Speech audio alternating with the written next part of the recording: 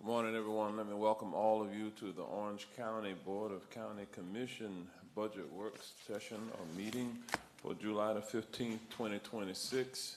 As we begin this morning, we will offer an invocation, and one of our very own, Ms. Nanette Miller, will come forward from the Office of Management and Budget. Nanette is the Assistant Budget Director with over 29 years of experience working in Orange County, mostly in the budget office. With 29 years, she must have started at 9 or 10, something like that, right? Nanette is a graduate of the University of Central Florida, where she achieved a bachelor's degree in accounting. Nanette and her husband, Rolando, have been married for 23 years and have two boys, Brian, who is 18 years old, and Isaac, who is 15 years old. They are current members of the Willow Creek Church. It is my pleasure, ladies and gentlemen, to introduce to you and welcome Miss Nanette Mello to the microphone to bring our invocation. After that, I'm going to ask Commissioner Michael Scott to lead us in the Pledge of Allegiance. Good morning. I would like to start by recognizing that this budget work session will be the last for some of you. And from the bottom of my heart, I would like to say thank you, Mayor Demings, Commissioners, and County Administrator for giving me the opportunity to present today's invocation. At this time, please join me in a moment of prayer. Heavenly Father, we give you all the glory and honor as we come to you today with thanksgiving in our hearts, humbling ourselves to you. Thank you for another day on earth so that we may share your love and joy with our neighbors and friends. Father, we ask today for your guidance, wisdom, and peace for the board, all presenters, and anyone else who will be making financial decisions that will be impacting the future of Orange County and its citizens as we commence a two-day budget work session. Your word says in Psalm 25, verse 9, that you show those who are humble how to do right, and you teach them your ways. I pray that we will be humble to your spirit throughout the day. Thank you for sending your only son, Jesus, to be our daily reminder of your great love and grace you have for us. Let us not waste our lives in fear for the future, but focus on the promise of the cross. May our actions today please you and give us favor in your eyes. Once again, I give you thanks for giving us the opportunity to have another day in this world to make a difference. May we use it wisely. We give you all the glory and honor. In your holy name, Yahweh, amen.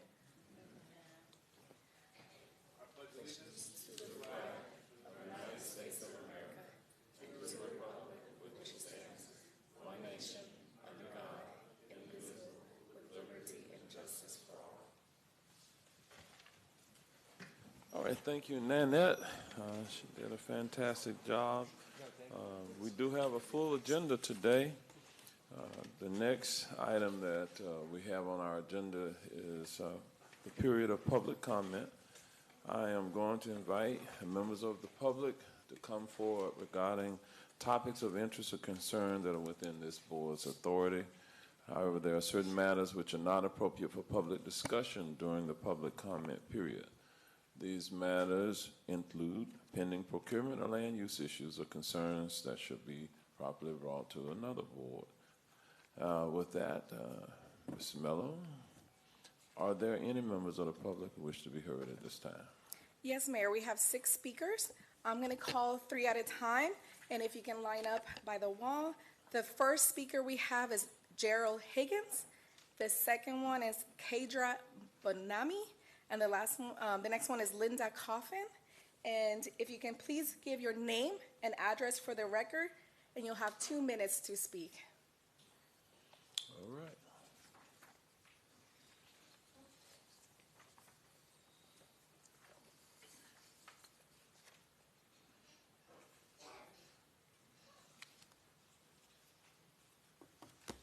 Morning, ladies and gentlemen, Mayor, Commissioners.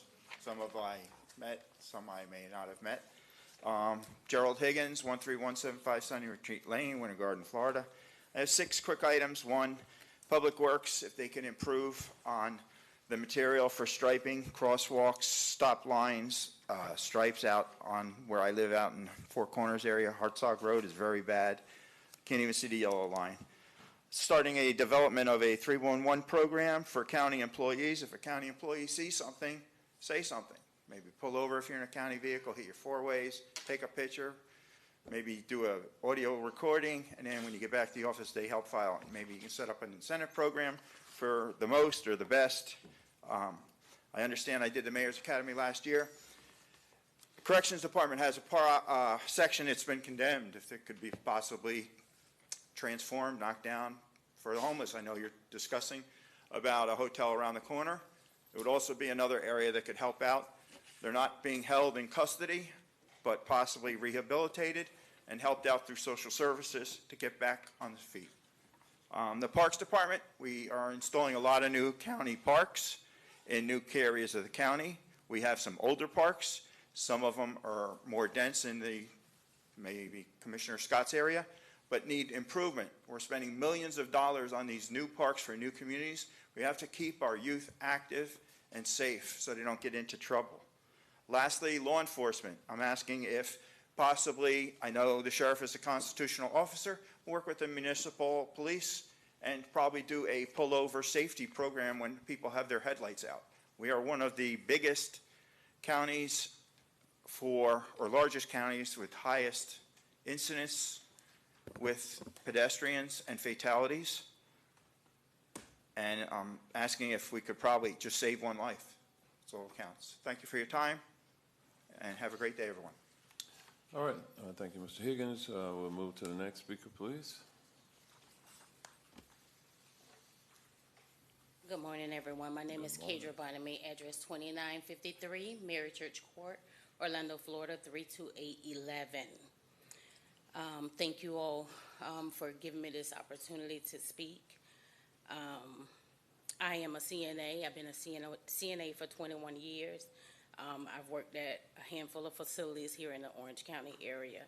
I am an Orange County resident, been one for 45 years. I am also a member of 1199 SEIU, the largest union of hospital and nursing home workers in the state.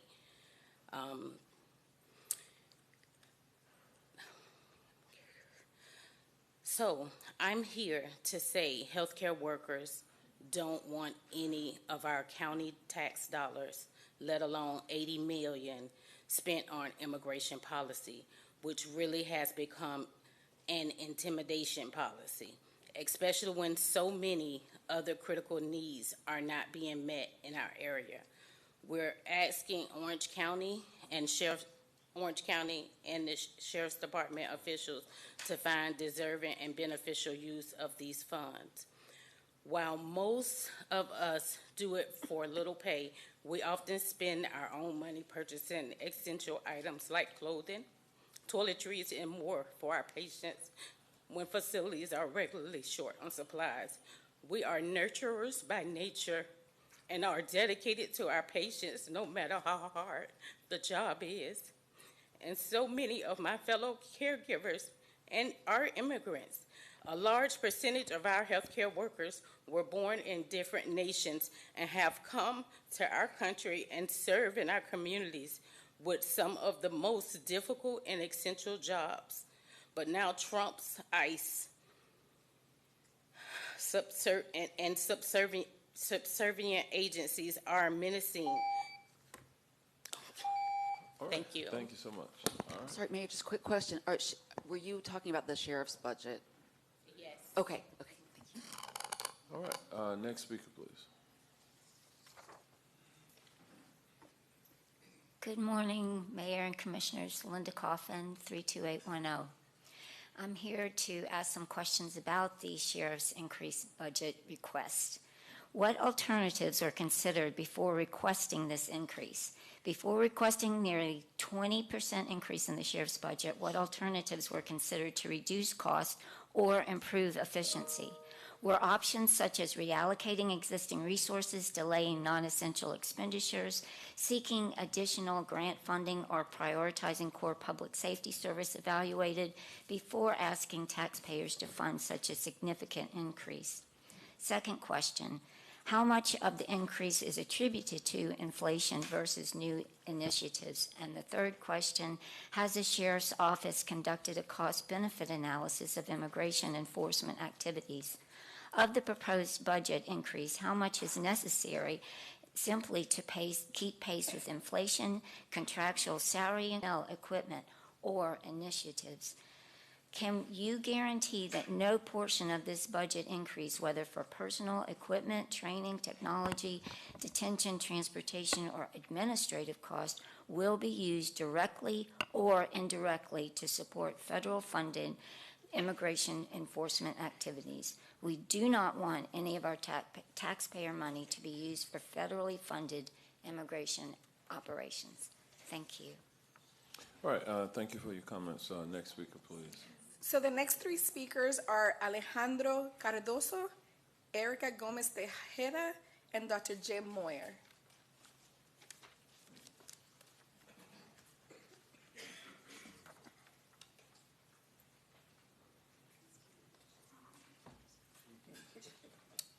Good morning. Hi, my name is Alejandro Cardoso. My address is 5671 Charleston Street, Orlando, Florida, 32807.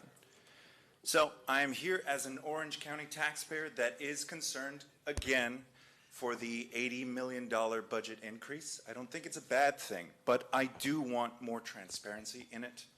I am concerned that that increase in funds will go directly to the 287G agreements that we already have for ICE task forces and other immigration-related enforcement, emboldening the office to pursue more aggressive enforcement.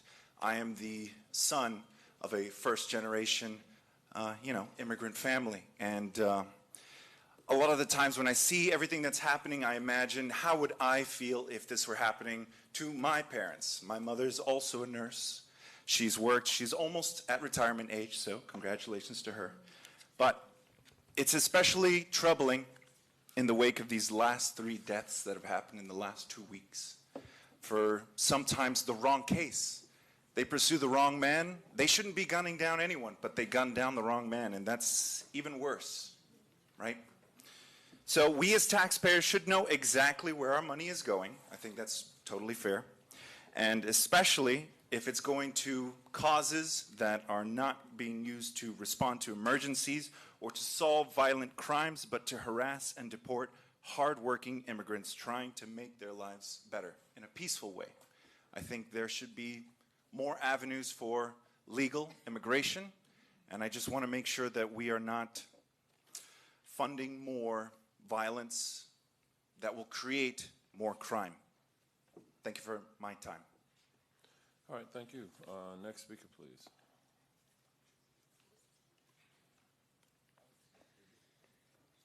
Good morning, Mayor, and good morning, Commissioners. Before everything, I just want to extend our condolences to all of you, and especially to Maribel Gomez Cordero, Commissioner Cordero, and the staff, the team. I know that this has affected everyone, so our condolences with you. My name is Erica Gomez Tejeda. I am the organizing director for the Hope Community Center, and here as a spokesperson for the Immigrants Are Welcome Here Coalition. And we are joining, as you have already heard from other speakers, our concerns about the $80 million budget increase request by the Sheriff's Department. We are particularly worried about the fact that throughout the last year, several of our partner organizations have met with the Sheriff's Department and had been told that their work was not being deviated to do immigration work. And yet, as you know, they then went ahead and filed for a $10 million state grant to do just immigration work. And so we are very concerned about what has changed, and think that as you discuss and hear from the Sheriff's Department this afternoon, that we continue to ask the questions not only about whether our tax dollars are even being considered to do federal immigration enforcement, again, echoing the concerns about how those operations are being handled to begin with ICE. And furthermore, we want to know what measurable outcomes are going to justify this 20% increase, which would make the new Sheriff Department's budget a $500 million budget at this time, when all of us are facing possible budget cuts to our communities in the next year. So how are we allocating resources, thinking ahead to a possible property tax amendment that gets passed and the impact that it will have? Has the Sheriff's Office also estimated the impact of patrolling staffing or response times for regular calls? And what performance metrics will be used to evaluate success? I think all of these questions that have been brought up by others and myself really go towards trust in the community and whether we're going to be funding, using our local tax dollars to fund an operation which is clearly flawed, and something that this county as a commission has already taken a stance on our cooperation and participation. Thank you so much. All right, next speaker, please. Good morning, Mayor, Commissioners. My name is Dr. Jim Moyer. I'm the elected Orange Soil and Water Conservation District 2 Supervisor serving Northwest Orange County. Over the next 2 days, you'll be hearing, and you've already heard, about the importance of policing, a very, very important function that protects our lives. You'll be hearing about fire department and EMT, very important to saving lives. I also want you to think about the importance of water because it will possibly be in the budget of more than one department. Water is not only crucial to creating life, it's crucial to sustaining life. So as you go through these hearings, please keep that in mind, that water is life. It's a quickly depleting, finite resource. Thank you for your time. Thank you for your dedication to this county, and God bless you all. All right, thank you, Dr. Moyer. Next speaker. There's no more speaker cards. Okay, I'll check one more time. If you're here and you intended to speak during the public comment period, this is the final call for that. I don't see anyone at this time that indicates a desire to speak, so we're going to move forward on our agenda. As we go through today and tomorrow, you will hear presentations by our departments discussing how they are efficiently managing the funding available to provide to our residents and visitors to Orange County. Orange County staff will indicate which presentations will require board action.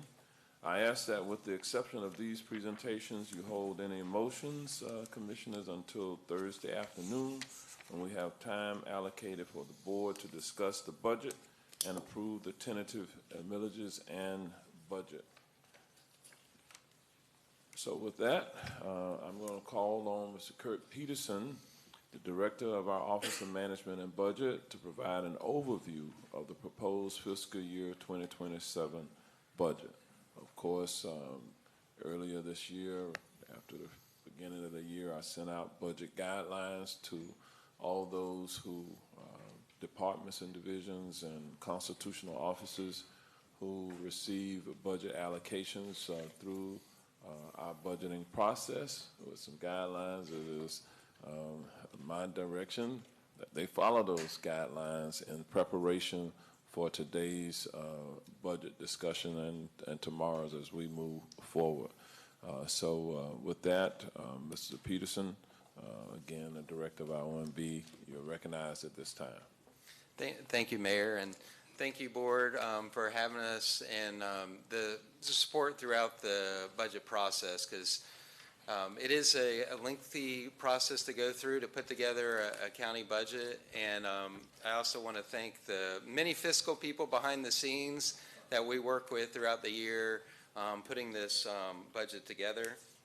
I do have a fairly lengthy presentation, a lot to cover this year. If I can advance the slide. Oh, there it goes.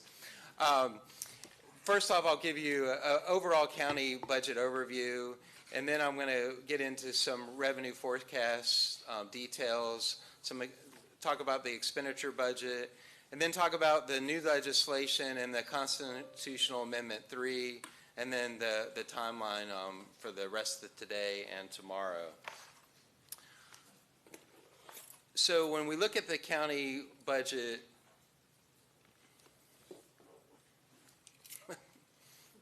it's already tired. The adopted budget this year, when the board approved this last September and the budget that started October, was $8.3 billion. When we added in the current budget figures of the rollovers, grant adjustments that occur throughout the year, and other mid-year adjustments, that budget was increased up to $9.7 billion, which is what it is currently today. And then the proposed budget, without the rollovers, grant adjustments, and mid-year adjustments, is $8.9 billion. Now that number, seems large, and it is, but you really kind of have to break it down. That it's kind of like a puzzle.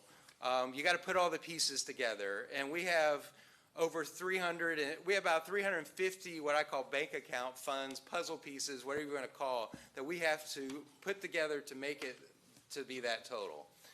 So, and some of the things that can be a little bit misleading about, well, that's 8.9 billion is, besides revenue expenditure growth, we have what's called interfund transfers. We move money from one budget to another, and there are various reasons for that.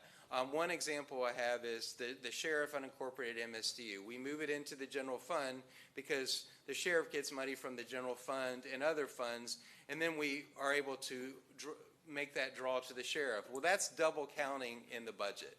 We have about it's about $900 million in interfund transfers that we do throughout the year, and that's double counting of the budget.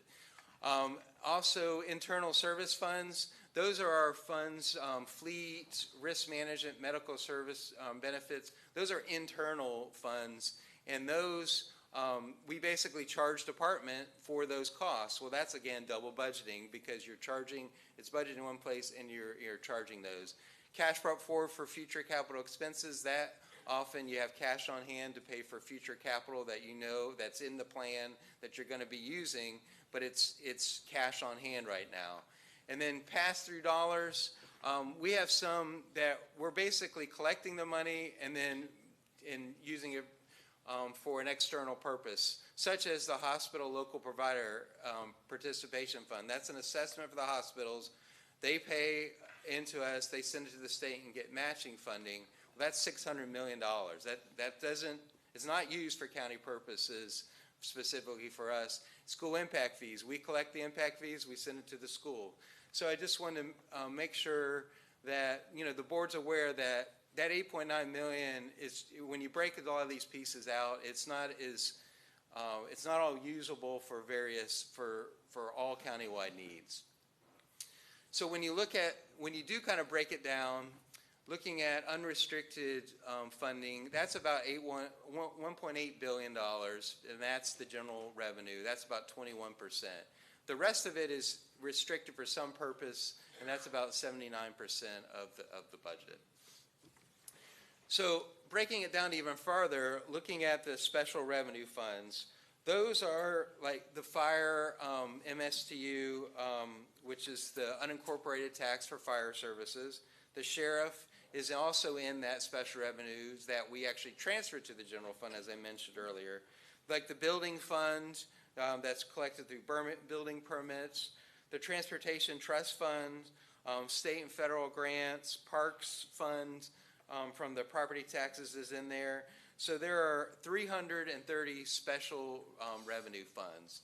Then we go down to enterprise funds. Those are convention center and utilities. Those are like businesses that the county has that do not use property tax funding, but are collecting from fees and other sources.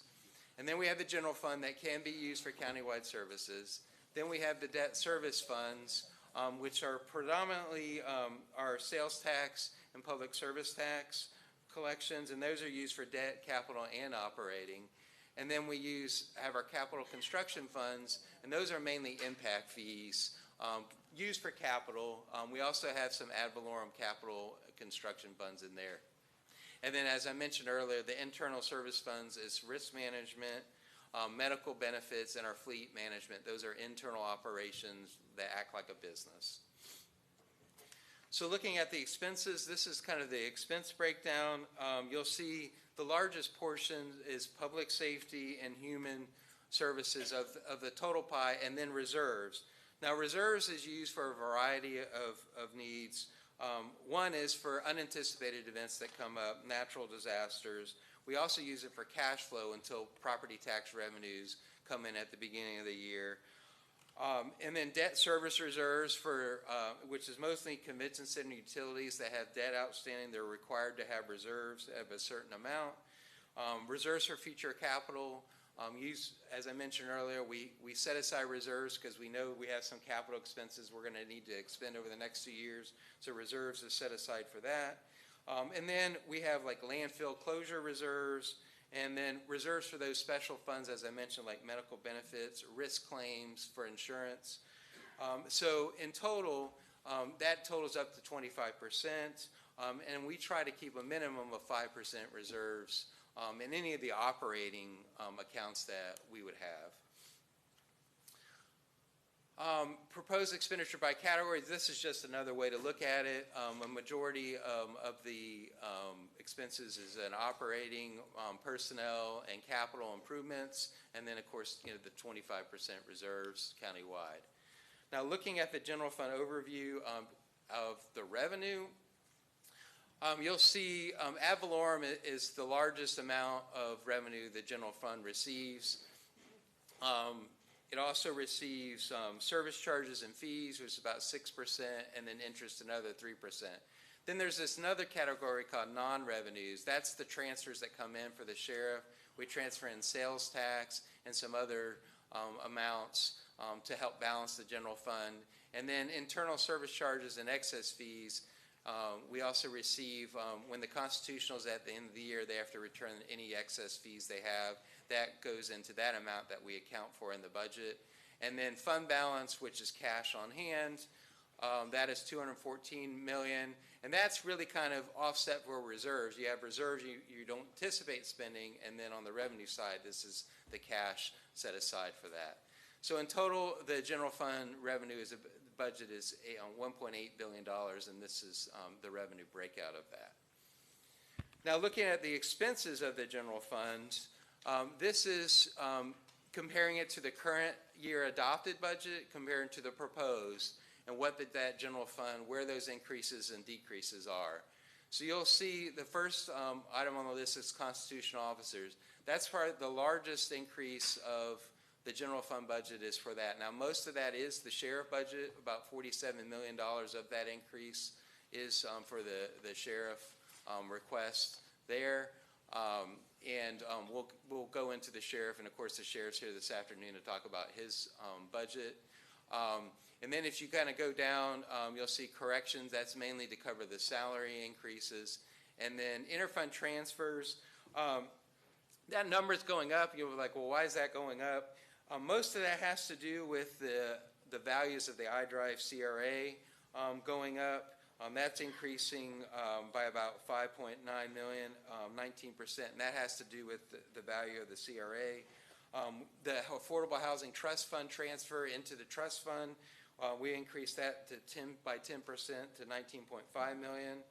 And then court facility costs, the funding source we have for that of traffic fines and the cost to take care of the courthouse, that is not sufficient, so we're having to add $1.1 million to transfer into that fund to be able to take care of the courthouse maintenance. And then court technology, we have $8.7 million going into that to balance that fund. And then there's some others, but the predominant ones is the CRA increase, and the Affordable Housing Trust Fund increases is why that's going up. And then the next column, you'll see CRA payments and other county-wide expenses going down by $4.8 million. The main reason there is there was an Orlando I-4 Conroy Road CRA that is no longer in place. That is complete and expired, so that funding is being taken out. And then the last one is Links and Sunrail. That is going up 12.1% in total. Most of that is related to Links. Back during COVID, Links was using their American Rescue Plan Act funding, and we held their budget flat. Over the last couple of years, they've been increasing that back, so that increase is a little larger. At some point, that number should start coming down because their operating really is only going up 4.5%, but the charge to the funding partners to be able to fund their budget is going up about 13%. They'll be here tomorrow to discuss their budget. So in overall, you'll see that really before reserves, the general fund's going up 5.7%. But if you take out the constitutional officers portion, which is mostly the sheriff, it's really going up about 1%.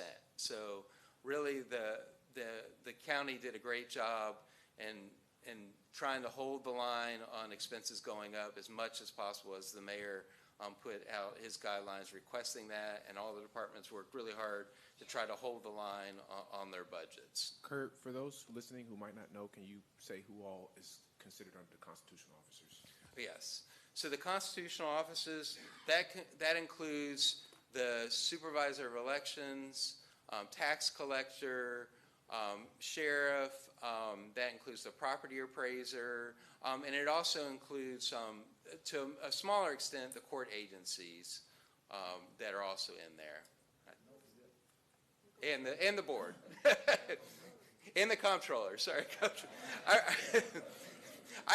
I'm going through these budgets in a minute towards the end, but yes, I don't want to forget the comptroller. He helps us pay our bills. So last year, I presented this chart to the board at the work session, and it just showed that we were running we weren't balanced going forward. We were running general fund revenues were less than expenses coming in, and we were having to balance that with sales tax. To this current year of $41.4 million. So in 27 we were projecting 1.7 million, and then it continuing to grow until by the time we got to 2030, we were going to run into a shortfall issue. Well, because of these guidelines and the revenue expenses, if you look at this chart, this is kind of where our model is today. We've been able to actually decrease that amount to about 35.5 million, and then be able to spread that out over time according to our projections and models. So we would actually be able to make it all the way through 2031 based off the current assumptions of our growth. Now, a lot changes, when you get to the out years. Now, this is the one, before I get into the property tax discussions, this is what it looks like when we put in our estimates for Amendment 3 and what that would look like. Basically, we would start having to use up most of our cash over the next year, and then by the time we got to 2030 and 2031, we would be completely out of funding and would have to figure out how to either raise revenues or decrease expenses in order to balance. Now, obviously, this is just a chart. You would need to start much earlier, because you wouldn't want to get to the part in 2030 and 2030 when you're completely out. So it would take action in 28 and 29 to start reducing or adjusting revenues, a combination of both, to be able to balance the budget. And I'll get to much more detail on later, but I wanted to show you the difference in the charts before and after. This is general fund reserves. We typically like to have in the 7% range. When we come to the board in July for the adopted budget, and then hopefully when we get to January, there's some excess funding and we increase the reserves up.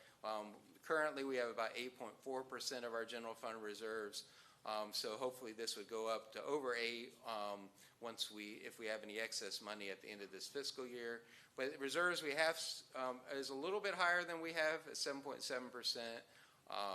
As we head into the next fiscal year.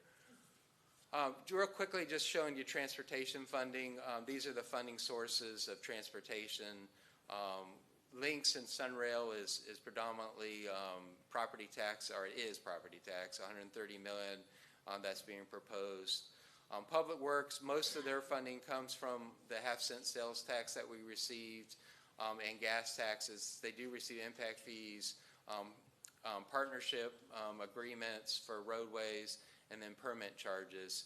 But the issue with Public Works, if property tax cuts occur, then we have have to use more sales tax to cover other services, so you have to reduce transportation funding. So it's not excluded from the whole property tax discussion. Real quickly, just showing our capital improvement program budget. We have over $1 billion proposed in 2027, and then it does kind of scale down, but it's $4 billion over 5 years. And these are the various departments that have most of that capital funding broken out, which for 2027. Grants, I like to show this chart because in 2019, we had much less grant funding. Now we're about $500 million. Now we do expect that to go down to some extent because we did get some one-time grant funding, mainly in the housing area, as you can see here. But these are the different departments and the total amount of grant funding currently. About 49 are continuous grants and about 79 are what we call 79 grants we have are non-reoccurring, which totals about $426 million.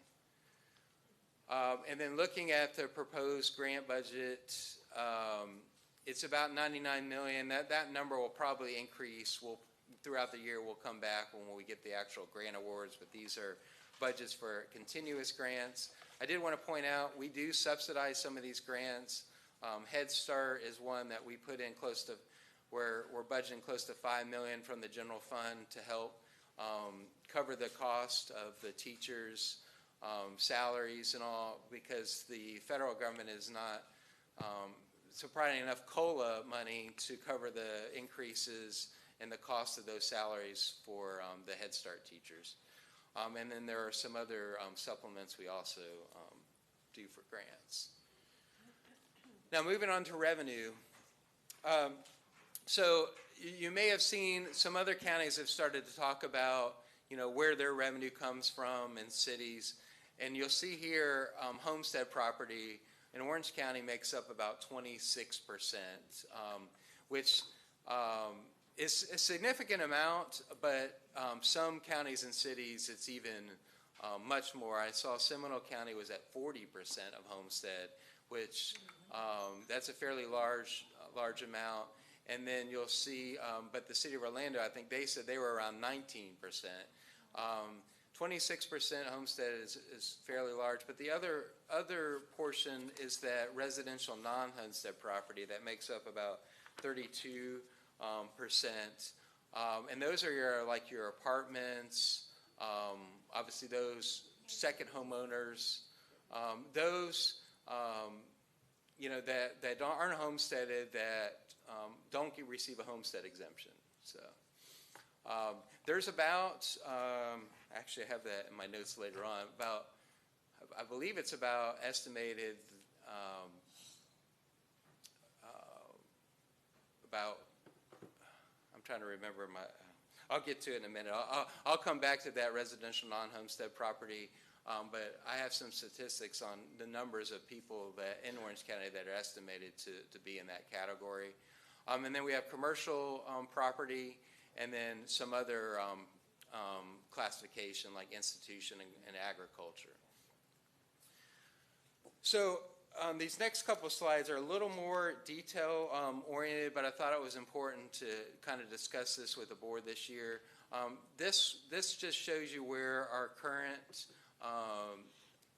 taxable value is for this next year, or for the 2026 taxable value that's used for fiscal year 2027, and that's going up 7.35%. Well, of that increase, approximately $5.3 billion or 31% is new construction. So that's new growth, new value being added in Orange County, which is a fairly good amount. That's about 3% of the 7.35% growth, and that's been consistent over the last couple of years. So we see new value added about 3%, or just under 3% a year. Unincorporated is actually even a little higher. So if you look at the sheriff and fire taxable value, That new construction is 39% of that 9.5 billion in taxable value growth. So this slide I wanted to add this year. This shows the current millages and the rollback rates, which I normally talk about in September. But and the rollback rate is that rate that would generate the same ad valorem tax revenue as the prior year after excluding those certain changes such as the new constructions, additions, deletions, and substantially rehabilitated improvements. Well, I wanted to make sure I disclose this to the board that the law has changed on this. So this year, for the board to approve the current millage rates that we've been using, it's going to require 5 votes of the board, yes votes. It's basically a majority plus 1. This current budget you all approved only required a majority, but the state law now has shifted that saying anything over the rollback rate now has to be approved by a majority plus 1. So we will need, if the board is to adopt the current millage rate, 5 votes of the board. Now, in order to, if the board wanted to increase millage rates in excess of 110% of the rollback rate, that will require a unanimous vote of the board now. Which before it had some cap room that the board did not need to do that. It would just need a majority plus 1. Now, if it's over 110% of the rollback rate, it would require unanimous of the membership body. That's the other thing, of the entire board. So just so y'all know, since you have a vacant slot on the board, I don't believe you all would be able to do it, to actually increase a millage rate over 110% because you don't have the entire board there. So just for awareness for the board. Now next year when the board changes to 9-member board, that actually changes it a little bit. 3/4 of the membership of the governing body with 9 or more members can approve something like that. So, but as the board stands this year, that it would require unanimous. Just show you a real quick overview of the revenues. I'm going to go through each one of these, but these are the revenue growth rates for each of our what I consider major revenue sources. The first one looking at is the ad valorem, countywide ad valorem. You'll see in 2020 it was 9%. In 2021 it dropped because of COVID, and you can say, well, COVID started earlier. Well, the tax roll was already done by the time COVID started, so it really impacted us the next year. And then we had an influx of housing purchases, and housing costs went up, so values went up. So then the next years we see some higher growth, 13 and 12% in values. And also those were periods of very high inflation, or I say they were higher inflation in fiscal year 23 and 24. And then in 25, 26 currently, and 27, that growth rate is kind of stabilized at a much lower rate. Now remember, of those 7% there, about 3% of that is new value, new construction growth. So when you backed out that, you're looking about 4% of regular value growth. This is the current county millage rate, the history of that, of the countywide millage rate. I know the mayor has talked about this in the past. We still maintain we're still one of the lowest counties with millage rate with populations over 1 million. That looking at just our operating millage, and we're the lowest county in operating millage out of the 67 counties. And that's just, trying to keep up with inflation and growth, trying to maintain at that level. You'll see that the sheriff MSTU, it follows a similar chart as the countywide because of the unincorporated collections. It varies a little bit because it's, again, unincorporated, but the growth there is estimated to be 7.7% for 2026. This is the breakout of how the sheriff is funded, the sheriff's budget. 240 million would come from the sheriff unincorporated MSTU, 51%. 29% from the public service tax and communication service tax, which is an unincorporated tax. And then the remaining comes from the general fund, about 20%. Now, the reason why the general fund is used for the sheriff, because they provide security for the courthouse. That's a countywide service, not just unincorporated. So really, that's why the unincorporated MSDU really wouldn't pay for that. And then also, the sheriff does provide services countywide for various specialties and other needs. So about 15%, let's say, is countywide services. But as the sheriff budget grows, that sheriff unincorporated MSTU of 51% continues to use more of that funding, and then public service tax actually has to make up a lot of that difference, which then that takes away from parks, and then at some point we won't have any more available to provide the sheriff. And then this is the sheriff millage rate, which has been steady since 2028. And then fire, same trend here. The board did increase the millage by 0.6 in fiscal year 25. So there was a increase in revenue at that point, but then obviously now the growth is now 7.7%. Now this is how fire rescue revenue is funded. You'll see 86% comes from the unincorporated MSDU for fire services, and then their emergency medical services makes up 9%, those revenues, and then other revenues 5%. And I know the fire chief will discuss their revenues and their expenses in just a minute in more detail. And then this is just a history, again, of the fire MSTU rate. Looking at state shared sales tax revenue, you can see back during the COVID years, we took there was a hit to that, but then it's gone up, and now it's kind of level. It's kind of leveled out. Some of this has to do with the state change and not taxing commercial rent. So a year ago, they stopped taxing commercial rent. So we think that's why this is kind of flattened out, because that was probably a fairly significant amount that was collected for sales tax. But right now it's flat. We are trying to projecting maybe a 3.5% growth. We'll see how the economy is to continue the sales tax growth. And again, we use this for transportation and the general fund. And then public service tax, this is the trend here. We use this for sheriff and parks exclusively to fund those two operations. We did see some expense growth there, but we found out recently that Duke Energy was charging an extra fee for hurricane recovery, which we weren't aware of, so it's actually increased, but that's now stopped, so that actually revenue source is now starting to come back down a little bit.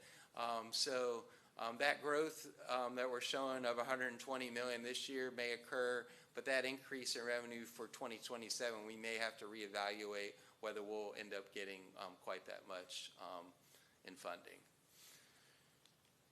And then fuel taxes, this is relatively flat. In fact, we're looking at those projections. As gas prices go up, this revenue typically drops because people try to conserve fuel, which the taxes typically go down. So this is mainly used for transportation capital expenses. And then tourist development tax, tourism seems to be still going really strong here in Orange County. And that's used for tourism promotion, supporting arts and cultural venues and other uses that attract visitors. That we expect over $400 million. I know the comptroller reports on this monthly.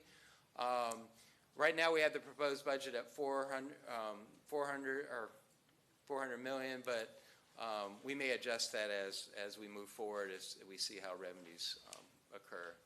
And Ray Walls will be here tomorrow to get in more detail on tourist development taxes. So now let me get into the expenditure budget. As the mayor mentioned, he issued guidelines back in early February to limit new positions, factor in proposed salary increase of 4% and for unions according to their contracts. And then the Florida retirement rates, I did want to mention this because this does impact our budget. The regular class retirement rates actually dropped 0.44%, which is about a 1.5 million savings.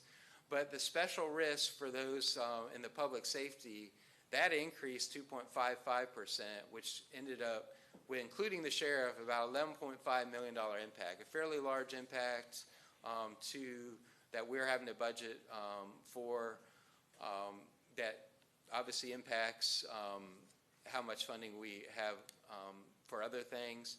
And then elected officials went up slightly, and then senior management went down slightly. So I just wanted to point out we are required to participate in the Florida retirement system. Cities are not required, but we are, so those are mandatory contributions. The other thing I wanted to highlight is health insurance. We budget $19,000 per employee. That's an average cost. We have seen costs significantly increase this year. That's industry-wide for the drug costs and hospital procedure costs and other various. This is something that we're, going forward after this year, that probably amount will have to increase over time because this is probably the last year we're going to be able to hold it at that amount because we're seeing those costs go up. And then operating and capital focus on, when we went through this budget, we focused on efficiency and using new technology and artificial intelligence. Very limited operating increase, as you'll see from each of the departments. Most of the operating is flat. And then social service and economic outside agency funding, most of those are not receiving increases for those nonprofits and agencies we fund. And then we have limited new capital projects, and we're trying to finish the current projects that are in the plan. Now, looking at new position requests, there are, as I mentioned, very few new positions. There are 38 for enterprise special revenue funds that are not property tax based, and 11 for the general fund, which 8 of those are for the new districts offices for the 2 new additional commissioners. And then 30 for the constitutional offices, 27 for sheriff, and 3 for supervisor of elections. And then here's kind of the breakout. If you look at the chart by the department, the community and family services, those are 3 for parks, for Tangelo Park, and 1 for a warehouse position. Convention Center, 10 for their operational needs, 34 for fire rescue, and they'll talk about those. And then health services, those are for animal services, those 3.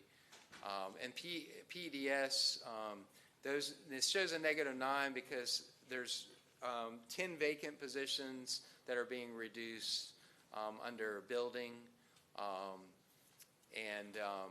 and then we're adding 1 grant position for housing that's grant funded.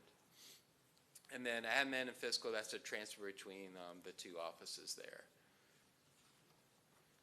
So looking at, you all, I presented this, I think, last month, talking about the dollar. We're looking at the general fund and fire MSDU. For every dollar spent, where does that money go? So 53% goes to public safety. Now, if you go to our website now, you'll see, well, it shows 51%. Well, that's the current budget. This is the proposed budget. And because the areas that we've increased in this budget are mainly in the public safety area, that is actually now increased to 53% of the dollar. So then it's broken down in these other categories, which because time is limited, I'll go through those quickly. But this shows you where the property tax dollars go in Orange County. This is kind of a breakdown of those services. What the sheriff is a $470 million proposed budget, fire rescue 496, and corrections, including corrections health, is 263 million. And these are the various services for each of those areas that they provide. And then here is the budget comparison from the adopted budget to the proposed budget for each of, for corrections, fire, and sheriff. Fire is going down. I did want to point that out, 4.9%, because of the union retro and all that occurred this fiscal year. That budget is higher this fiscal year. Once that takes place, that's one-time funding. That goes away, so that's why it's showing a decrease, because the current year budget is higher, but once those transactions occur, that's why that drops some there. I did want to point out on the sheriff budget, the board has been very generous over time for the sheriff budget. It's over the 3 years, it's about $125 million increase, or 36%. And again, the sheriff will be here later this afternoon to just go through the sheriff budget. Looking at community and care and affordable housing, this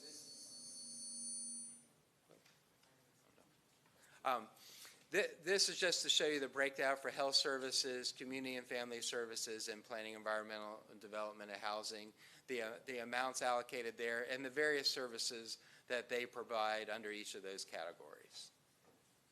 And then this is those budgets comparing adopted to proposed, and what those are requested. As you can see, it's very flat for those budgets. And then you'll go to internal operations and other categories kind of grouped together here of the dollar chart. Admin services at $89.5 million. A big portion of that is facilities management. Admin and fiscal, $96.4 million, but a majority of that funding is for information systems and services, because that's providing countywide IT, all the costs for that. And then we have other services, which has many other areas that we fund throughout the county, and that's makes up that remaining portion there.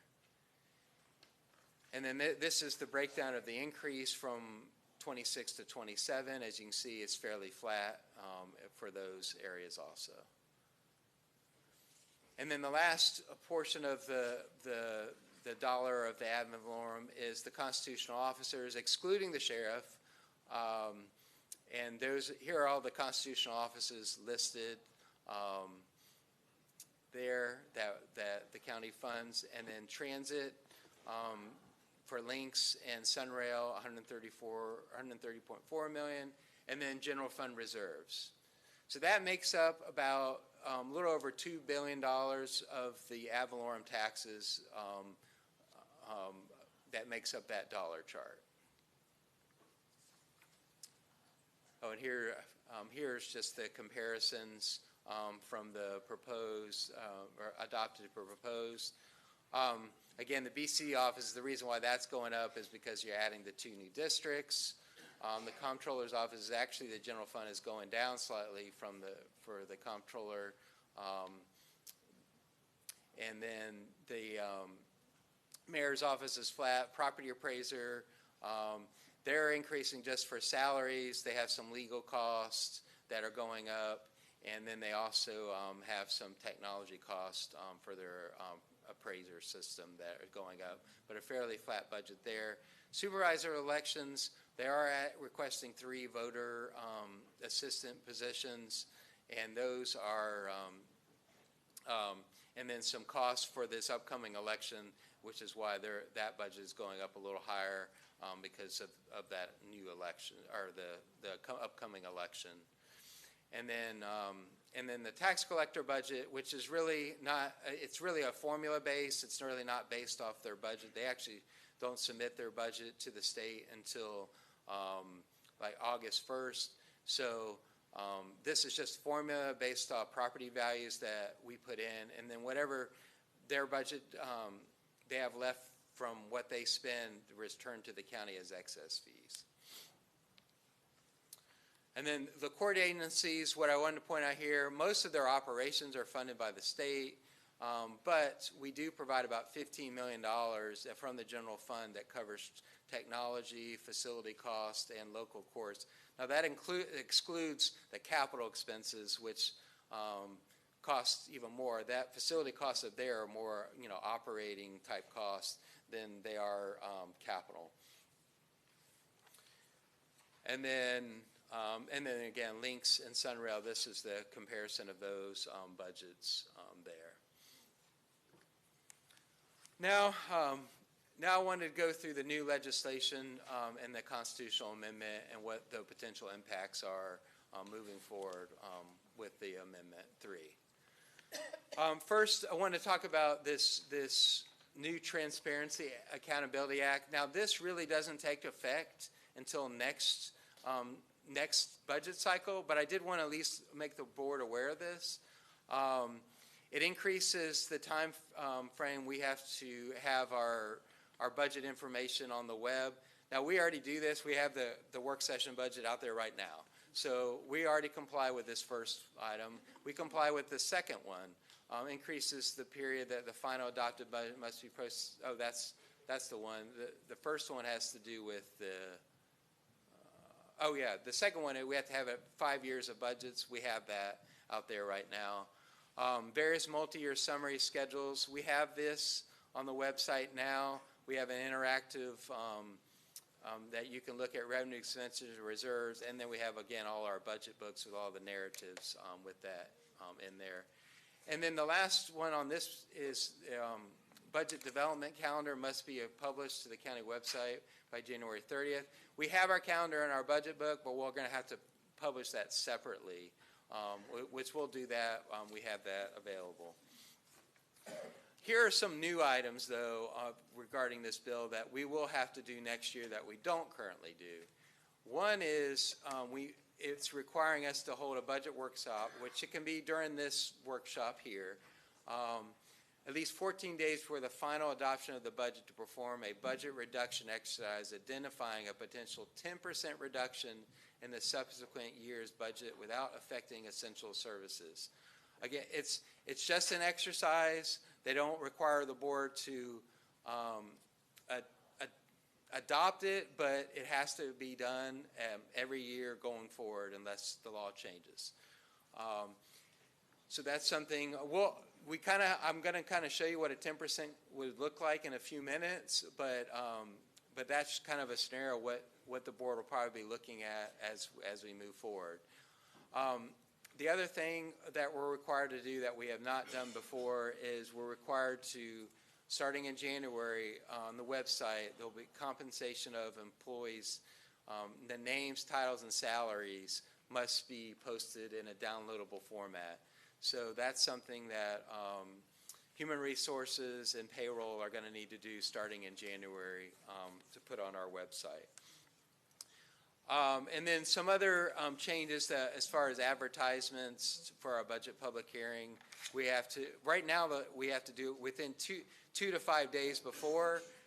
Now they're requiring it to be at least 5 days, which is kind of interesting because they made the 2 to 5 days because they wanted people to know not too far ahead so people would forget about it. Now it's got to be 5 days before. So it changes now we're going to have to publish Saturday before. We always published on Sunday, but now we're going to have to do it earlier. And then any proposed budget amendment must be posted 5 days before adoption, so our January amendment will have to post earlier. And then they made some changes to the impact fees methodology, and that's something I know Planning and Environmental Development Service they're looking at, and we'll have to make those necessary adjustments as we update impact fees. So now talking about Amendment 3, that will be on the ballot on November 3rd, and it will require a 60% vote approval. This amendment reduces our largest funding source of funding for local services, which is ad valorem. It has a bigger homestead exemption and then slower growth on other non-homestead exemptions, and I'll explain the details of those. It requires a 5-year residence requirement for the bigger homestead exemption. There is no replacement revenue mentioned in the constitutional amendment. And then counties are required to still deliver mandated services. So let's discuss the homestead exemption changes. If passed, Amendment 3 would go effect January 1st, 2027 for the 2027 tax roll. Revenues impacts begin in 2027-28 budget. So the current homestead exemption for counties, excluding schools, is 51,411. That's for this 2026 tax roll because it's already adjusted for inflation that was passed a few years ago to do a CPI index for inflation. So it was 50 last year, increased to, I think, or for the current year, increased to 50,722, and now it's 51,411 for the current tax roll year. In 2027 is proposed under the constitutional amendment to go up to 150,000 homestead exemption, and 2028 to 250,000, and then in 2029 and beyond, 250,000 plus. The legislature in there talks about fully eliminating that revenue source. This does affect the countywide millage rate, and it also affects public safety because it affects the fire unincorporated MSDU and the sheriff MSDU. These homestead exemptions apply to those taxes. So it will impact the fire and sheriff operations. There's a lot of confusion out there. It's about public safety being excluded. It is not excluded. They will be impacted, their revenue sources, if these homestead exemptions occur, if the Constitutional Amendment is approved. Now, again, it does exclude the schools, which represent about 40% of the total property tax bill. What this amendment also does, a constitutional amendment, it reduces the annual assessment cap on non-homestead exemption properties from 10 to 5%, which restricts the amount of growth that that is able to receive from property taxes because obviously the homestead will be have a high homestead exemption, but these will be capped at 5%. And then the 5-year Florida residency period for new residents qualify for the expansion. It'll take 5 years for anybody coming outside the state to receive that additional homestead exemption. Exemptions, as I mentioned earlier, grow automatically with inflation in a year already. And then it constantly restricts county and municipal ad valorem to a list of 7 categories.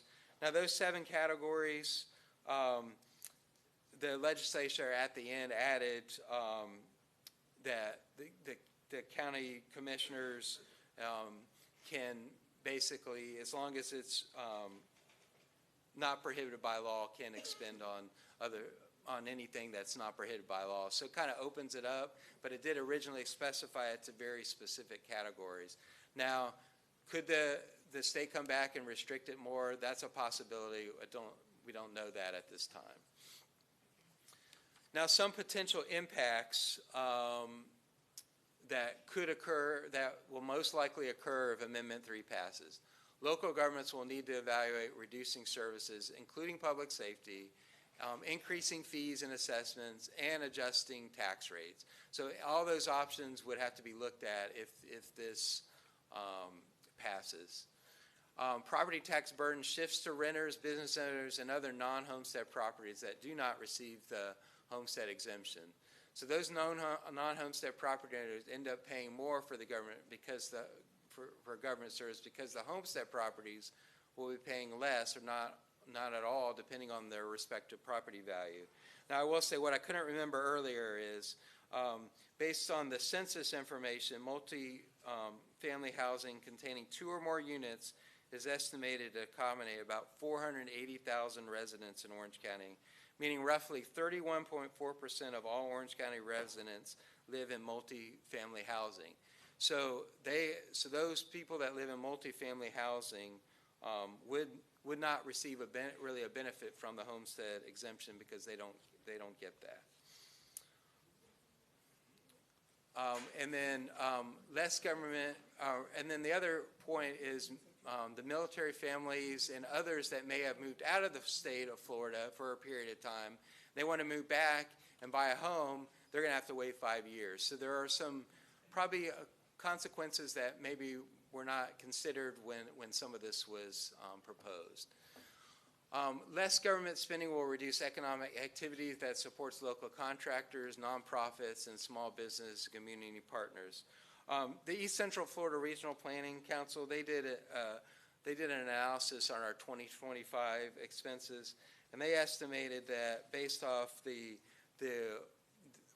what we do in Orange County impacts the economic activity of about $8.5 billion. So there would be impacts to those nonprofits and businesses that we utilize, contractors with roadways, due to the reduced amount in property tax funding we would be receiving to carry out our services and infrastructure. And then there are unknown impacts on small residential cities that may not have enough funding to cover their core services. Commissioner Scott, I know you had mentioned a concern last time when we discussed this. There is some major concerns that some of these small cities will not be able to even cover their core services that they're currently funding. And then it may impair county credit ratings to take out future debt. With lower revenues, concern on future growth, credit rating agencies are going to take this into account. There's been several articles published about the concerns of that. So looking at the Amendment 3, the impacts directly to Orange County. So as I mentioned earlier, about 26% is homestead countywide, and that equates to about $291.8 million of funding that would be impacted. Now, looking at unincorporated, it's even more, 28%, $174 million. So again, the unincorporated impacts sheriff and fire, so that's a 28% piece of the pie there. So what are the actual dollar figures that we're estimating? These are, again, are just estimates, but looking at the countywide taxes, the first year with 150,000 homestead exemption, we'd be looking at an $89 million reduction, or 8%, which equates to about a 0.4 mils a millage. And then unincorporated fire is 46 million, or about 13%. 0.43 mils is the equivalent. And then sheriff unincorporated 30 million, or 13%, and that's equivalent mill of 0.27 mils. And then that total is $165 million impact, or about 11% average. Going to the next year, when it increases to $250,000 homestead exemption for 28-29, that it really jumps up. The countywide estimated reduction compounded is 157 million, 15% reduction, and that equates to about 0.78 millage or tax rate. And then fire is 72 million, 20%, and then sheriff is 46 million, and 20% reductions. So and in total, that's about $275 million reduction in revenues. So this is just a comparison. We're not suggesting anywhere that we're going to say we're going to cut 10% across the board, but this is just to show you what 10% would look like if we did cut in every department that is property tax funded. You know, you see fire and Office of Emergency Management, a 10% reduction to the 27 proposed budget is almost $50 million. The sheriff, that would be a $47 million reduction. Well, that is actually what's being proposed as an increase. So it would, double down. And then corrections is about $26 million if you did a 10% reduction. And then you can see the rest of them there. And then on the right side shows you that the second year impact is $275 million if you look at them all together. Well, doing a 10% reduction doesn't even get you to $275 million. Again, this is just a scenario, would not recommend doing it this way. You would have to look at revenue options, looking at various programs, you'd have to look at every area of the budget, not just doing an across-the-board reduction. I also wanted to show you what if you actually excluded public safety and just proportionally apply that to all the other areas, you could see how those numbers really grow throughout the rest of the departments and where they would have to reduce to get to that amount. So it is a fairly large amount that the county is going to have to look at. I know each of the departments are going to talk about in their presentations how they may be impacted if this occurs and what they would have to do to adjust their services. Again, this is just a summary of this. What options would the county have if approved by voters? Reduce services, evaluate additional fees and assessments, and then evaluate tax increase options that may have to occur if we're not able to cut the reduce in services or increase the fees enough. All right, so over the next 2 days, you're going to be hearing from all of our major departments, and then on the second day, you'll hear from some of our outside agencies, Links, the library, and then iDrive and Orange County CRA will be here, and then Convention Center and TDT. And then on the last day, we will need the board to approve the tentative millages and budget. So the property appraiser can mail out the truth and millage notices, which basically is to all the residents saying, here's what's being proposed as dollar figures. And they mail that. We have to provide that to them by August 4th by noon. The trim notices is going to go up mid-August. And again, I just wanted to emphasize that we are going to need 5 yes votes required if the board wants to adopt the current millage rates because of the new law. We will need the entire board to be here. So for the budget and the library budget hearings on these dates in order to adopt the final budget. That was a lot of information to go through. I tried to do it as quickly as I can, but Mayor, I'll take any comments and questions you all may have for me. All right, you stayed pretty much on time for the target was the 10:15, so we're going to try to endeavor to stay on task, but we will open it up for questions by members of the board. Very comprehensive, even with what is being proposed. It's going to be a challenge. I start with there were a number of speakers who came this morning who seemed to be concerned about the sheriff's budget and what the sheriff was doing related to immigration enforcement, and they had indicated that the sheriff had requested an $80 million increase, and that is correct. However, after further conversation with the sheriff, after he submitted his initial budget request, the sheriff has reduced that budget down to a $47 million increase, and it's still significant, but you're going to hear from the sheriff himself about what that means. But we're in a situation where I'm required to submit by working with our OMB a balanced budget, across all county departments, divisions, and constitutional officers, and that is what we have submitted, a balanced budget. So understand from here, this is just the beginning of the conversation for us as a Board of County Commission to change any of what you're going to hear. That means if we increase anywhere, we have to cut somewhere else in the budget process. So that's the way this works. And even those of us on the board with your respective commission budgets. You are being held to the same standard as everybody else.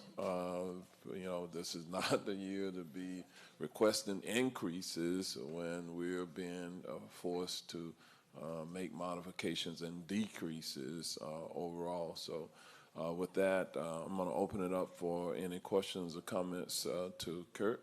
We'll start with Commissioner Wilson. Yeah, thank you so much, Mayor. And I just want to go on record by saying I toe the line, and I even pay for my own travel. I've never driven a county car. I feel very strongly that the scrutiny on us is higher, and we should set the example for making sure.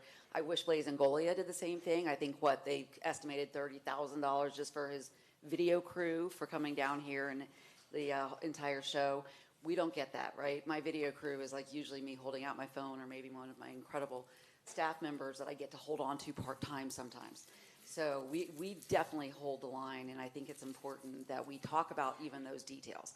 Come and look at my budget. I do not drive a county car. I've never spent a hotel dollars on tax, nothing in travel for me. And that's something that I think has continued to be difficult for us, and we can talk about it again tomorrow, but I wanted you to go back this morning to the part where I think we need to address the impacts that potentially could have on our renters and our commercial interests in Orange County.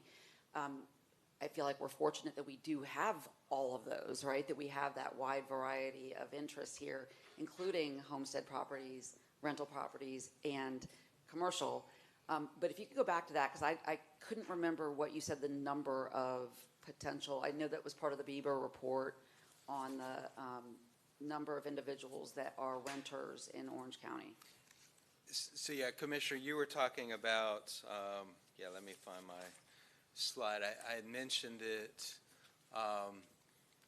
Well, if I go kind of back to the pie, you're talking about the legislation where Yes. I talked about right here, Yes. the shifts to renters, business owners, and non-homestead properties. Yeah, basically what the census information said, about 480,000 residents, or about 31% of residents live in multifamily housing. So, so that it kind of, there's a shift. Those people are not going to get a break from the homestead exemption because they're renters and they don't own their home and it's not their primary residence. So that we feel like there's a good portion of that pie chart that those people are not going to get the benefit from this Amendment 3. And I think that is such a critical piece of this the educational, I think, responsibility we have to talk to residents about what the concerns are, because understanding sort of that when we look at a budget, I know it's easy to say, oh, this is an $8 billion budget, that sounds bloated, but we're not sitting on $8 billion. That is not the amount of money that we are just bringing in. That is a working budget. That means it comes in, it goes right back out to the services, it comes in, it goes back out to very specific, dedicated services. And I think it's I think it's really important also to identify the ones that we have diligently, responsibly continued to pay that were unfunded mandates of the state. Because such a huge number of these things are unfunded mandates of the state that we have, I would say, been fiscally very responsible in balancing with the needs that we know our county has that may be distinct needs. I also think there's a misconception because there were a variety of different bills that were discussed during session that people need to understand that emergency services was not included. And even when emergency services was included as a possible exemption, it was for just personnel. So that wouldn't include potentially the investment in equipment, in CIP, the fire stations, if you will, the substations. And so understanding that it's not just personnel that we need for emergency services, it's also all of the other pieces. You also need a road, right? Because if you have a fire and you have a well-funded emergency services team, but you can't get there because we haven't had any money to dedicate to our public works. So all of those pieces continue to really be important for local government. And I think this presentation does a great job of giving us that 1,000 foot. And we just need to be, I think, very adept at trying to translate that quickly and understandably for our citizens. And so if I ask some questions that you think, oh, you know the answer to this, it's because I'm trying to figure out how to make sure we're walking through this side by side, shoulder to shoulder with everybody out there that is struggling to afford everything, right? Right now, the inflationary cost that everyone is struggling with, but that includes your government services, right? So you're paying more for your groceries, your gas. We are also paying more for a stop sign, a gas for a fire truck. And so those are still the pressures that we're all feeling, and just to be able to speak as one locality.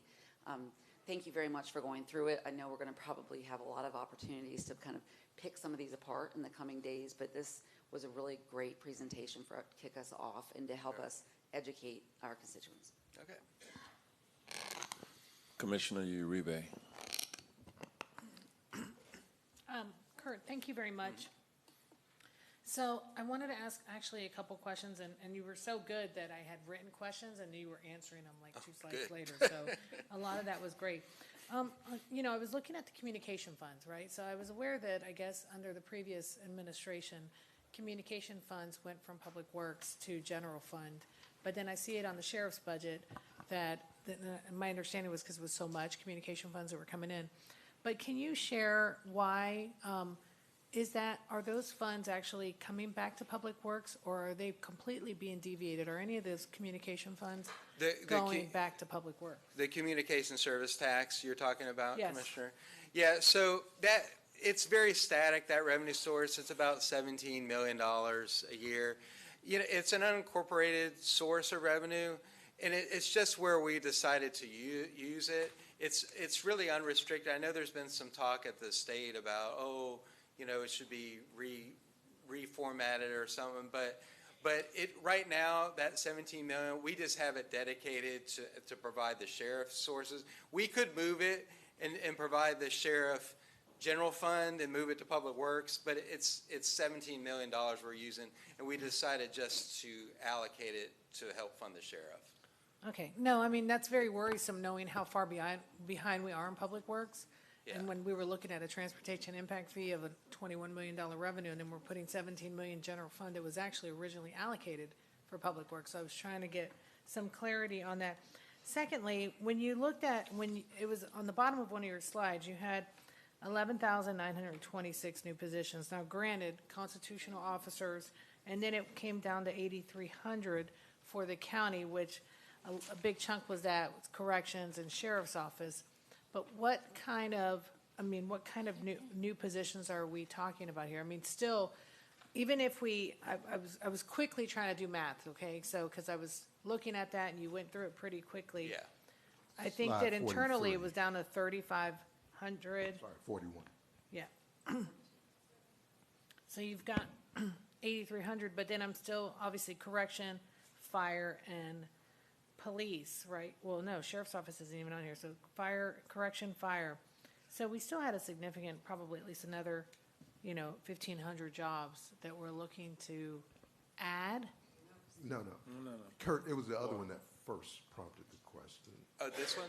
Yeah, proposed positions for 27 includes correctional officers, and then I took away correctionals officers, which brought us back to 8,300, and then about another 3,000 for, maybe a little bit more, about 3,500 for fire and corrections. So I was trying to ask these proposed positions. So, Commissioner, the way I had this one is, so the current, but these aren't new, so the current proposed positions, that's our current budget, 11,847. Okay, that's it. And then the new, and then when you add the 49 and the 30, if my numbers. Got it. Okay. Now I understand. Yeah. Okay, that's what I was, it went so quick, so wonderful. Okay. Yeah, I apologize. I kind of used this, and I should have, this is the kind of the summary. And Yes, wanted to this note is on more, that. yes. Yeah, and wanted to know that 25 of those positions on the sheriff are unfunded as well. So Okay, great point, wonderful. All right, and then when we go to the courthouse, I was a little confused on the courthouse one, because I saw that we had courthouse, which was like 2.9 million, but then it broke down into court technology costs, court facility costs, is that all under the clerk budget, or is, I'm trying to, if you can, because it appears to me like there's the clerk of court, but then there's the chief judge, and, and it seems like things get different there. So could you share so that? they all have their own separate budgets. And we actually, in our budget book, we have a whole section on court technology facilities and the local programs, because it's kind of a required separate allocation. So each of those agencies, they each get technology, facility cost, and mainly a lot of the local court programs, that all falls under court administration. But their funding, they each get funding from the county for technology, facilities, and communication costs. We don't fund we do fund a little staff for technology. We do fund staff for technology, but we don't fund a lot of their regular operating staff. That's in their budget. That's not even shown in ours. And Kirk, give reference to Article 5 so that. Yeah, this was all changed back in. Understand that what we're required to do. Yeah, in 2004, this was all, the counties used to fund all this, but then it shifted, a constitutional amendment shifted the function to the state. So we are required to fund their technology, we're required to fund their facilities, any capital facilities, any operational maintenance of their facilities, and then we're required to fund some of their local programs under the chief judge, and communication expenses. We're also, which to a lesser extent, but those are the requirements that we have to fund. So really, the entire court fund is what, around 40 million when you add all? Because I always wonder between, you've got your clerk, which is your administrator, but then your chief judge runs your judges and your court Right. system and all that. So I was just curious to know. And then it seems like the state kind of falls in there. So I was just trying to get a little clarity. Like, so does that mean their whole budget is more like 40 million, even though it doesn't all be, it's not all run by the clerk, because there's a judge who runs with the state? Just curious to know. Well, the clerk has their own budget. Yeah, they have their own allocation that they get from their fees, and then the state, funds the court administration, the Ninth Circuit, the judges, and all. And those are separate. And again, I'm not sure your. I'll question- ask you later. I was just, it got so involved here, and then when I hear state and I was just curious to know what comes from us. What comes from us is technology, facilities, and local to each of those agencies, and we budget those specifically for each of those. The clerk, court administration, public defender, and state attorney, we provide each their own allocation for technology, facilities, and any local and communication expenses. That's what we provide as Orange County. And what you see there is from the general fund portion, so for clerk of courts, that total is, that comes from Orange County is a 2.9. Right, and But then- Kirk, because it gets a little bit different on the court admin, that's a combination of things, but. Yeah, that's why I was, Public defender, 1 yeah. million, and state attorney, this shows that amount, but the court admin, which is separate from the clerk of courts, yeah, Kirk can get. with Yeah, Orange, so, so. Yeah, and Osceola pays for a portion of the Ninth Circuit too. So yeah, you're correct. So we don't fund Osceolas; they pay their portion. Clearly, yeah. All right, thanks. Great job. Commissioner Scott. Thank you, Mayor. Good morning. Good morning, Kurt. How you doing? I've asked you like 170 questions, so I only got a couple today. The first one, you talked about there's 8 positions being added for the 2 commissioners. Can you clarify that? Because With 3 aides and 1 commissioner for each district. okay, I was thinking those 4. Yeah. So every year the sheriff comes in. A lot of times he'll say, "Well, I have, I'm proposing 25 budget." Those are now funded in the proposed budget, but now he's requesting another 25 unfunded. So what happens is, because there's a lapse rate, we know that it takes a while to hire a deputy and all, so we don't want to always provide that funding up front. We're going to say, get to the point where you can be able to hire them. We don't want to give you money and not use it because you can't fill those positions. So that a lot of times we'll provide them unfunded positions. And that was even more significant this year because of the uncertainty. Yeah. So in that those discussions that the mayor mentioned about actually moving those and knowing that there's no guarantee, unlike in past years, the next year those will be fully funded. So we had that discussion. There's no guarantee going into this one because we don't know the outcome of the referendum. Okay, I'm good, Kurt. Thank you, Mayor. Okay. Commissioner Simrad. Thank you, Mayor. Good morning, Kurt. Morning. Thank you for your presentation. Nanette, thank you for always picking up your phone. I have some questions. So first, one was for where we are on the economic impact study of the actual county to determine what our impact is with all of the money that we spend and that we receive within our local economy. I think Dennis was working with East Central Florida Planning Council. That's where I had that figure of 8.5 billion. I had looked at a draft of that. That was my understanding. I don't know, Commissioner, if that has been completed, finalized. We'll have to follow up. So I think that that's an important piece of information, and for the board, I met with Byron and talked to him about an economic impact study so that when we talk about reducing our budget, the local impact that that has on our economy from a direct economic perspective, indirect, looking at backward economic linkages, and the TDT that we pummel out into our local economy as financial injections, and the foreign exchange that goes into our local economy from international tourists. So I think that once we have a number to be able to say, hey, if you reduce our spending, you got to look at how that impacts the local economy, because we say that tourism is the major economic engine. I'm going to bet that the public sector is way up in that list in terms of what we do, because tourism is public. It is a public asset. So, all right, so that'll be good news when that comes out. I do think that when we look at the expense breakdown and we talk about impact fees, I do think that this board, we need to bring that discussion back. The board opted not to raise developer impact fees, and I do think that we need to at least study it so that we can be exhausting all revenue streams that exist today for the benefit of taxpayers. Additionally, similar to Commissioner Uribe, I wrote a question down that then you answered in the next slide, so well done on your presentation. I also just wanted to point out that in that graph where it shows the gap between the red line and the blue line of expenses and revenue that's coming in, one thing to consider is that that's just based on raw number. That doesn't account for inflation. And right now we are headed, if you follow economic trend reports, we are headed towards a period of inflation. So that graph can look dramatically different as we begin to march forward in this time period of what we're dealing with tariffs and war and the lack of affordability across the entire nation.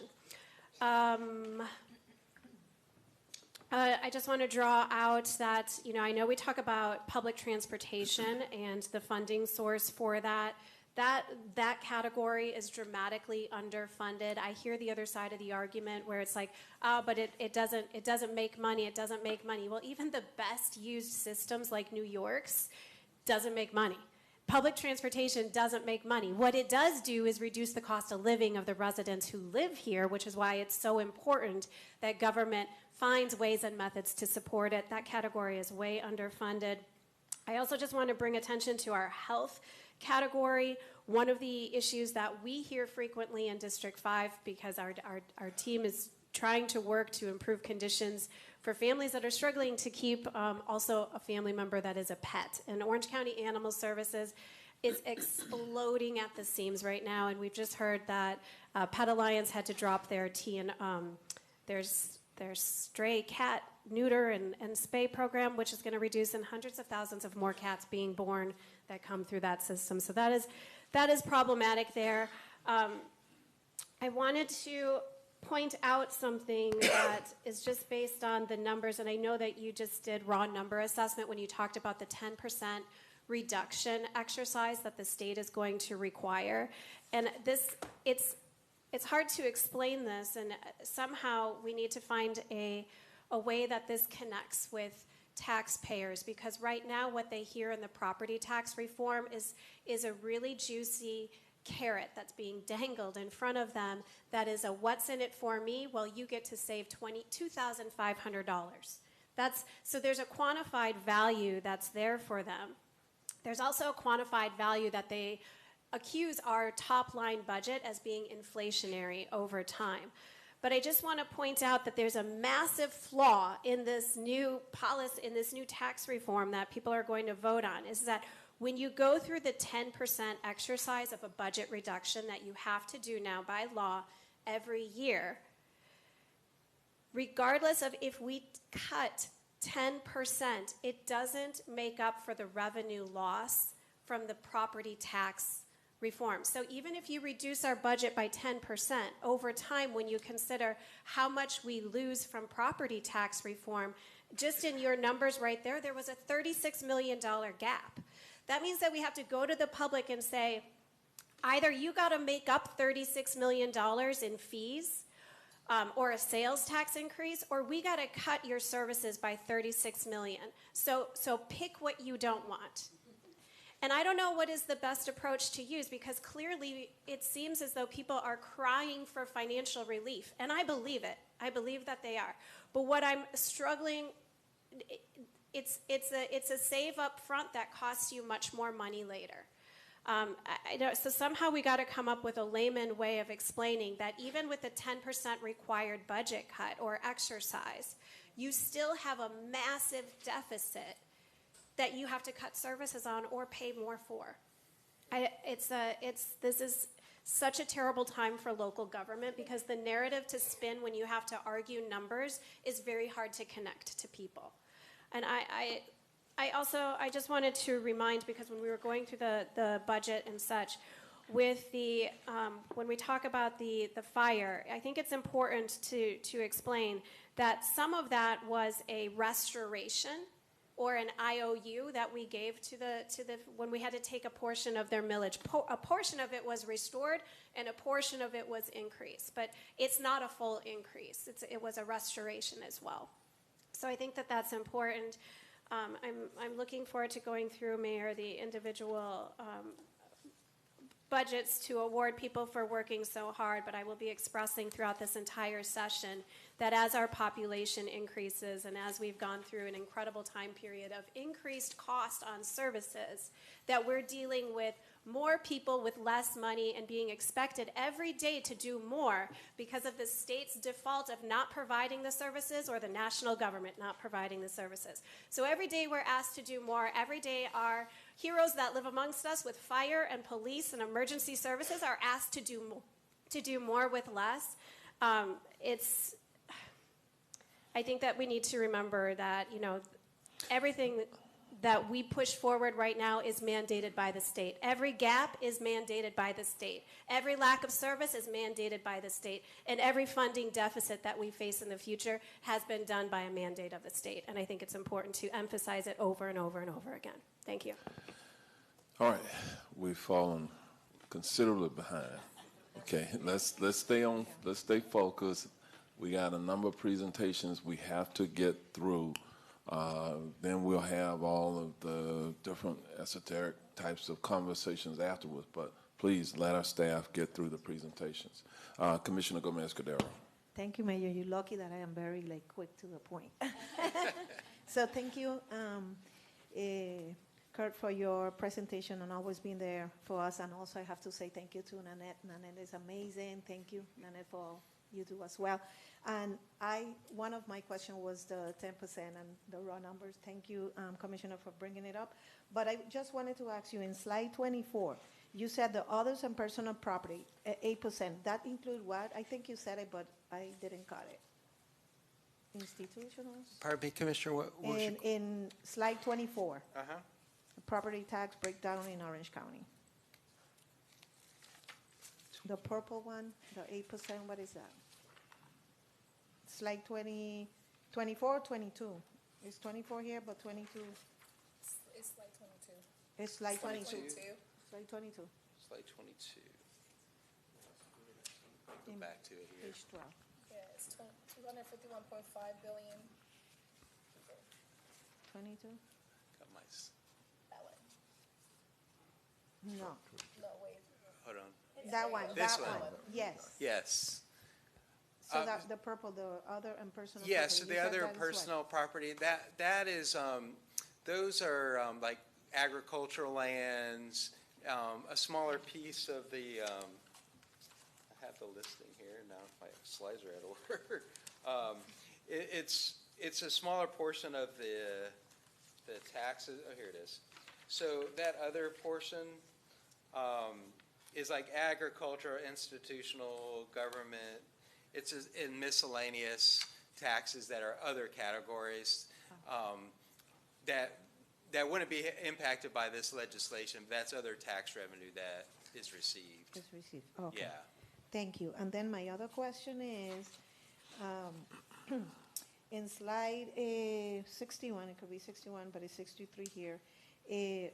Right here when it says the impact that Commissioner Scott also mentioned about, the residential in the cities and so, if they come unfunded, right, no money, is the county has to jump in, help, do something? Well, that's going to be a tough discussion. If they can't provide their core services, who's going to be able to cover those?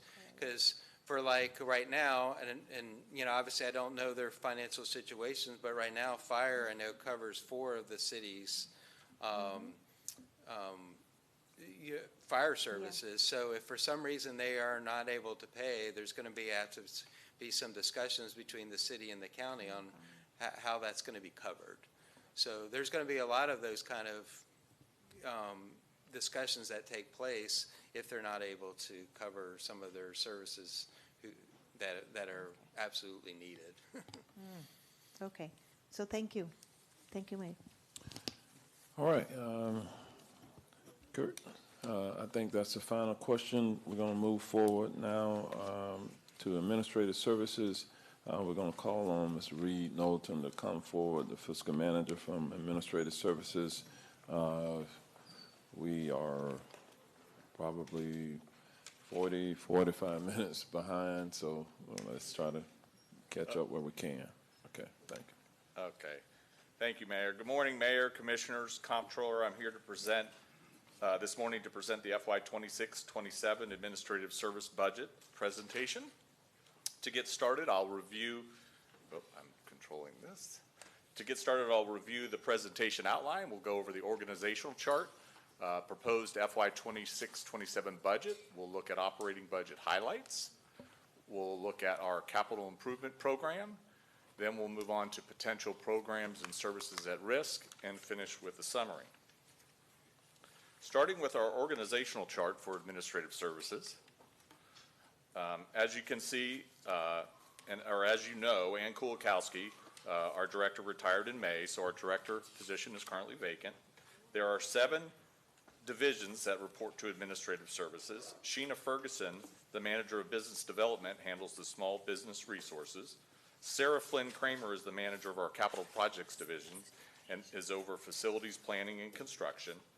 Rich Steiger is manager of facilities management and is over maintenance and repair of our county buildings. And next is me, the fiscal manager, over budgets and procurement for our department. Brian Lucas is the manager of fleet management and is over maintenance and repair of the county's fleet and heavy equipment. Carrie Mathis is the manager of our procurement division, and she is over the purchasing and contracts for all our departments. And finally, Luciana Mino and Ida Ortiz, who are both acting managers for real estate management, handle all the appraisals, acquisition, and leasing for the county.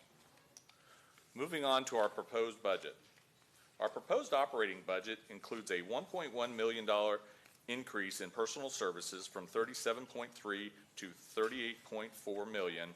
That includes a 4% increase in salaries for employees. Our operating budget, we have a decrease of $0.3 million from $73.4 million to $73.1 million, and I'll provide some details on where these increases and decreases are later in the presentation. This brings our total proposed operating budget to $111.5 million, or a 0.7% decrease for FY27. We are not requesting any new positions for next fiscal year, so our staffing is staying at 355 positions. Let me provide you a brief staffing update for our department. The Administrative Services vacancy rate is at 7% with 25 vacant positions out of 355 FTEs. This is in the range of a typical vacancy rate for our department throughout the year. It does continue to be challenging to hire specialized fleet mechanics and facilities technical trades employees due to a shortage in the industry and competing with the private sector salaries. We've implemented recruitment and retention strategies to compete with the private sector, including job fairs and signage on county vehicles and at our county facilities that has worked well in attracting potential applicants. Next, we will look at our operating budget highlights. Mayor, Board, we heard the budget message and took to the task of brainstorming for efficiencies in our divisions. We sharpened our pencils and we made cuts. Not settling on budgeting any expenses as status quo. Here I've outlined some of our cost increases that we are budgeting for, but I've added the decreases implemented to help offset those contractual and price increase obligations that we are dealing with annually.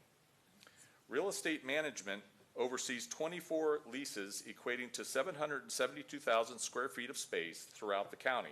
These leases include offices and warehouse space for our county departments, but also our constitutional officers such as the sheriff, tax collector, property appraiser, supervisor of elections, clerk of court, and comptroller.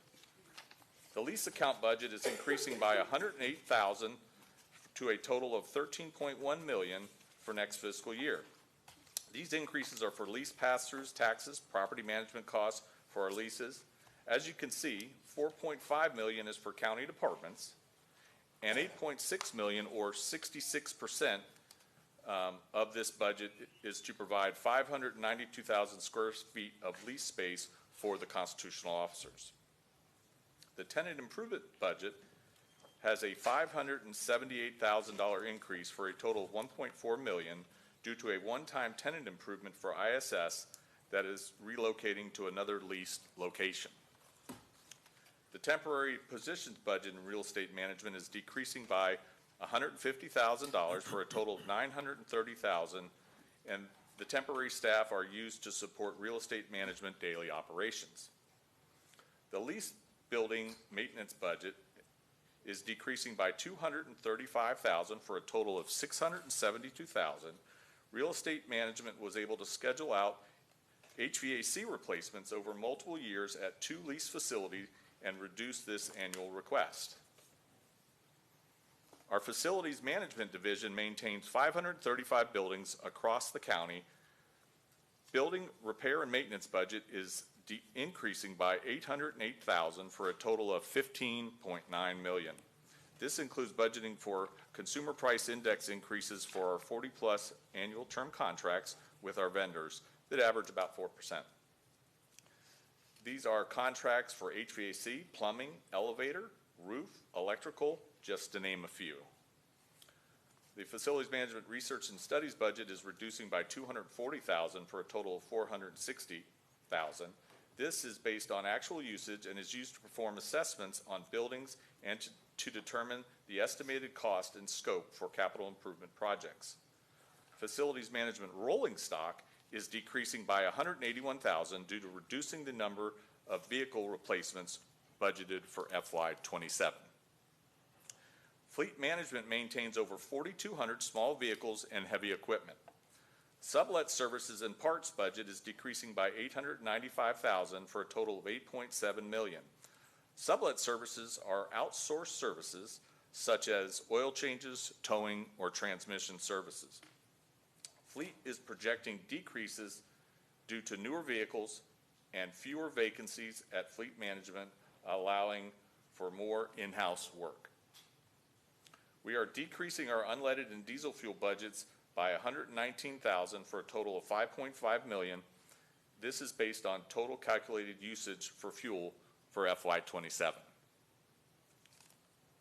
There were other minor increases and decreases in our other 4 divisions that were all able to present operating budgets with no overall increases.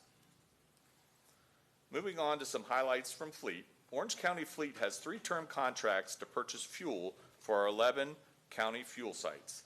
This enables the county to purchase fuel at a discounted rate due to our volume used throughout the year. On average, our rates are approximately 20% less for unleaded and 33% less for diesel than the average retail price. Also, the contract affords us first priority for fueling purchases for fuel purchasing every hurricane season, allowing us to plan appropriately and be prepared. If we are aware of an upcoming surge in fuel prices, we can top off our tanks at the existing weekly price and save the county in fuel costs. This chart gives you a visual of the volatility Fleet deals with on fuel prices. Orange County purchases approximately 2 million gallons of fuel each year for our customers. Shown in the chart are the average unleaded and diesel fuel costs per gallon over the years from 2017 through next year's budgeted rate. So you can see in FY17, the average cost paid was $1.91 a gallon for unleaded and $1.70 for diesel. To date this year, the average cost paid was $2.76 a gallon for unleaded and $3.12 for diesel. And then we are budgeting a rate of $3.35 a gallon for both unleaded and diesel next year. Administrative Services is continuing with our implementation of technology enhancements for the department. These software programs increase efficiencies in our divisions while providing enhanced coordination and communication with our customers and employees. Ariga project tracking software for real estate management is budgeted at $720,000. This software assists with workflow distribution and tracking, automated form generation, and GIS integration. All critical tools for managing the high volume of work real estate management processes. The system is currently in implementation with completion now planned for the fall of 2026. Vehicle telematics solutions for fleet management. This is a device that is installed in a vehicle to allow remote diagnostic and vehicle health data. They have worked closely with ISS to determine the best solutions.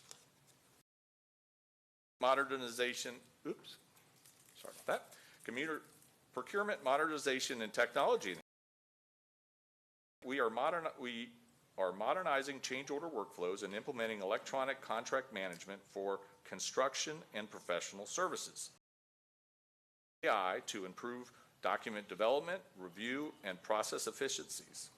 These initiatives, targeted for the completion at the end of 2026, will increase transparency, accountability, and speed of service delivery. We continue to expand OpenGov as a centralized, user-friendly platform that serves as a one-stop shop for the solicitation process. Ongoing enhancements reduce administrative burden, improve collaboration, and create a more business-friendly experience for our vendor community. B2G Now, or Business to Government Now software, is our business development division. For our business development division is an industry-leading software for certification management and contract compliance. For FY27, we will continue to focus on the implementation and utilization of the online small business enterprise application, goal-setting modules. These resilience initiatives in several areas. Facilities management continues to implement energy efficient projects and building that deliver actionable building data to and reliability, reduce energy consumption and operating costs, and identify issues early before they escalate. Facilities management is working with the Office of Sustainability to implement the sustainability measures identified in the energy efficiency audits conducted at the following facilities: IOC 2, Renaissance Senior Center, Barnett Park, and the Thomas S. Kirk Justice Center.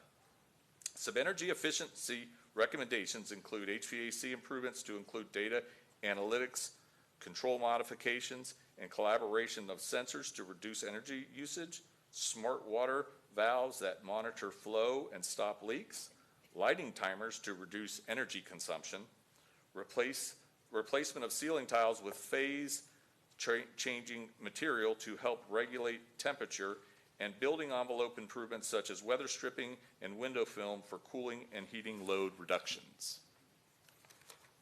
Fleet management continues to work with the Office of Sustainability to educate county departments on the benefits of electric and hybrid vehicles and to assist in the selection and deployment of vehicles and charging infrastructure.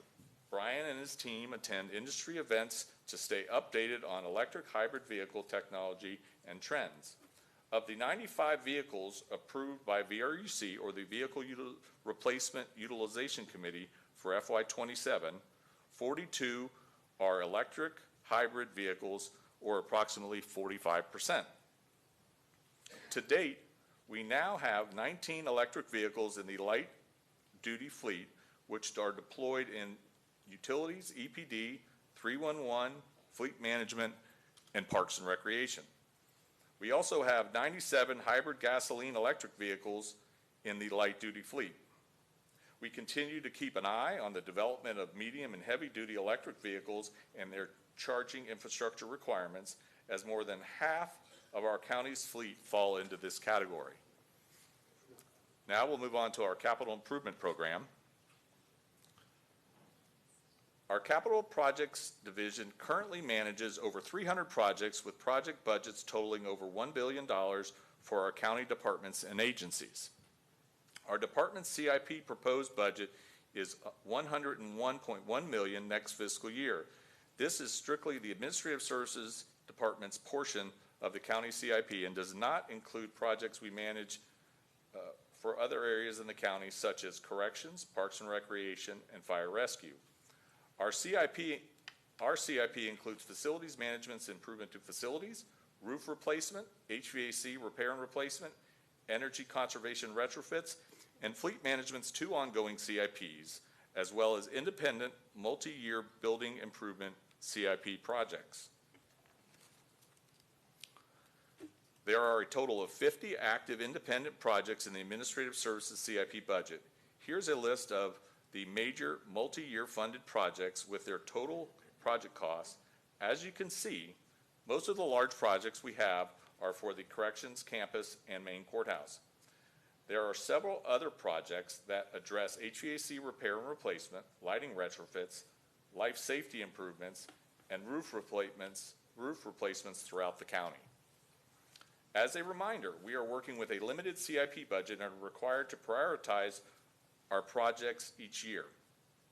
We rank all our projects and develop a list based on the need and criticality, and there are some projects that we are not able to fund. In our FY27 CIP budget, there were 17 unfunded projects totaling $28.9 million in facilities management and fleet management.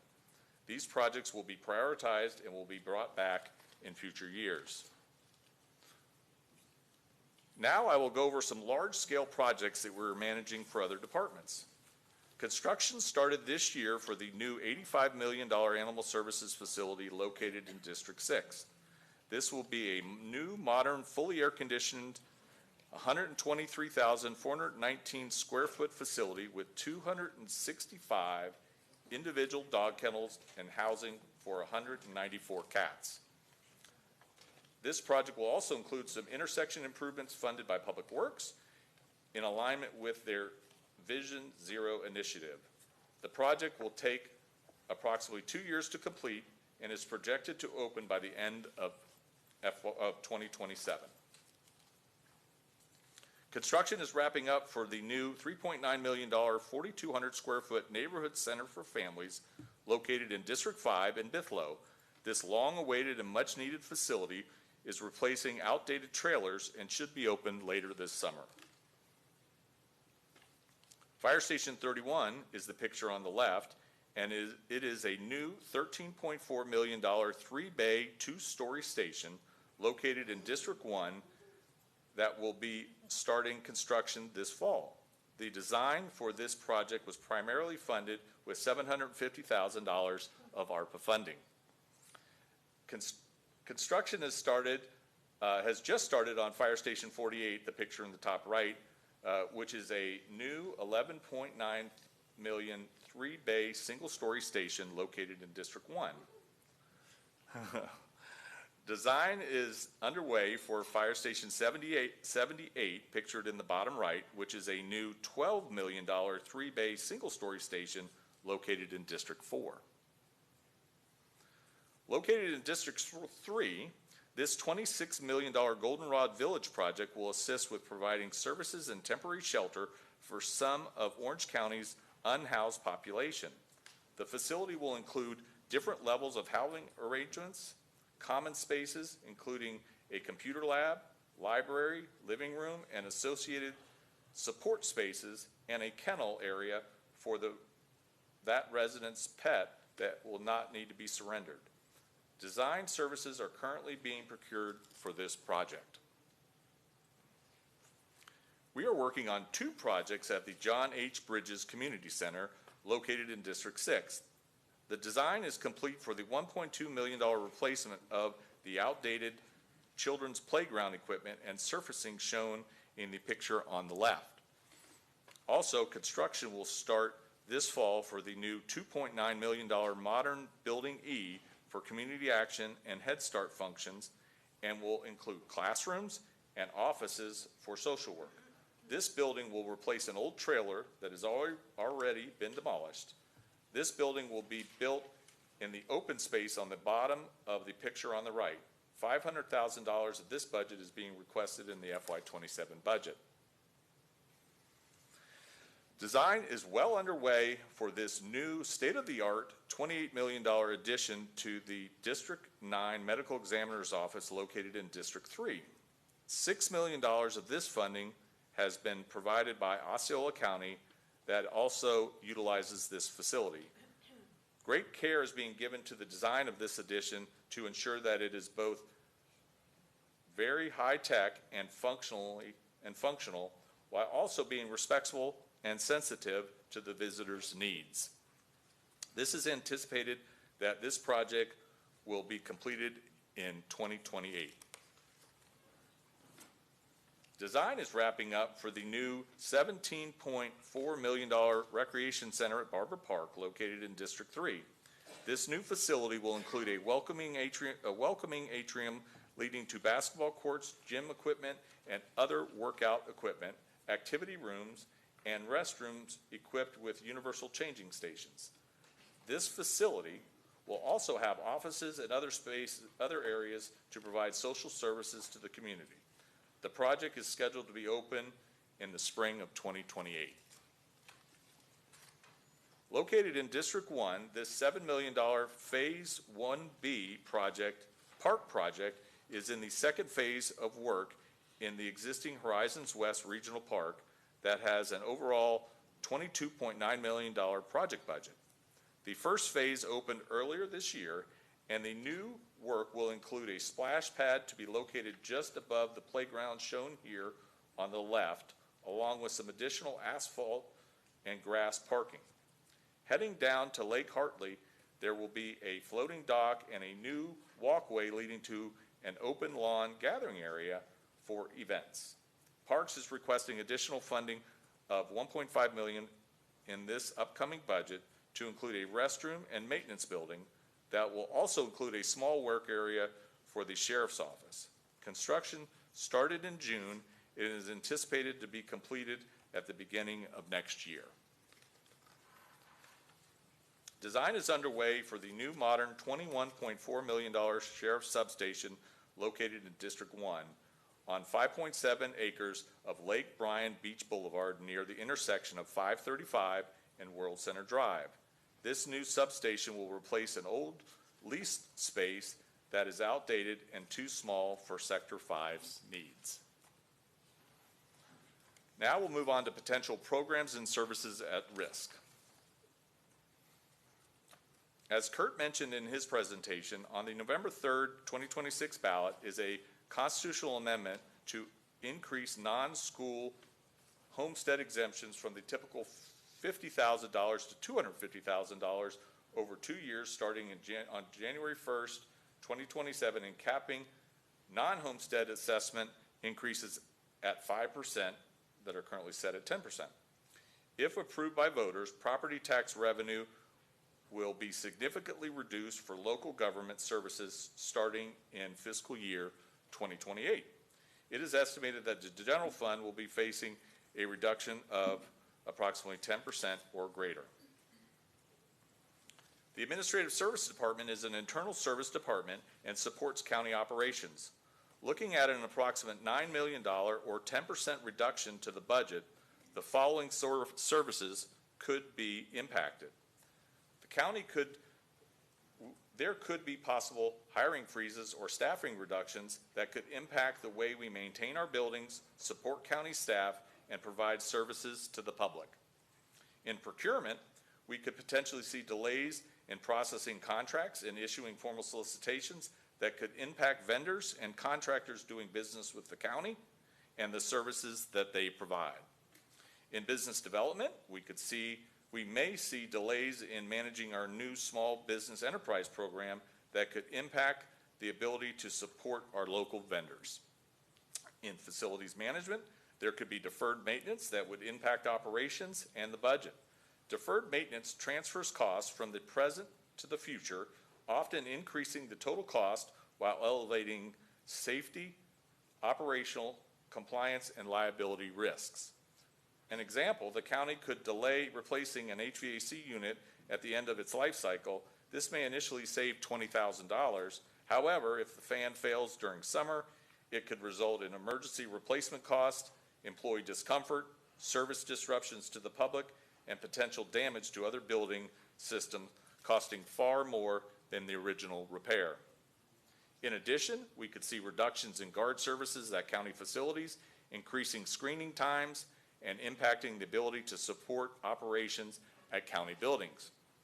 Finally, within real estate management, delays in property acquisitions could adversely affect county operations, including the timely identification and acquisition of sites for new fire stations, parks, or roadways. Additionally, real estate management is responsible for administering leases for the county and constitutional officers. Reduction in funding or resources could impact their operations by limiting available space, increasing relocation costs, and hindering their ability to provide services to residents effectively. And finally, to my summary, we enhanced operating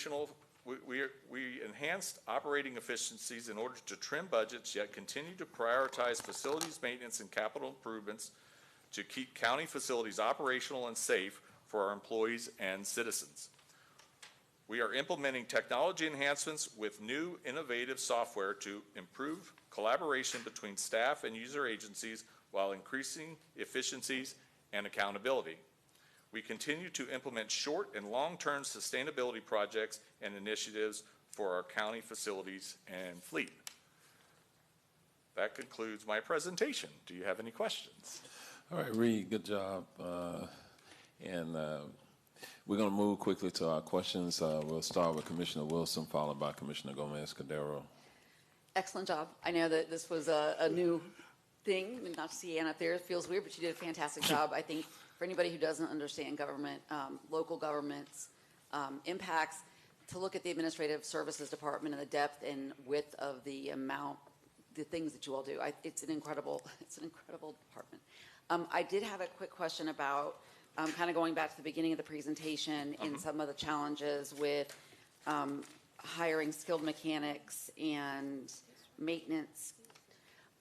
I think that we've seen other examples in other divisions of apprenticeship programs or pipeline programs with the Orange County Technical College.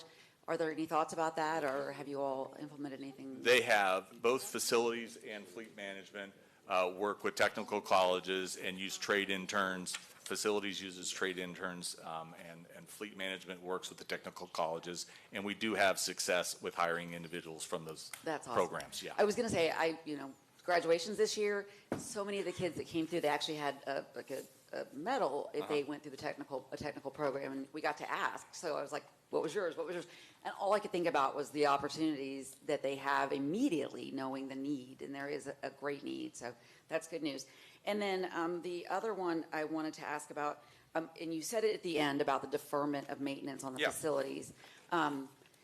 Is there an analysis for when things have to be deferred, if they are right now, or is that purely a projected possibility? Because I do think, to the point of, pay now, pay later, and pay more later, we have to sort of see that holistically to make the decision, even if our budget or revenue sources don't change. Well, I would say that Rich Steiger, in managing facilities management, has a plan and looks at the needs that we have throughout the year and what budgets we have available. And so I think he determines what's the best course of action for that, the building systems and equipment. Rich, would you agree? Yeah, and Maximo, yeah, we use our Maximo software program to help manage that as well. That explains it. That's perfect. And I want to get, once again, for public education purposes, just, try to imagine, the condition of some of these places that you've become very used to being, maintained at a high level, if we were no longer able to do that. And it's, it's kind of an alarming thing to think about the courthouse without any air conditioning, or, our neighborhood center for families when we can't, get something working there. So, and then my last is really just it's a question slash opinion, if you will, statement, is about the fleet and our fuel costs. We know in Florida we do have an unlimited supply of a power that does not have to go through the Strait of Hormuz.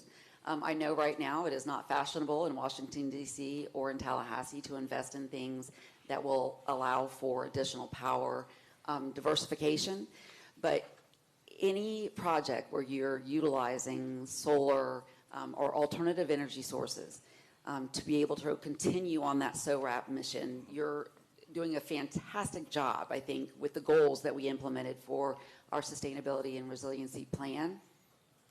But looking at the amounts of money that we're going to continue to put out on dirty fuel really should motivate us to even, I think, crank that up even more and look for those opportunities to replace wherever we can, and to put solar on top of everything we can in order to get that independence, power independence, and cost efficiency when possible.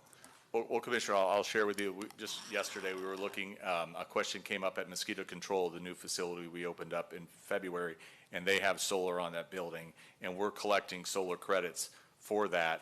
And basically because we planned for our existing needs and potential future needs if we do go to more electric vehicles for mosquito control. So yes, that's some success we've recently had. That's amazing. And I just, for the people out there that are watching specifically for, understanding the affordability crisis, it is more affordable for us to do this. To generate our own power for our own facilities is the ideal situation. And so even if you don't believe that the climate impacts are real, or if you don't think that dirty fuel is dirty fuel, we should look at this for our long-term economic stability. And I think I appreciate that you all have been proactive. Thank you. Yeah. All right, we're going to go to Commissioner Gomez-Cordero. Thank you, Mayor. Thank you for the presentation. My question is, in the ISS software license, what's the cost for that? For the what? For the ISS software license. ISS software license? Software license, yes. The software The licenses. licenses, the software that you talk about. You're talking about the Ariga software, which, Yeah, it could be the. well, we have in real estate management, we have some project tracking software that's $720,000 for real estate management. Is that what you were asking? I'm sorry. Well, in my notes over here, in my notes, I have the ISS software licensing expenses status quo at 25.8 million. That, and again, Commissioner, I'll have to get back with you on that budget. I can reach out to you directly. I'm not. Okay. Sorry about Please. that. Yeah, I'll Thank be you. happy to. Okay. I'll make a note. Yeah, that's a Rafael Mina question. Thank Okay. you. Yep. Okay. All right, Commissioner Uribe. Just a very quick question. Yeah. You were very thorough. I think your fleet management team is awesome. I did want to ask, two occasions in my time serving. One was the community center in Tangelo Park. Okay. That when we got from the YMCA was really in bad shape, and we ended up doing a lot of money. And then when the Kaylee shelter became an issue, we went in there too, and we really found. And so what I'm seeing, and I'm a construction wife, okay? I really would love to see us be more proactive on maintenance, because when we're not maintaining or at least keeping track of our property that's being used by someone else, the cost is so much higher to go back and redo and demo and clean. And I really would love to see a plan, because I think we can save costs, because that's when you find your leaks early and when you find this, or, are we watching the power when suddenly we see a surge because there's, the compressor is not working in a building. So it's, have we looked at, and I think with technology, there's just better ways to keep track of that. Have we really looked at that now?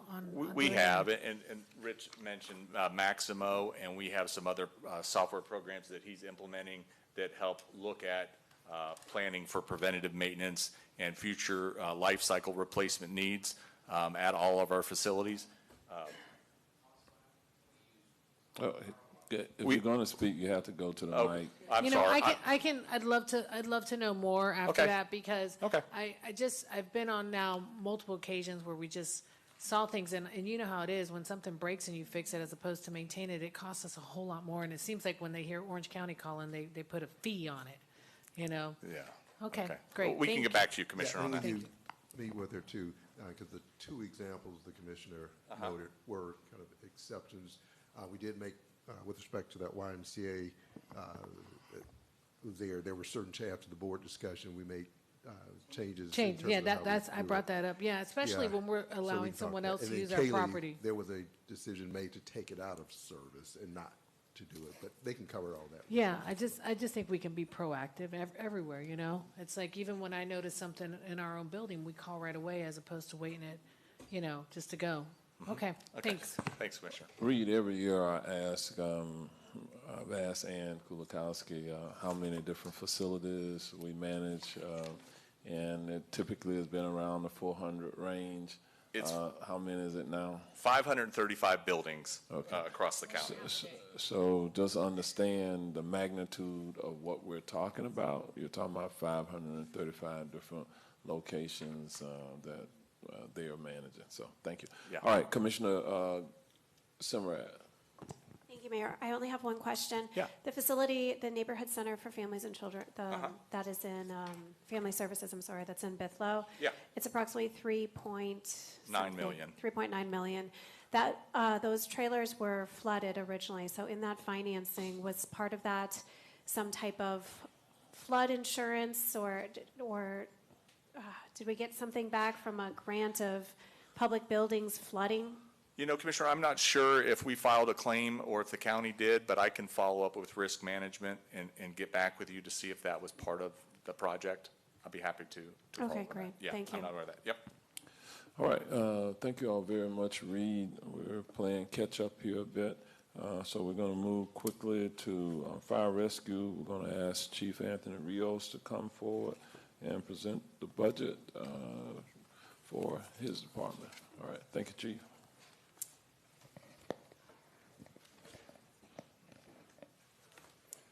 Well, good morning, Mayor, Commissioner, Comptroller Diamond, and County Administrator Brooks.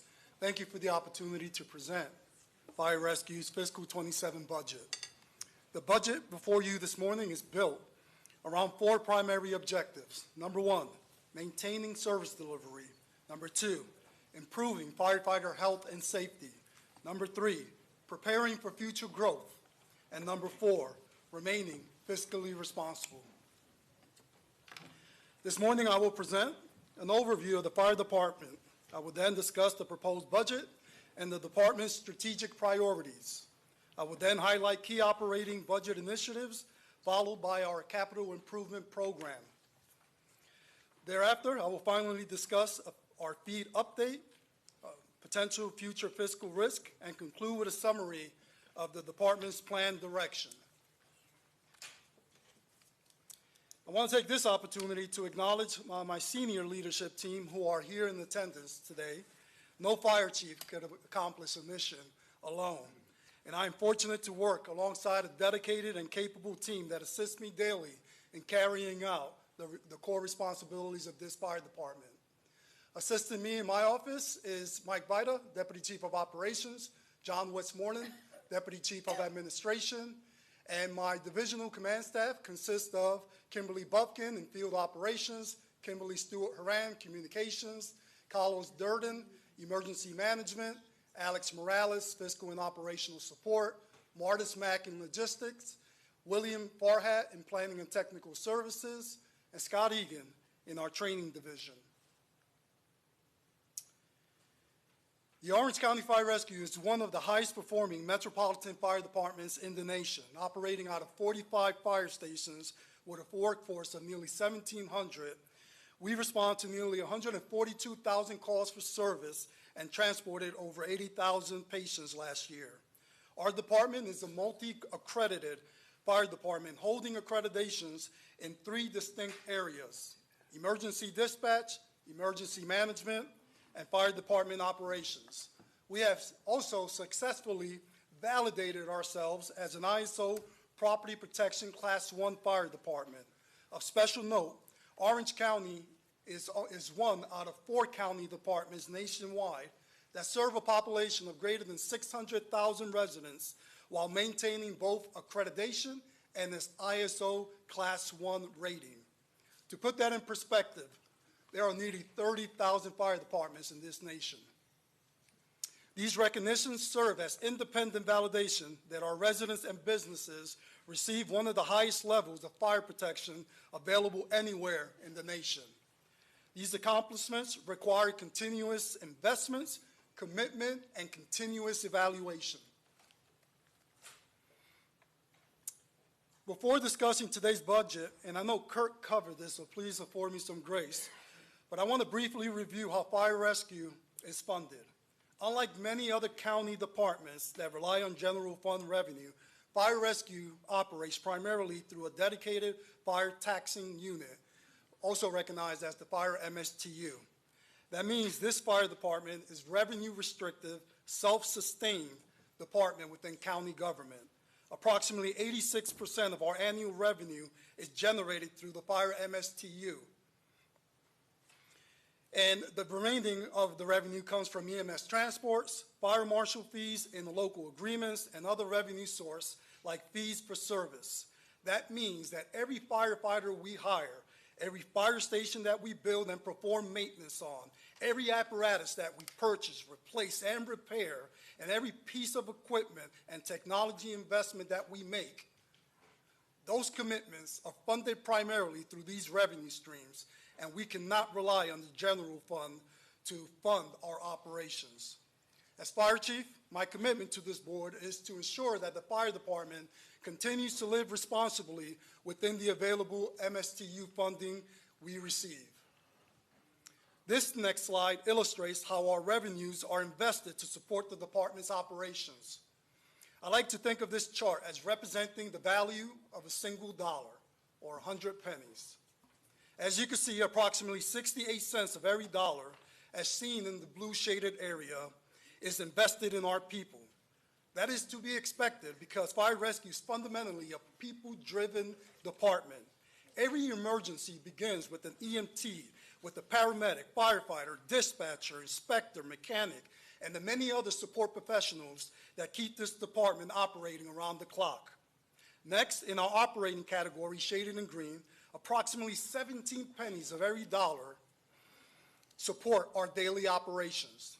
These are the essential costs of maintaining an all-hazards fire department 24 hours a day, 7 days a week.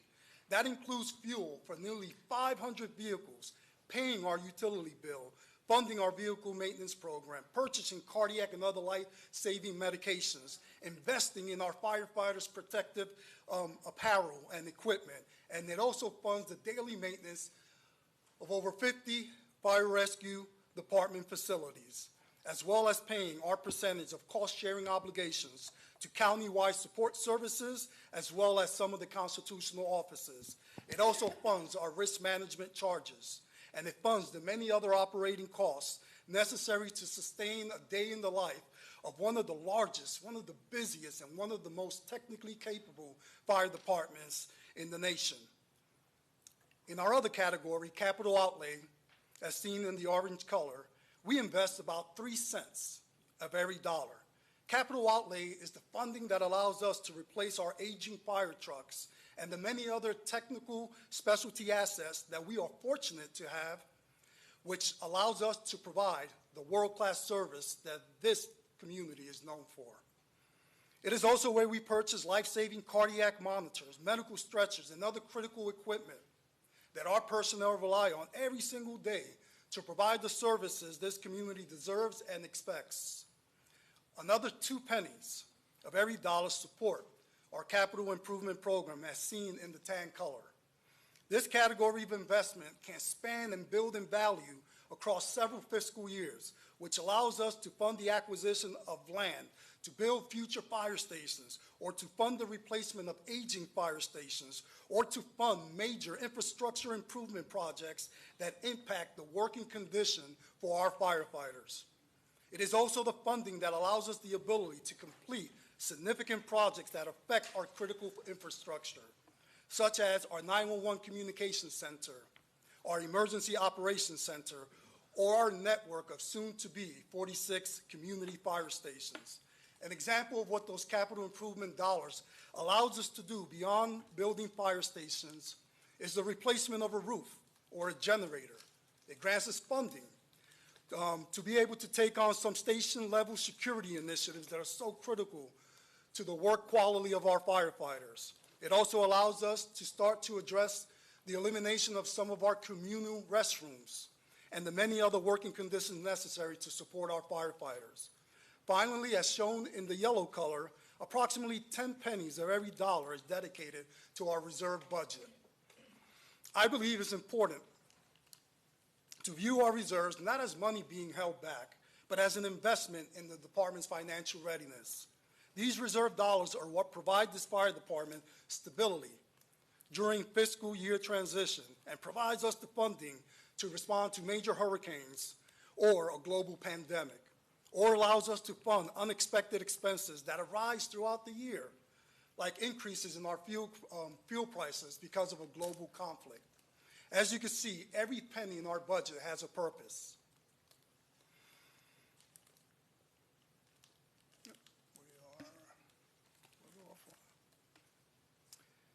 As fire chief, I organized the department's budget around 5 funding priorities. Number 1, our people. Number 2, supporting new growth fire stations.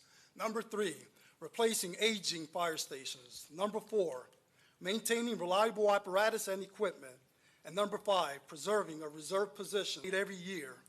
It is always an ultimate decision about risk, readiness, and service. When I evaluate the department's budget, the challenge is never determining which one of these priorities are more important than the other. The challenge is balancing them responsibly within the available funding to ensure the department remains operationally ready, financially stable, and prepared to meet the future demands. First, let me start by acknowledging our people. Every one of our 1,680 employees of this department are our greatest assets. I want to thank this board for their ongoing commitment to the men and women of this department. The decision made by this board over the years on wages and benefits have strengthened our ability to recruit, retain, and develop highly qualified personnel in key areas of this fire department.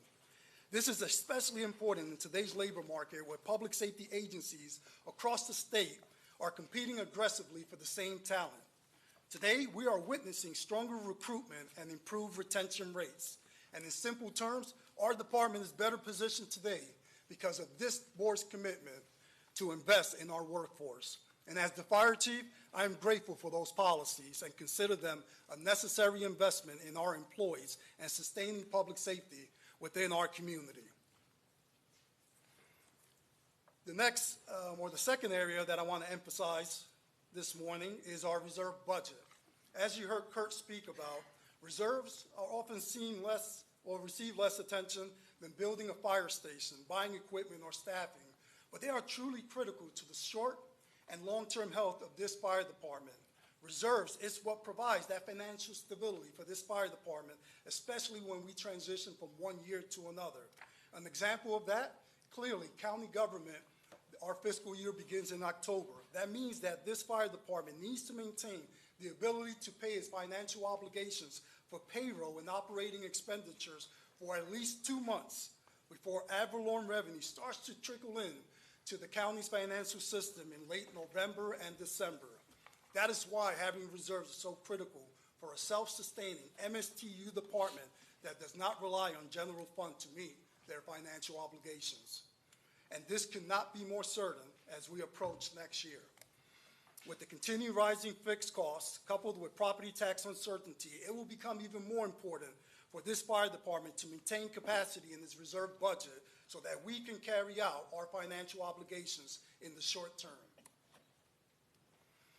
This slide illustrates the reality of managing a metropolitan MSTU-funded department. As we talked about, personnel services will always represent our most significant long-term commitment, and that is the reason why reserves are so critical.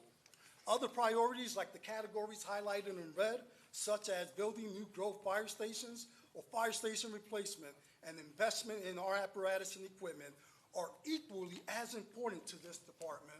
However, these areas are the only ones that provide some discretion in adjusting the timing and the funding levels when needed to balance our other financial obligations. That does not mean that any of these priorities are less important, but what it does mean is that we continuously need to evaluate how we sequence these investments in the short-term planning to ensure that we have long-term stability. With that said, I am pleased to brief the board that my proposed budget for fiscal 27 puts this department in a stable position for the incoming year and starts to lay the foundation for the following 2 years based on where we find ourselves at this current moment.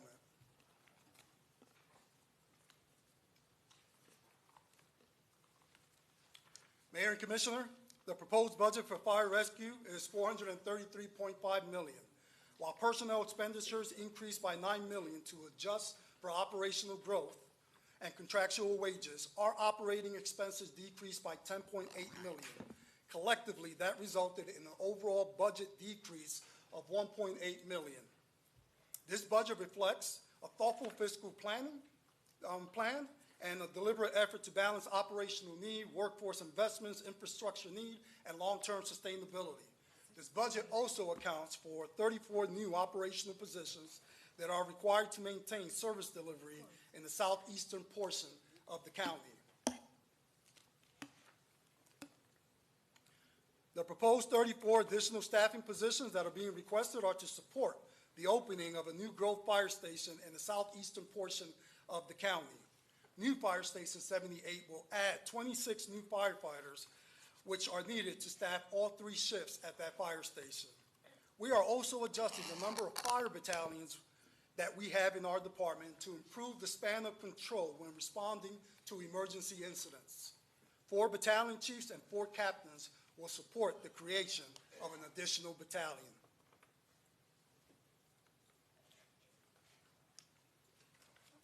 I am proposing in my budget to establish an 8th battalion, which I consider a key highlight of our operating budget next year.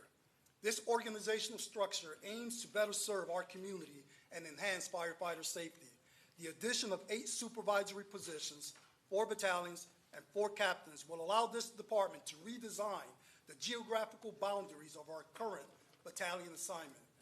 Battalion chiefs and captains have the responsibility to oversee day-to-day operations of several fire stations as well as command large and complex incidents. Currently, the fire department is divided into 7 battalions, which leads to some chief officers overseeing up to 7 fire stations, over 50 firefighters, and in some cases over 100 square miles of territory. This large area of responsibility contributes to increased response times in critical moments when every second counts. Realigning to 8 battalions will improve both incident safety and administrative oversight, which are critical factors to this fire department. This action aligns with national standards and recommendations for the fire service regarding incident management of emergency operations and also promotes firefighter accountability and safety. Lastly, the creation of the 8th Battalion will enable us through the 4 captains to expand our EMS service delivery by being able to invest in our life-saving initiative, our Whole Blood program. Mayor and Commissioner, our apparatus replacement program remains a priority for this fire department, and I am thankful for the $8 million investment earmarked for fiscal '27.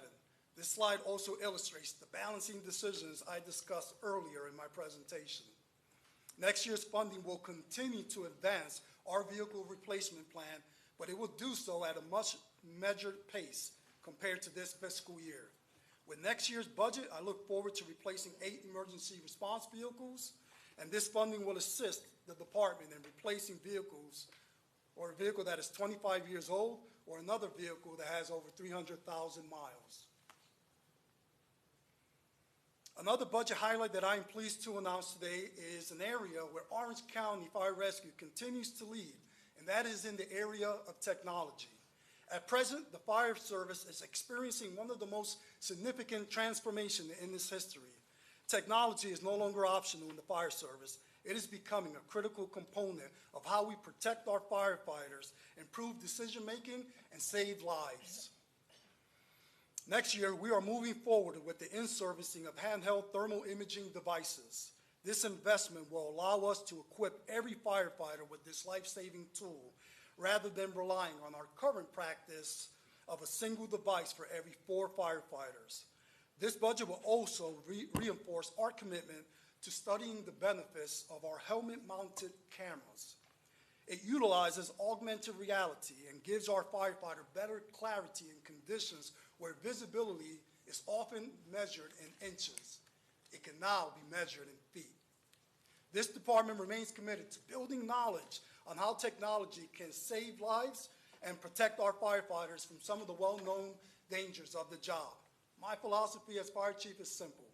We are a department with a proven past and a smart future. And innovation shall always solve problems, improve outcomes, and create value.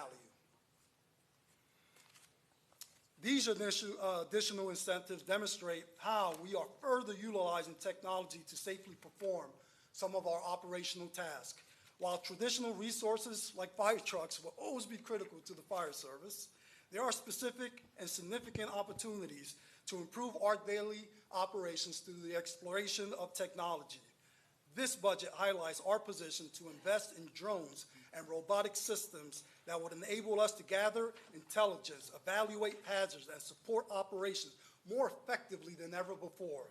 An example of this type of investment is at a hazmat scene.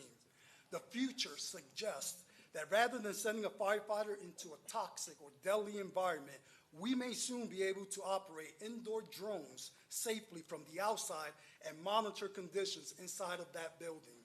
We are also focused on maintaining and expanding our underwater drone fleet that will allow us to save lives when searching for drowning victims. Another example of our continued investments in innovation and technology is our continued interest in maintaining and supporting our medical device drone program that we currently have as a pilot program at Fire Station 58. This program has the potential to serve as a nationwide model for using technology to create innovative methods for medical intervention and pre-hospital care. I believe that if technology allows us to gather information before placing firefighters in harm's way or improves our operation, then it is all of our responsibility to research it and to use it.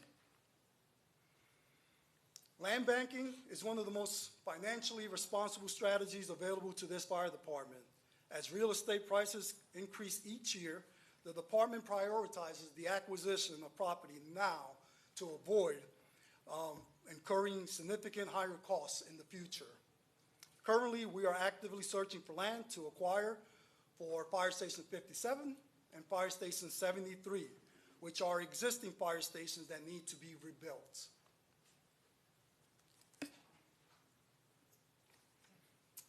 Our proposed capital budget for fiscal '27 totals $10.8 million. All of the investments in our CIP budget focus on maintaining all of our facilities, supporting growth, and improving firefighter working conditions. Our CIP plan for next year includes $6 million to fund the expansion of our efforts to install security cameras, improve lighting, and secure employee parking areas at some of our existing fire stations. Unfortunately, there is still a nationwide trend of viewing our fire stations or the nationwide fire stations as easy target for vehicle burglaries.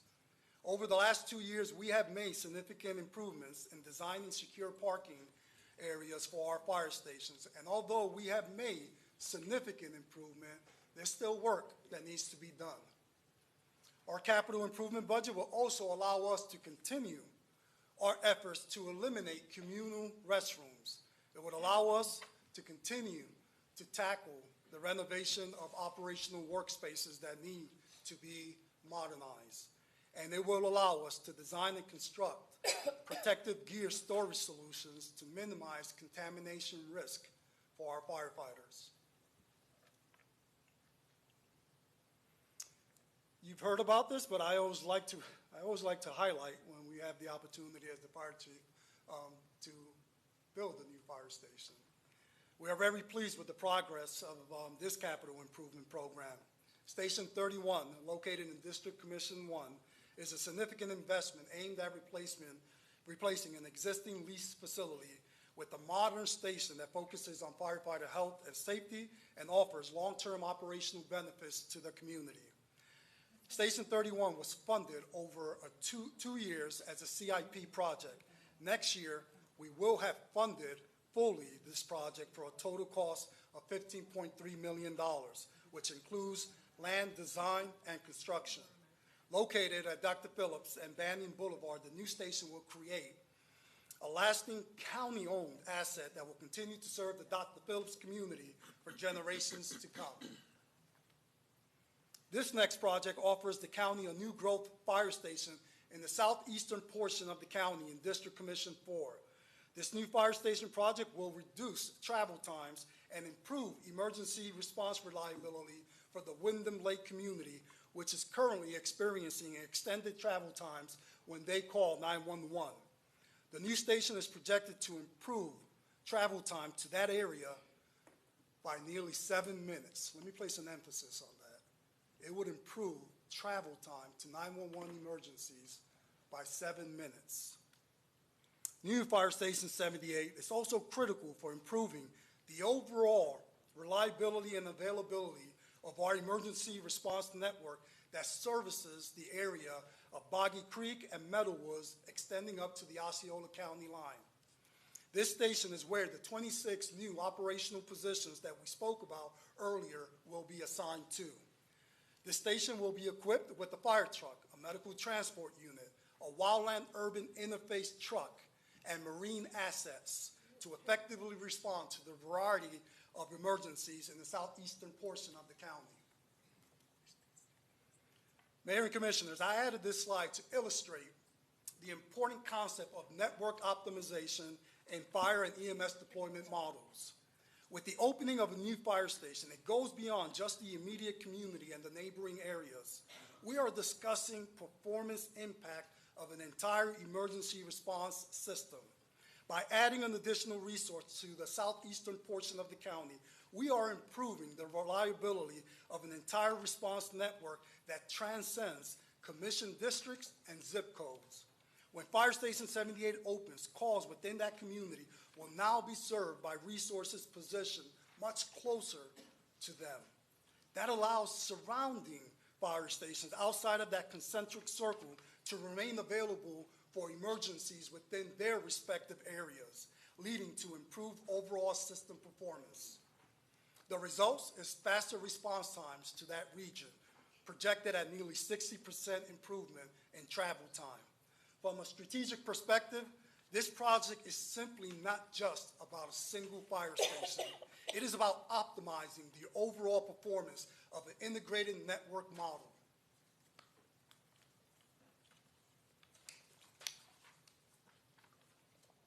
This slide provides information on our fee proposal. Fees for the fire marshal, special events, and EMS will be adjusted using the established CPI inflationary index. These adjustments, they are necessary to help support these continued services and range from 2.7 to 2.8.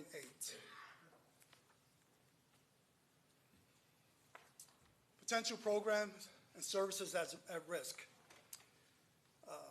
Mayor and Commissioner, the purpose of this slide, it is not to create unnecessary concern, but to raise awareness about identifying potential challenges early if revenue reduction legislation is passed. The constitutional amendment that Kurt spoke to of earlier will be placed on the November 3rd voter ballot, and if passed, will significantly reduce fire rescue's MSTU revenue starting in fiscal 28. It is estimated that the fire MSTU will face a reduction of $46 million in fiscal 28 and $72 million in fiscal 29.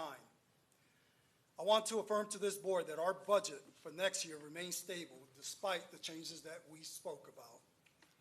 However, there is greater risk of sustaining our services if the amendment is passed with the 60% of the required votes on November 3rd.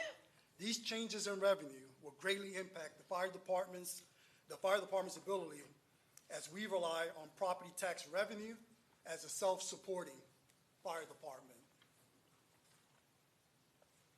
The list you see here today, it is not a recommendation, nor is it an immediate prediction.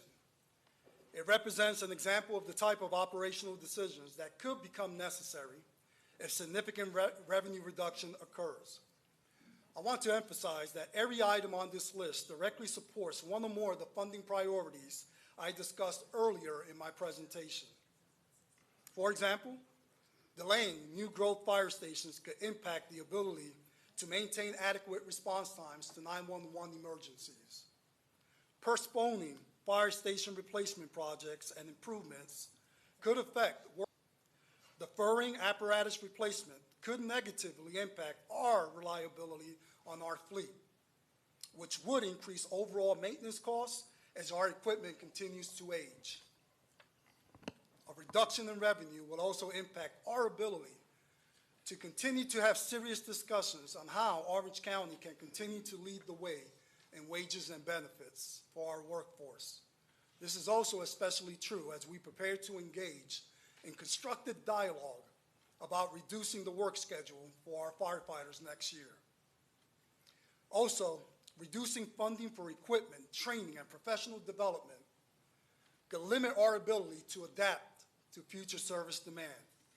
And ultimately, any significant reduction in funding could impact our ability to maintain the current level of services that our community has come to expect. Should future revenues be significantly reduced, there are some options that can be evaluated, including the creation of a fire assessment fee or other permissible user fees. Those decisions will ultimately be decided as a policy decision for the sitting board based on the circumstances that exist at that time. Again, these are examples of the decisions that could become necessary and not decisions I am asking this board to consider today. So in summary, as we prepare for fiscal 27, I remain committed to the objectives I mentioned at the beginning of my presentation, which is, number one, maintaining exceptional service delivery. Number two, improving firefighters' safety and health.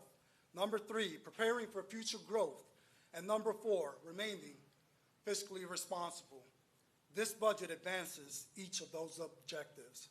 So in closing, Mayor and Commissioners, every day that the men and women of this fire department answer the call, they do it without knowing what awaits for them on the other side of that door.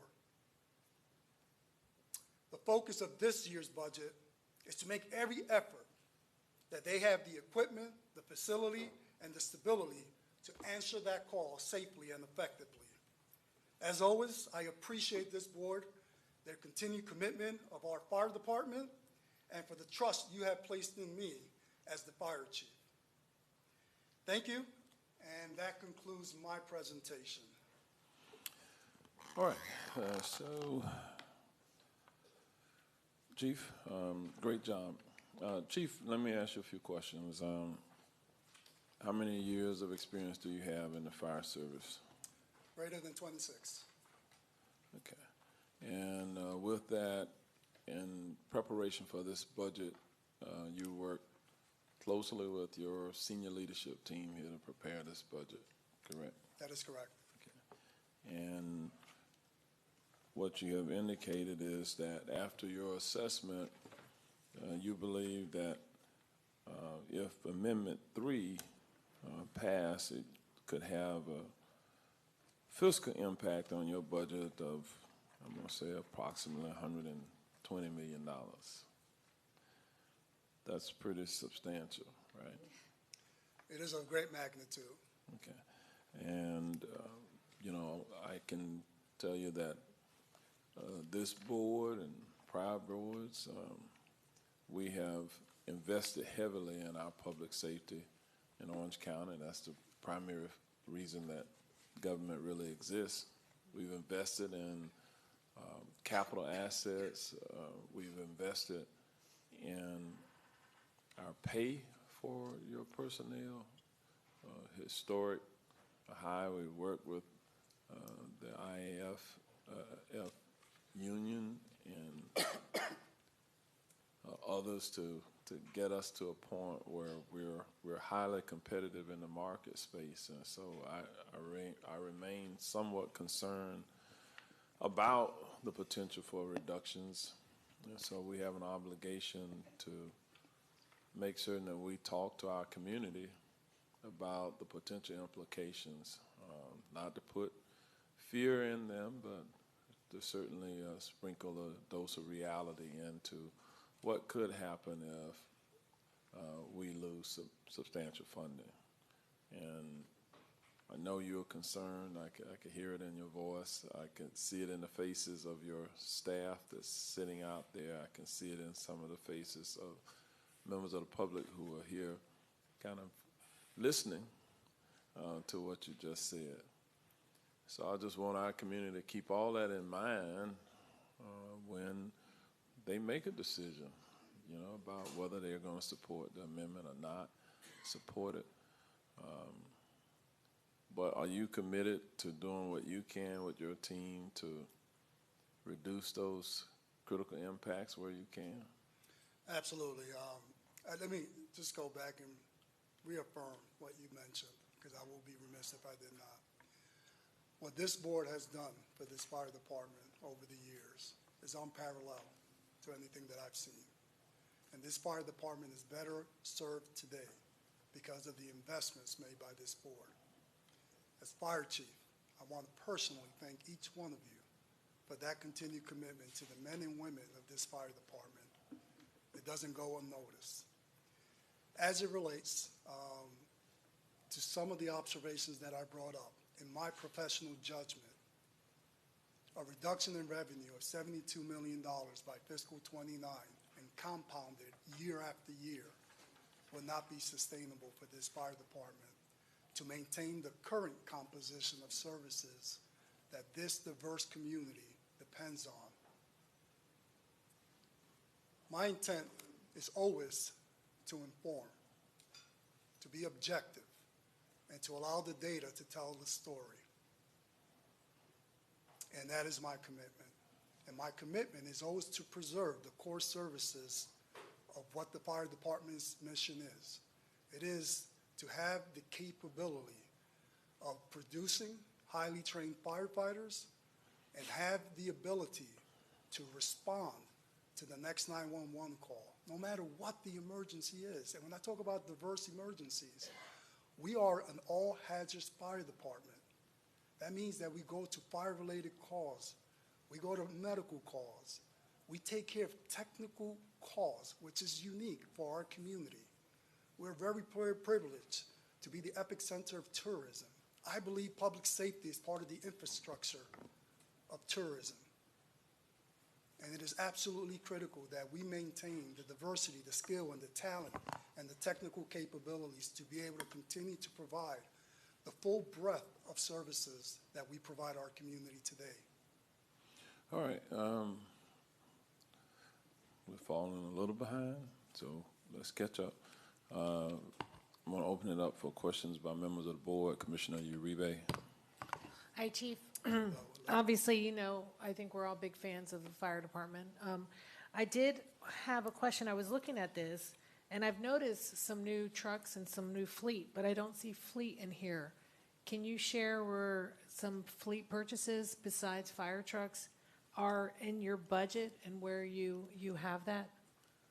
So our fleet is broken into two primary funding models: our heavy rolling apparatus, our fire trucks, our transport units, some of our specialty vehicles, and then there are those emergency response vehicles that are for technical programs or within the fire service. As we know, we also maintain the Office of the Fire Marshal.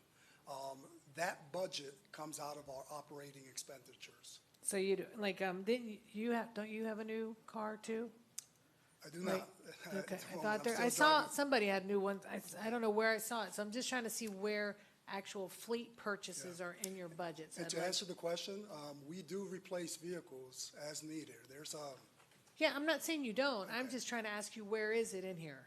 well, that is compartmentalized into our apparatus budget, and we call it light rolling stock, which is compartmentalized in the monies that you saw for between operating budgets and between our CIP for heavy apparatus. But again, it's a subset, not to be considered of the $8 million that I have for heavy apparatus. Can I get that information? Sure. Can you provide that to me? That would be fantastic. I do realize, I think what this board did for the fire department and for the men and women who work here was huge. I have to tell you this story. I was having breakfast, and I saw a woman who had two babies, well, not two babies, two kids, and she was pregnant.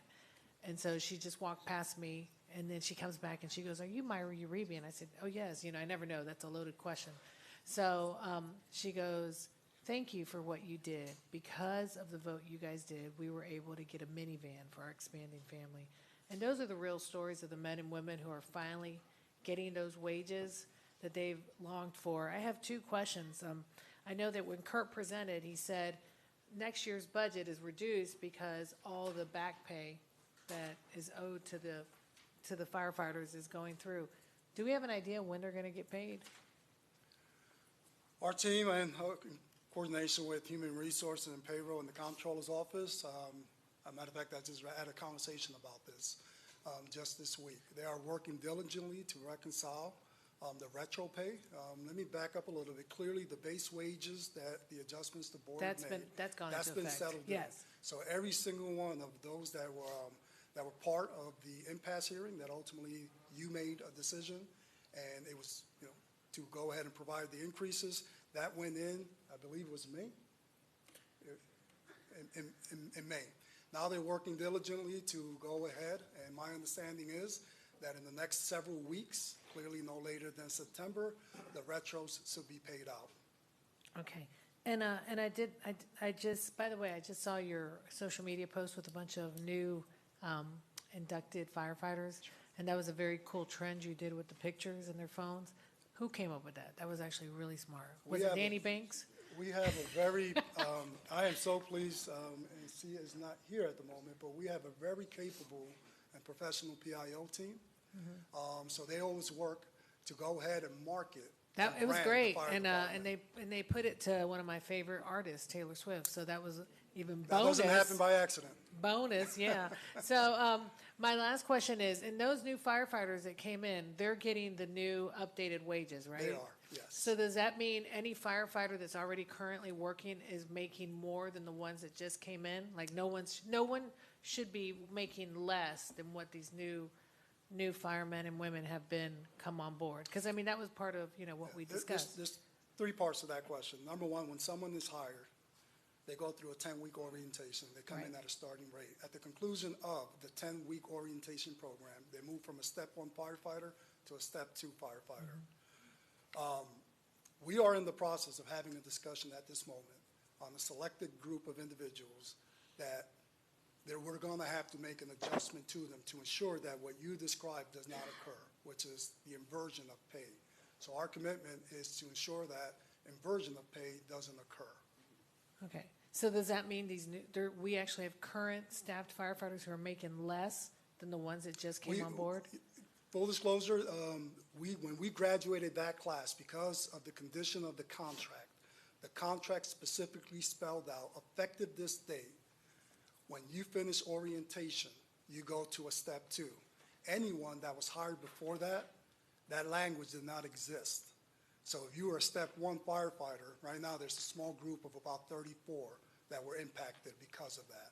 So that means they were at step one, and just last week, when the new class graduated, they went to a step two. So there is a small contingent of 34. Now, we made the commitment to work through that.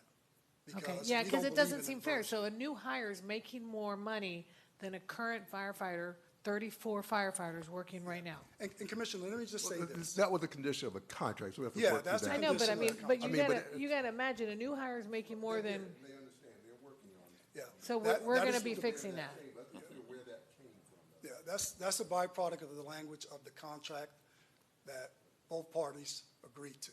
There's always nuances that need to be addressed in the contract. So you plan on getting that taken care of? The one thing that I pride myself is always to have constructive dialogue with the union. We look at things that from what are equitable and what was the intent.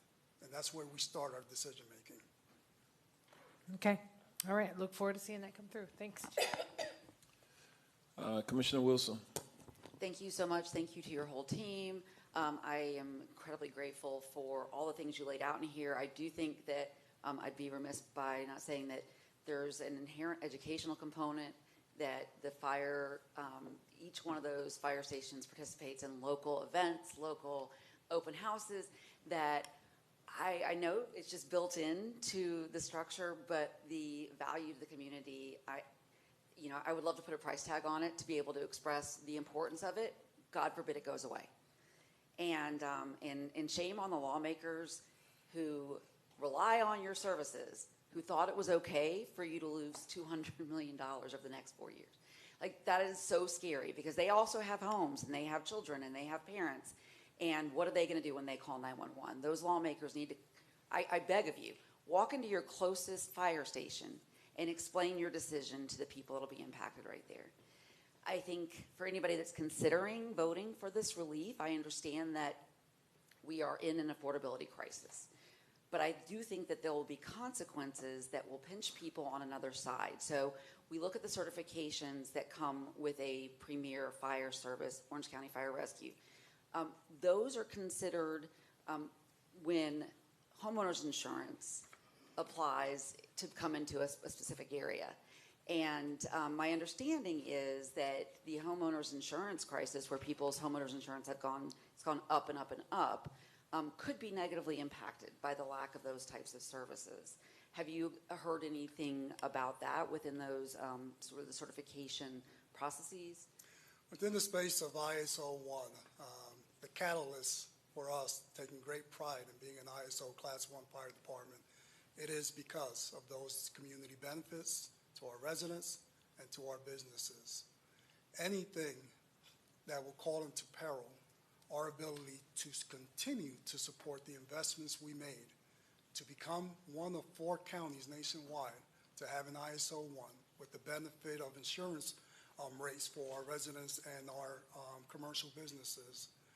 Anything that calls into peril our ability to continue to support the initiatives that we have to commit to with vehicles, with training, with ensuring that we have an effective response force anytime someone calls 911 for a fire-related emergency. All of those attributes is what makes up our classification. So if any of those characteristics that I just spelled out were ever compromised, then it would compromise our ability to continue to sustain ourselves as an ISO 1 class fire department, which has a direct correlation to what insurance companies are known to use in order to determine insurance premium rates. Yeah, it's all big. It's formula, and risk is involved. And if you don't have the ability to protect your structure, who wants to insure your structure? And so we may, they may inadvertently be contributing. And then the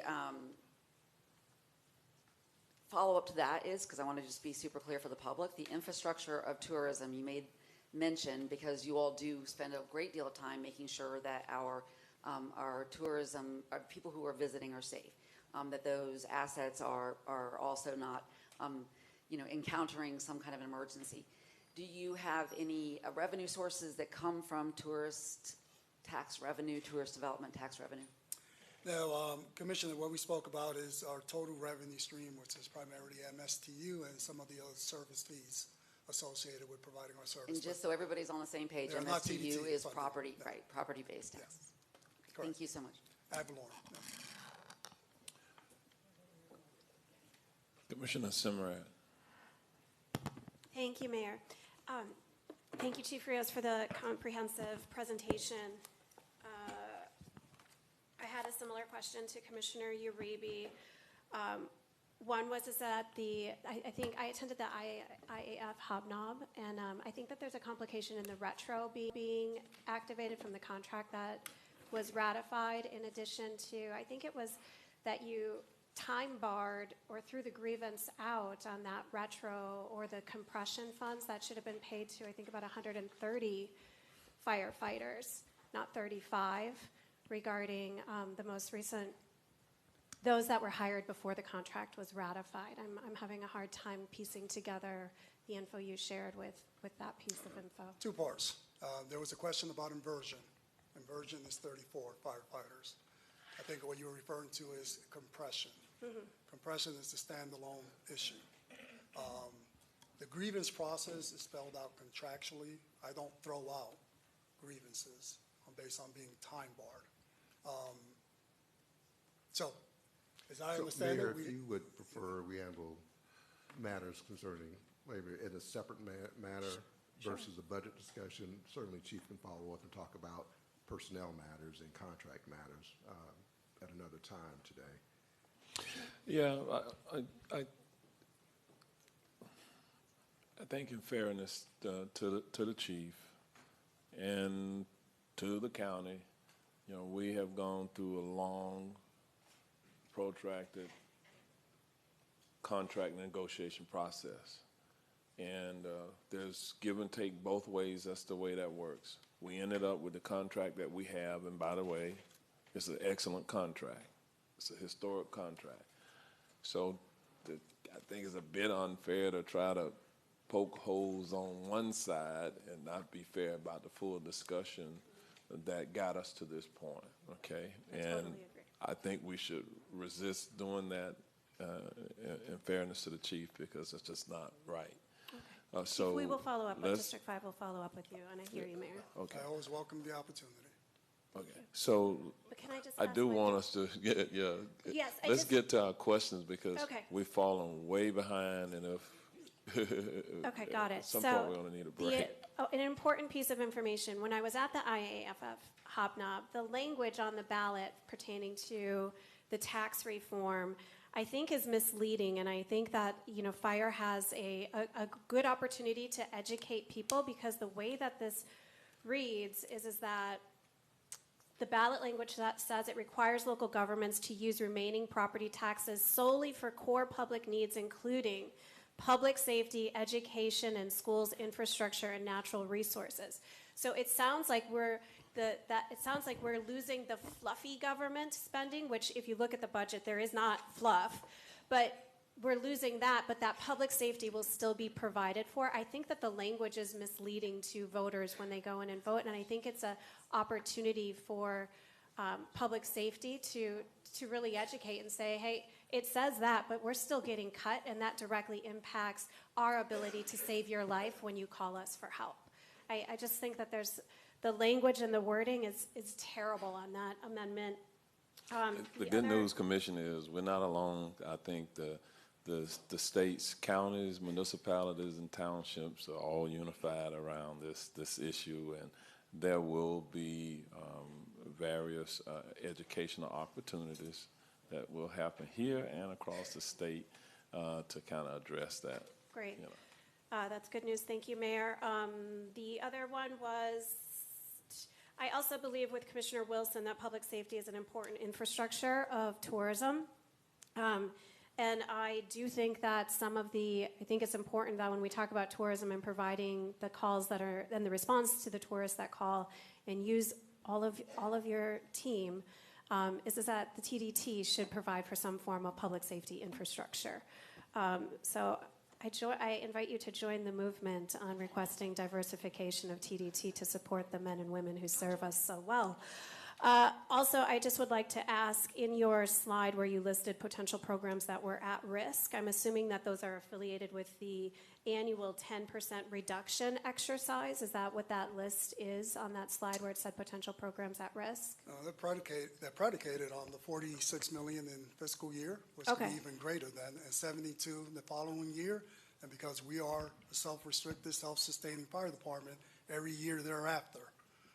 So it's just not 10% for us. It Okay. is their- Yeah, I would say it's not an exercise Yeah, for them. We this use is that rea- for the yeah. general fund portion, but for them, it's direct. Okay, well, in the state law, it references this 10% exercise that we are all going to be going through, so that's what I was referencing. Correct, yes. Okay. So was that a priority list, like those are ranked, or those were just kind of not listed in any way, in any priority shape? They're not in the priority fashion, but every single one of those speak to the priority, to the funding priorities that I spoke about earlier in my budget. They're all integrated within themselves. Everything you speak there of being able to provide professional development and training, it is a core responsibility of being able to provide services. So all of that is integrated. One of the things that I mentioned, and I think a lot of the exercise has to do with more the departments that are generally general fund dollars. I think the important distinction for us is we are not a general fund fire department. We're an MSTU, self-supporting. So the impact to us is solely driven by Avalon Valley. Property tax goes away, my millage of 2.84 cannot be multiplied by this denominator. I totally understand that. We have to get it so that voters understand Sure. that too. So that brings me to just my last question, is that if you have to reduce something by 10% and you're losing it, what's the first thing that goes on the list? Well, we've been here before. We've hit a lot of economic downturns in the past. I want a statement that convinces voters this is a bad deal. Can you give it to me in that phrase instead of? I will tell you it's a holistic approach of every moving part. My commitment as fire chief is this. We will scale down on every level of service. We may have to put restrictions on the type of calls we go to, but always try to preserve. My commitment, my mission is always to preserve the core service of life safety. We provide many other services that expand in life safety, property conservation. It will have to be a holistic approach to reduce the level of services that we respond to today. Thank you. And But just Chief, for I think- everyone, some of the complexity here is the fire chief cannot advocate, he can only educate. So I don't want us putting him in a position where he crosses the line there of, going into his opinion necessarily about the amendment. That he cannot do. He can only tell you the facts, and that's kind of what he's done. He's educated you about there's an impact if he has to reduce his budget based on the reduction in ad valorem taxes collected. Here are the consequences. It's almost as far as he can go while he's standing there as the fire chief. Okay. All right. And I was just going to highlight, the chief, that last part that's highlighted in that slide, which is the other side of that. So I know you're asking about cuts, but as the chief has indicated, that may be a decision for a future board about actually increasing either taxes or some other form. So in terms of that, both. It could be increasing MSTU, creating an assessment fee. But I just wanted to point that out in terms of, as Commissioner was looking for, what are those points? He highlighted that and touched on it, but that was another. Yeah, thank you, Byron. And I'm taking notes. I'm going to do town halls and we'll present information like this, the facts. Thank you. We'll All right. provide the best fire Commissioner Scott. department. We got to catch up. Commissioner Scott. Thank you, Mayor. Thank you, Byron. Chief, I appreciate you. I really don't have a lot. I do have a question, kind of what Commissioner Ray was saying. I remember driving down Vineland and Fleet, and I've seen several new fire vehicles. I think they were Tahoes. So what are those vehicles for? Sure. So we purchase, as part of our customary, our vehicles are supposed to be replaced every 10 years, 100,000 miles, or 80% MR cost. Part of the rotation for our battalion fleet, it is to change them into a new vehicle. This is typical. We purchase them in a cycle to ensure that they are replaced. There's a couple of reasons why we went with Tahoes. Number one, it was more cost effective than the vehicles that they are driving at this moment. The vehicles that they're driving at this moment cost more than the vehicles they now are going to soon be driving. The other part we always look at is, high terrain vehicles. They have to be higher. 2 years ago when we had a hurricane response, we had some of our smaller vehicles that honestly were a total loss. We lost them because of flooding as they try to navigate through some of the residential roads. But those vehicles are earmarked for our battalion chief to have standardized the fleet. So yes, they are Tahoes. And with that, that is assigned to Office of the Fire Marshal, to my office. Vehicles are replaced every so often on the cycle, no different than our heavy apparatus. Okay. And all of these are they're driven by requirements. Okay, and then just an additional request and a remark. So kind of to Commissioner Kriebet, you raised point. If you could provide a little bit more budget detail in our briefings, I think it'd be helpful. It would probably reduce the questions we have here as far as like different nuances. You answered all my questions in the briefing, so I'm good. And like she said, y'all social media, man, give them people a raise. They showing up, showing out. I've seen like 3 videos that I think are really good. They kind of, let them know what you guys do, but also adds a feel where they can relate and smile. And so tell them to keep what they're doing, because I think I've seen like 4 videos of them. And we need another video of you in the fire truck, so you got to drive around a little bit more. So that's cool. Fire staff, I appreciate you guys. The Chief Kims, guys, I like y'all, but I like the Chief Kims better. They look better than you all. So I appreciate y'all. Take it easy. Thank you, Mayor. All right, Chief, Commissioner Gomez-Cordero. Yeah, thank you, Mayor. So, thank you so much. I always go straight to the point. So I just wanted to say thank you to all of you, all the team, the firefighters, Deputy Administrator also, Danny Banks. I cannot leave him out. Sorry, I cannot. Danny Banks, love you. And then I have to say also thank you for the Station 78, which is in District 4 now, but soon new District 8.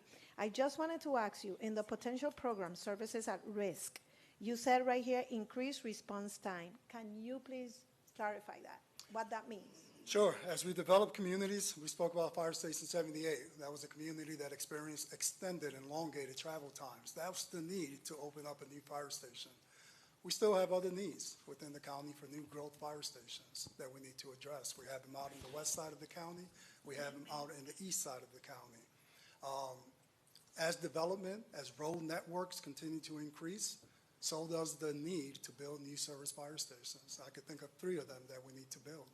So absent of being able to build and introduce additional resources, 911 calls continue to increase. And when they increase, if you don't increase with the corresponding needed resources, then you will elongate your travel times.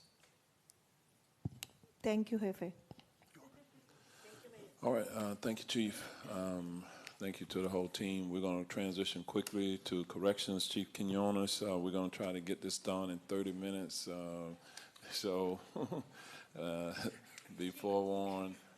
And then the goal is to break for a 30-minute break and then start the afternoon portion. So let's stay on task with this presentation and the questions that will follow thereafter.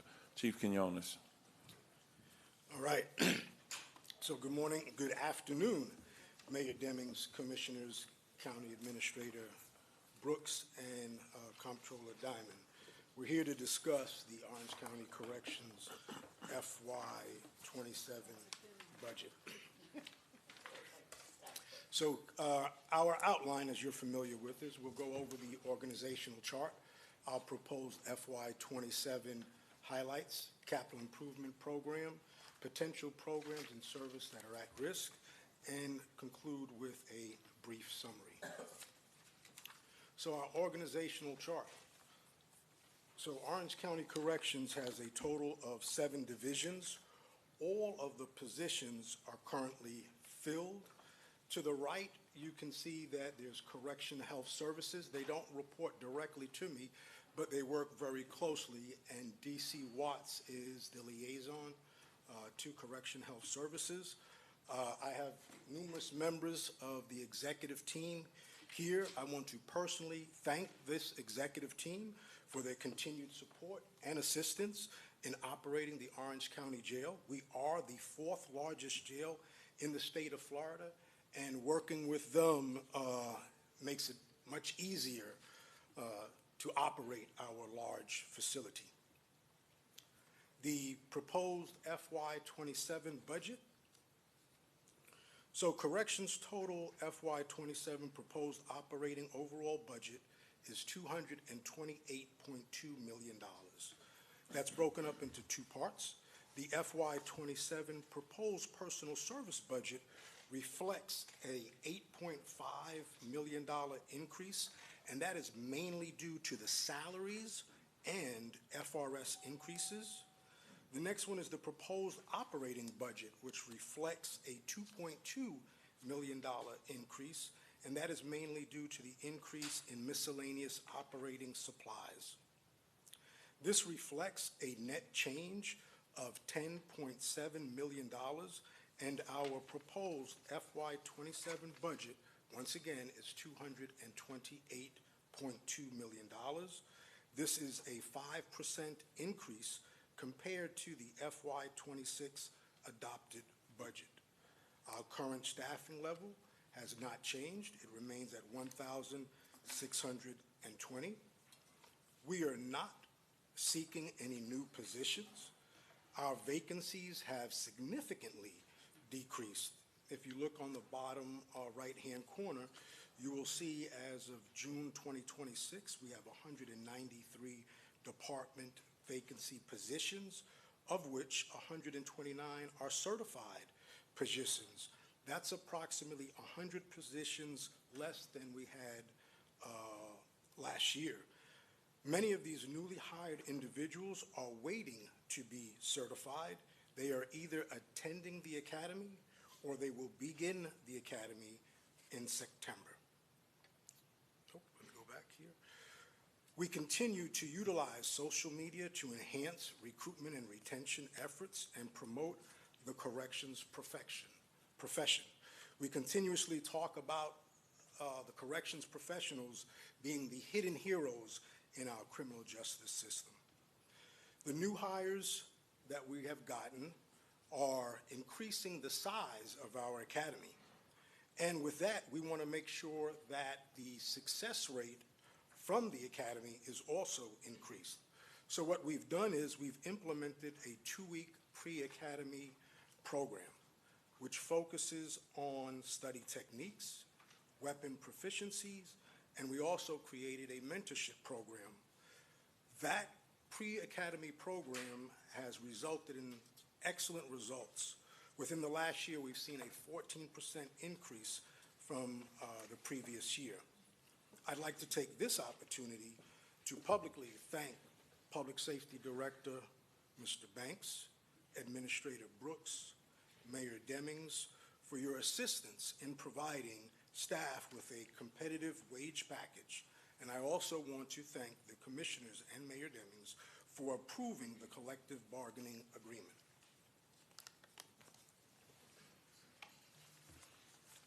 Corrections is in a much better place today when we talk about our staffing over previous years. Our operating budget highlights.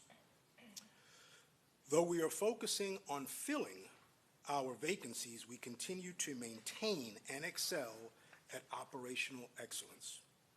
This year is a big year for Orange County Corrections. We are being inspected by numerous associations this fiscal year. We recently were inspected by the American Correctional Association, and the results of that inspection were we received 100% compliance with all of their mandatory standards and 99.1% of their non-mandatory standards. We passed the Florida Model Jail Standards Inspection. The Florida Correction Accreditation Commission, we continued to receive Excelsior status. The Florida Pretrial and Probation Accreditation Program, we, for the first time, achieved Excelsior status. Orange County Corrections made history. We were the first and only agency in the state to ever achieve Excelsior status in FCAC and FPAP at the same time. They define Excelsior status as the highest and most prestigious tier of recognition awarded by the Florida Correction Accreditation Commission. It honors criminal justice and correctional agencies that exhibit exceptional ongoing commitment to professional standards and the accreditation process. But we're not done. We have 2 remaining inspections for this year. In October, we'll have the Prison Rape Elimination Act, and then in December, we have the National Commission on Correction Healthcare. I want to remind you that Orange County Corrections strives to be inspection ready every day. And I want to take this opportunity to thank our staff, the men and women, for their dedication, continued efforts. These accomplishments could not have been obtained without their assistance, and I'm greatly for all of the individuals that work within the Corrections Department. However, to ensure we continue to excel, Corrections conducted a comprehensive review of contractual and operating expenses to identify cost savings opportunities and align budget requests with operational needs. We evaluated the inmate population trends and contract pricing to refine budget projections for the inmate food service contract. We were able to maintain that budget at status quo.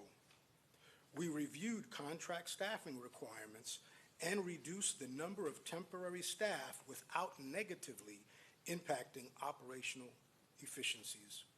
This adjustment was made based on a workload analysis and the use of technology.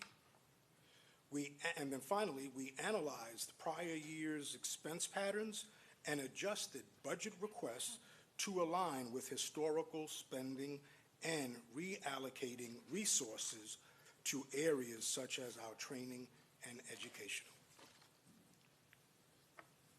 Additionally, we've implemented the following processes to improve outcomes. We utilize AI tools for contract comparisons, policy analysis, escalating or accelerating research of industry best practices to support operational improvements. We expanded mental health support initiatives, including therapeutic chairs in acute units, and upgraded video visitation system to support inmate well-being. We conducted an annual hurricane emergency tabletop exercise, which will enhance our ability to effectively prepare for, respond to, and recover from a hurricane. We also expanded the use of technology department-wide. We'll go into our capital improvement program. So Corrections proposed FY27 capital improvement project budget is $7.1 million, which includes 5 projects with designated funding for FY27. The proposed new CIP funding request in the amount of $330,000 and a total project cost of $480,000. This project will add 5 additional showers for both male and female staff to utilize during emergency operations, such as the hurricane, where there are approximately 200 additional staff required to stay for an extended length of time. Once this project is completed, there will be a total of 6 showers for each gender.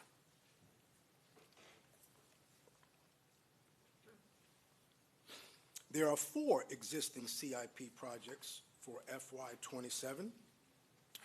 The padded cell renovation. We are renovating mental health cells for the acute mental health population where individuals are on suicide precaution. For FY27, that's a $1.3 million and a total project cost of $1.6. We are enhancing the security of our perimeter buildings. For FY27, it's $1.5 million for a total project cost of $4.4. In the Booking and Release Center, we are increasing the size of the triage screening area to enhance security improve contraband identification and workflow process. The last one is the Horizon Clinic expansion for FY27. It's $2 million and a total project cost of $7 million. And this will be to develop a centralized medical clinic with shared treatment space that serves inmates housed across multiple facilities. This model will increase patient capacity, streamline patient flow, enhance operational efficiencies, and strengthen safety and security for the healthcare staff, the correction staff, and the inmates. Something to note, this project will impact our current training classrooms. Thus, we are required to relocate our training section temporarily at the beginning of this construction. The corrections total capital improvement projects budget under both administrative services and correction services is $269.7 million over the next 5 years. And for FY27, it's $42.8 million. They're broken down into 4 categories. I will talk about 3 very important projects that we have. Number 1 is our training center. We currently have 3 classrooms for the 1,620 staff. We've been approved to have that training center, so that's there. The campus security upgrades, that's where we are replacing cameras, security locks, new housing doors, and monitors to enhance the safety of our facility. And then the last one is the jail management system. That's a software system that enhances operational efficiencies for correctional facilities by providing comprehensive tools for managing inmate information and facility operations. This system integrates with all other criminal justice entities such as the state attorney's office, clerk's office, the court system, and the public defender's office. The potential programs and services at risk. So earlier, Kurt spoke about Amendment 3 and the impact that it will have to the county. I will go ahead and speak about the impact to corrections. So this type of budget reduction for corrections would primarily translate into personnel reductions, hiring freezes, and service level reductions as personnel costs drive corrections operations. The following are just examples of the impact. A staffing reduction or hiring freeze would increase the risk of public safety. This workforce reduction would necessitate a housing reduction, which would create overcrowding in inmate housing units that would result in safety concerns for staff and inmates and jeopardize accreditation statuses. So part of the standards that we are governed by, every individual that's in our care has to have a specific amount of square footage. So if we have to reduce the amount of housing units, that will overcrowd the unit and we would be out of compliance with the square footage. There will be less training opportunities, such as professional development courses that will impact succession planning. Specialized certifications will be reduced, such as the crisis intervention training where staff learn to interact with inmates who are suffering from mental illness. I've shared this with you all on numerous occasions. Our population, over 45%, are diagnosed with some form of mental illness, so it's extremely important that we continue to have those type of courses. It would mean the loss of accreditation will increase liability risk. The reduction would delay implementation of security systems such as the replacement of cameras, radios, security locking systems, and body scanners will impact, once again, safety and security operations. It will hinder long-term efficiencies and increase manual workload requirements.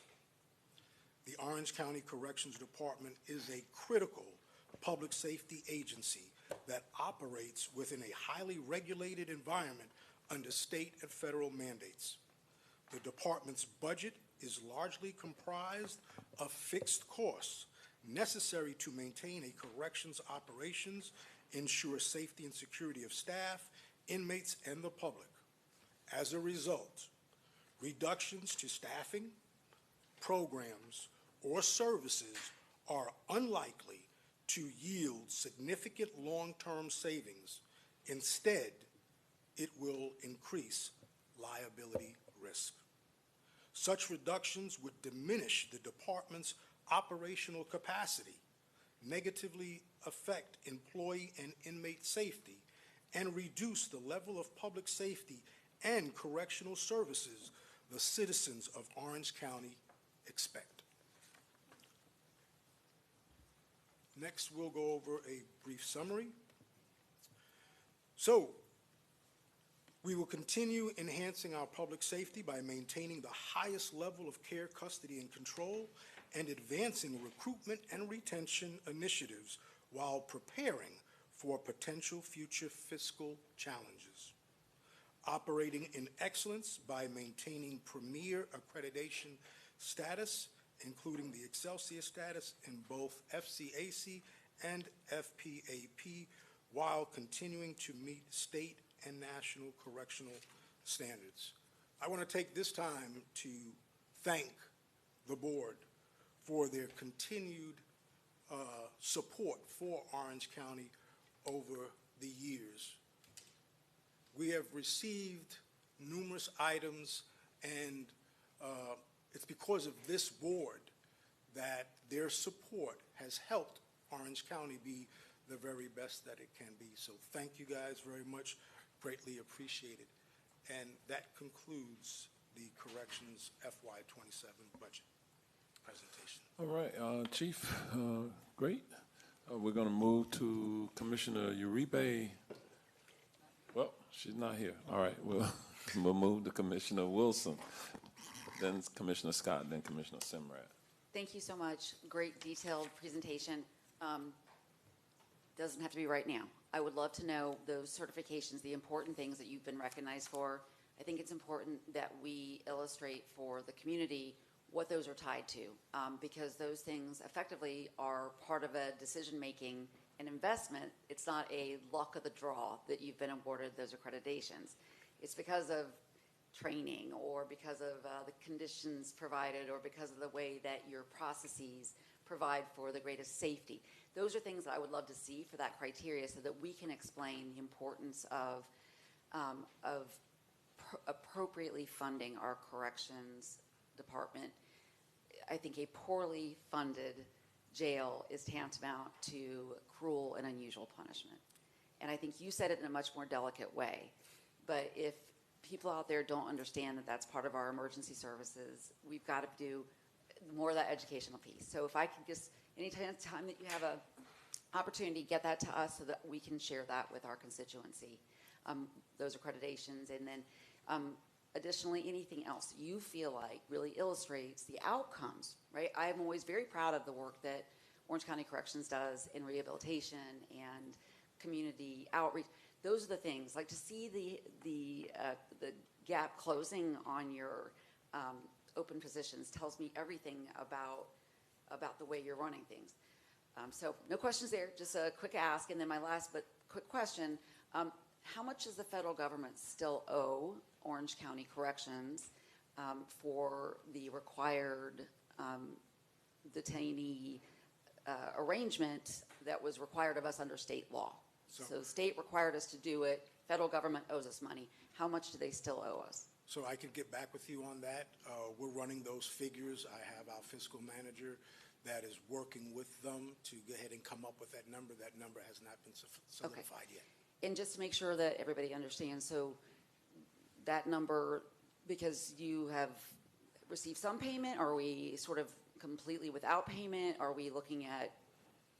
No, we've received funds over the months. Okay. But we still have, you asked Huge if gap. whether they were, if they totally reimbursed us, and they Okay. haven't. So And we're even still- that would be reimbursed at what we understand to be a rate insufficient to the cost to taxpayers in Orange County. Correct. Okay, thank you very much. You're very welcome.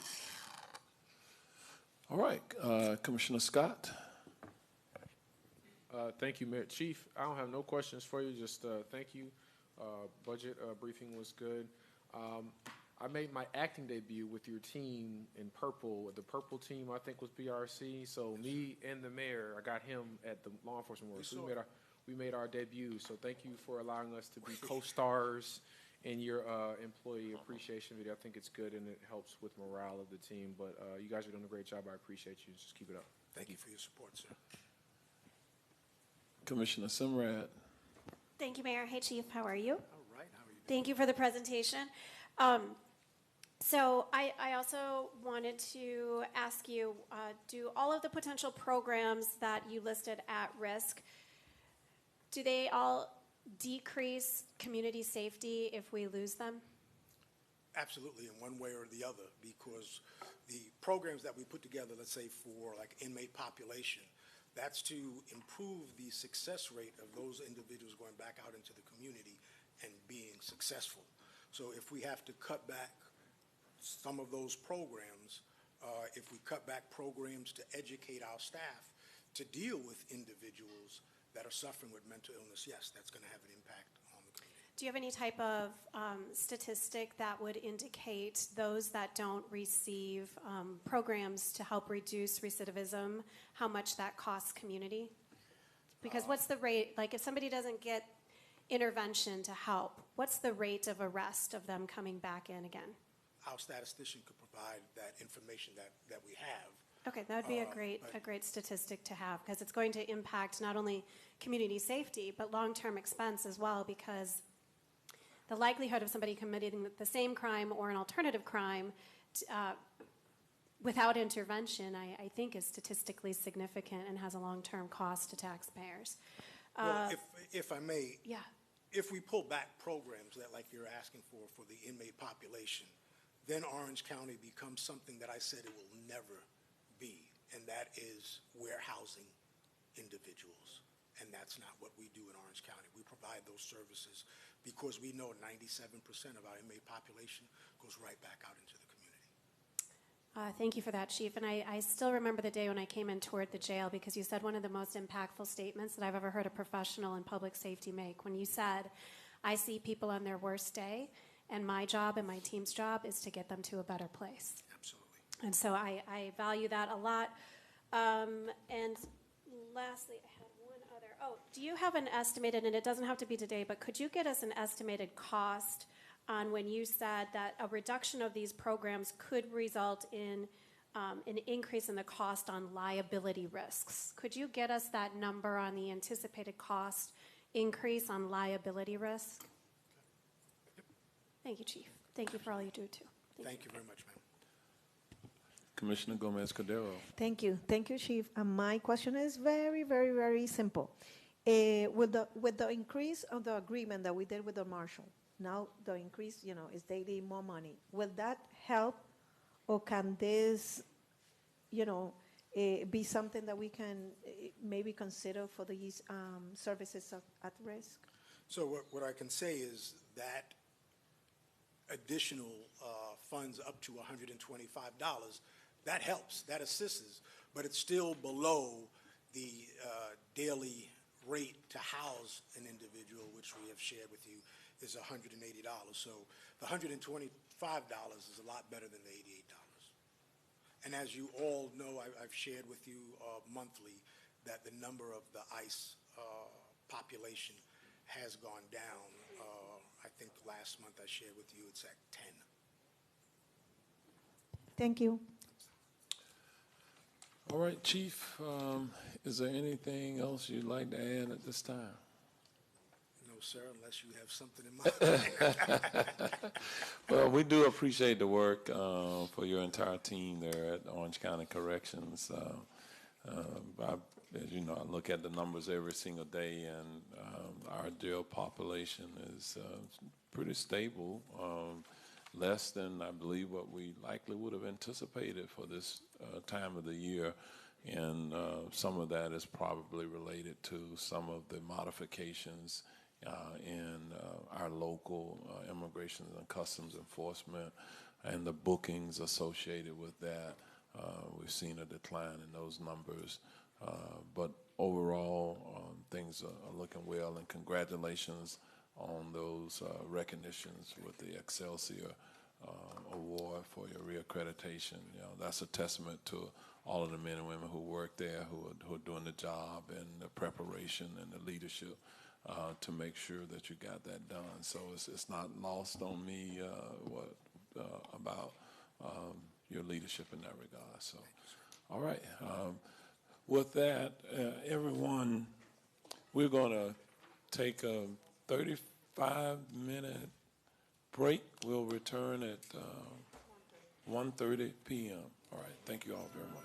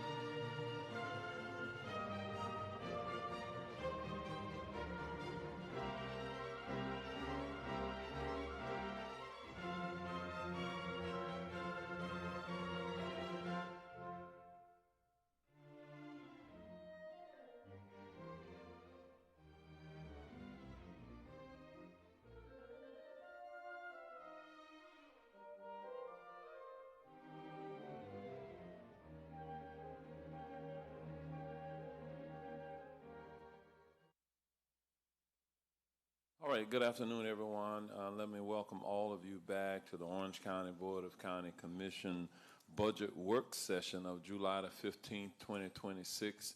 We're now in the afternoon portion, and we will be hearing from several departments who will be presenting momentarily. But this morning, I do want to also recognize that Ms. Nanette Mello did the invocation, and I'm going to invite her to the middle. We're going to take a quick photograph. Whenever we have persons who come who provide the invocation, we give them a little certificate of our appreciation, and so we're not going to slight her at all either. So I'm going to come down from the dais and make this presentation, and then we'll start our meeting.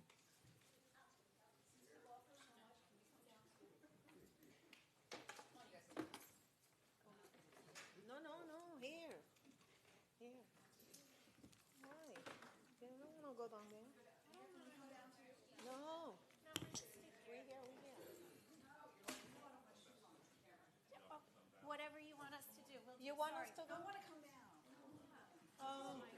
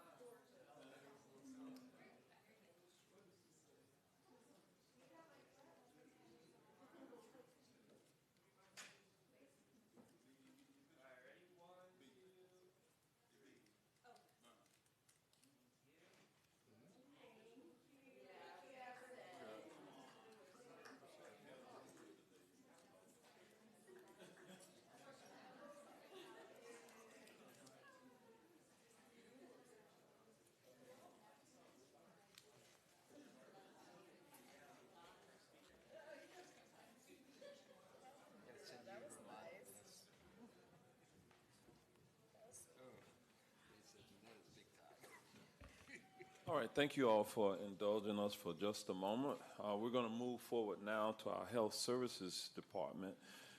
We have the privilege of having the famed, the renowned Dr. Raul Pino, the director of our Health Services Department, who is going to be coming, and he'll be leading off this afternoon's presentation.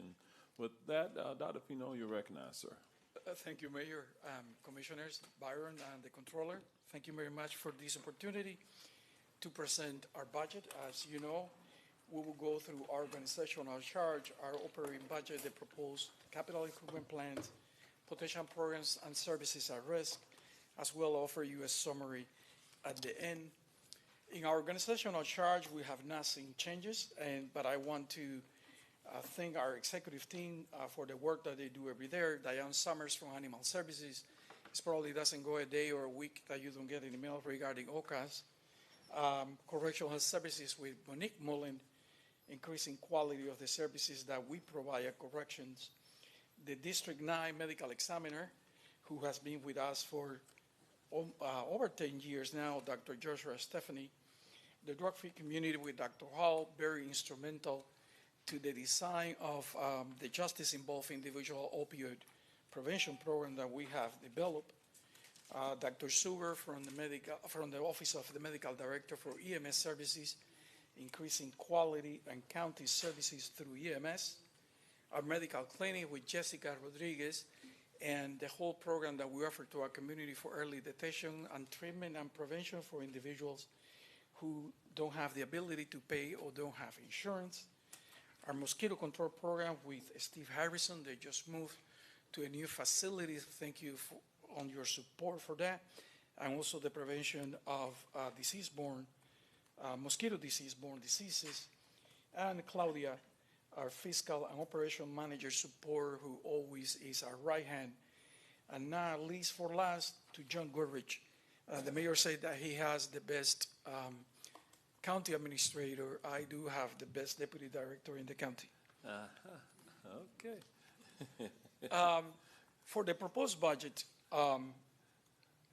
You know, we have seen really changes in our budget, and I'm going to explain to you where the changes are.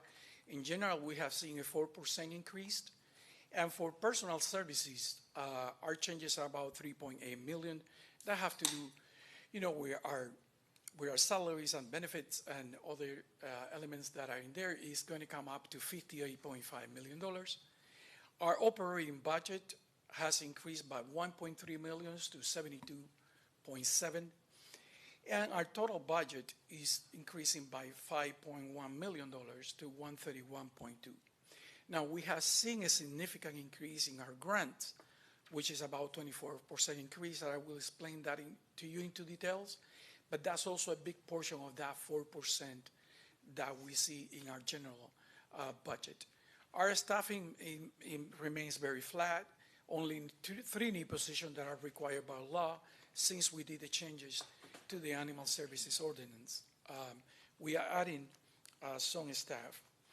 On the grants, I just want to give you an overview. The opioid settlement funds has a balance, now this is a cumulative, of $21 million, $21.8 million, and you will say, well, that's a lot of money. But the opioid trust fund is a very unstable. We don't know how much we are going to get or when we are going to get it. And we always like to have operations funded for the next 5 years. And this is about 5 years of funding what we keep in reserve there in case that anything changes. Some of those funds are still in litigation at the federal level, so changes could happen in that area. Our HIV grants are $12.2 million, that's annually. Our general fund, this is what we provide support for the PICA network and the health department. That's about $4.9 million.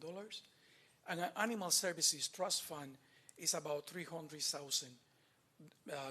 This is what we use to support nonprofit organizations that provide services and care for pets around the county. Another important driver in our budget every year is the Medicaid, Medicare expenses that the county is mandated by the state, and the state decide what that amount is. And that amount for this year is $28.6 million. It has been a 40% increase in the last 5 years on the amount that we have to provide. Just to give you an idea, in 2021, we provided $20 million. You know, 6 years out, we are almost $9 million over. So it's a fund that keep increasing. It's an obligation that is mandated and unfunded. On the three positions, as I explained to you, we are adding, we really needed 4, but we were able to reclass a position within our 16 positions so that we have to come for 1 less. And we came to you and got the proposal to get a veterinarian and 2 vet technicians.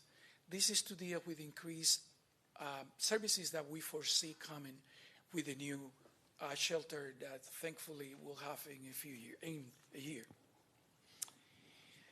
In our operating highlights, I would like to, as I mentioned to you, we keep a straightforward approach as indicated by the administration, but we also have identified opportunities where we can provide support. We secured 3-year grants, $750,000, to provide long-acting injectables to mental health individuals in the jail and when they come out of the jail too. And we also applied for a 3-year, $1.2 million grant to breed medication injectables for opioid use disorders. And these are the medications that are being very successful in offering long recovery for individuals, but they are very, very costly. But we are offering for free to many of our residents. We also continue to renegotiate our contract with the hospital in the way that we provide services for correction facilities. And in correction, we also have transitions on services that were provided by contractors, and now we have the capacity to provide ourselves because we have seen an increase, or we say a stabilization in our workforce. The mosquito control program is also another area with we are using new technologies to offer us savings. This is a software that was, an application that was developed by our GIS providers inside the county in collaboration with mosquito control. It gives us the ability to see in real time where we applying products, what products getting applied, which vehicles are out, and also it gives us the ability to coordinate with the population that may be placed at risk by the products that we use and in coordination with them. The drug office also has an increase in the opioid response that we provide. We are expanding the medications use that we provide to residents.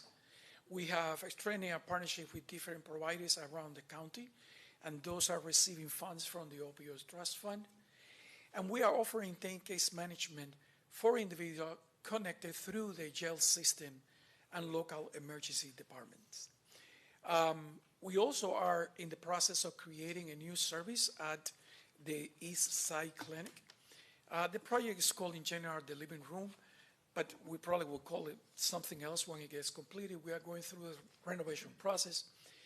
Basically what it's going to do is going to be a 23-hour observation bay for individuals who may come out of the hospital and want to initiate treatment immediately, for individuals who may refuse to be transported to the hospital after an overdose, but are okay by EMS to receive these services. And what this means is no one needs to wait anymore to receive treatment for opioid-assisted drug use treatment. If they decide to do that, we will start immediately in this facility. We, of course, will brief you when the time comes and we'll give you a tour, but we are making some renovations to make the space accessible for our residents. In correctional health, we are also always improving. We have simplified our formulary to offer more straight line services and the medication, but also for inventory purposes and expenses. We have removed some drugs that we have multiple presentations of the drug to be more efficient, resulting in about 32% reduction in the formulary without compromising care. It's more straight line.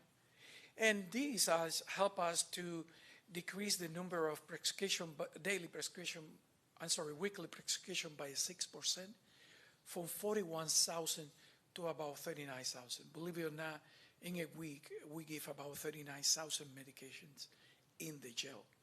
And also we have made some medications that are generic available to our inmates through commissaries, so they don't have to use the providers.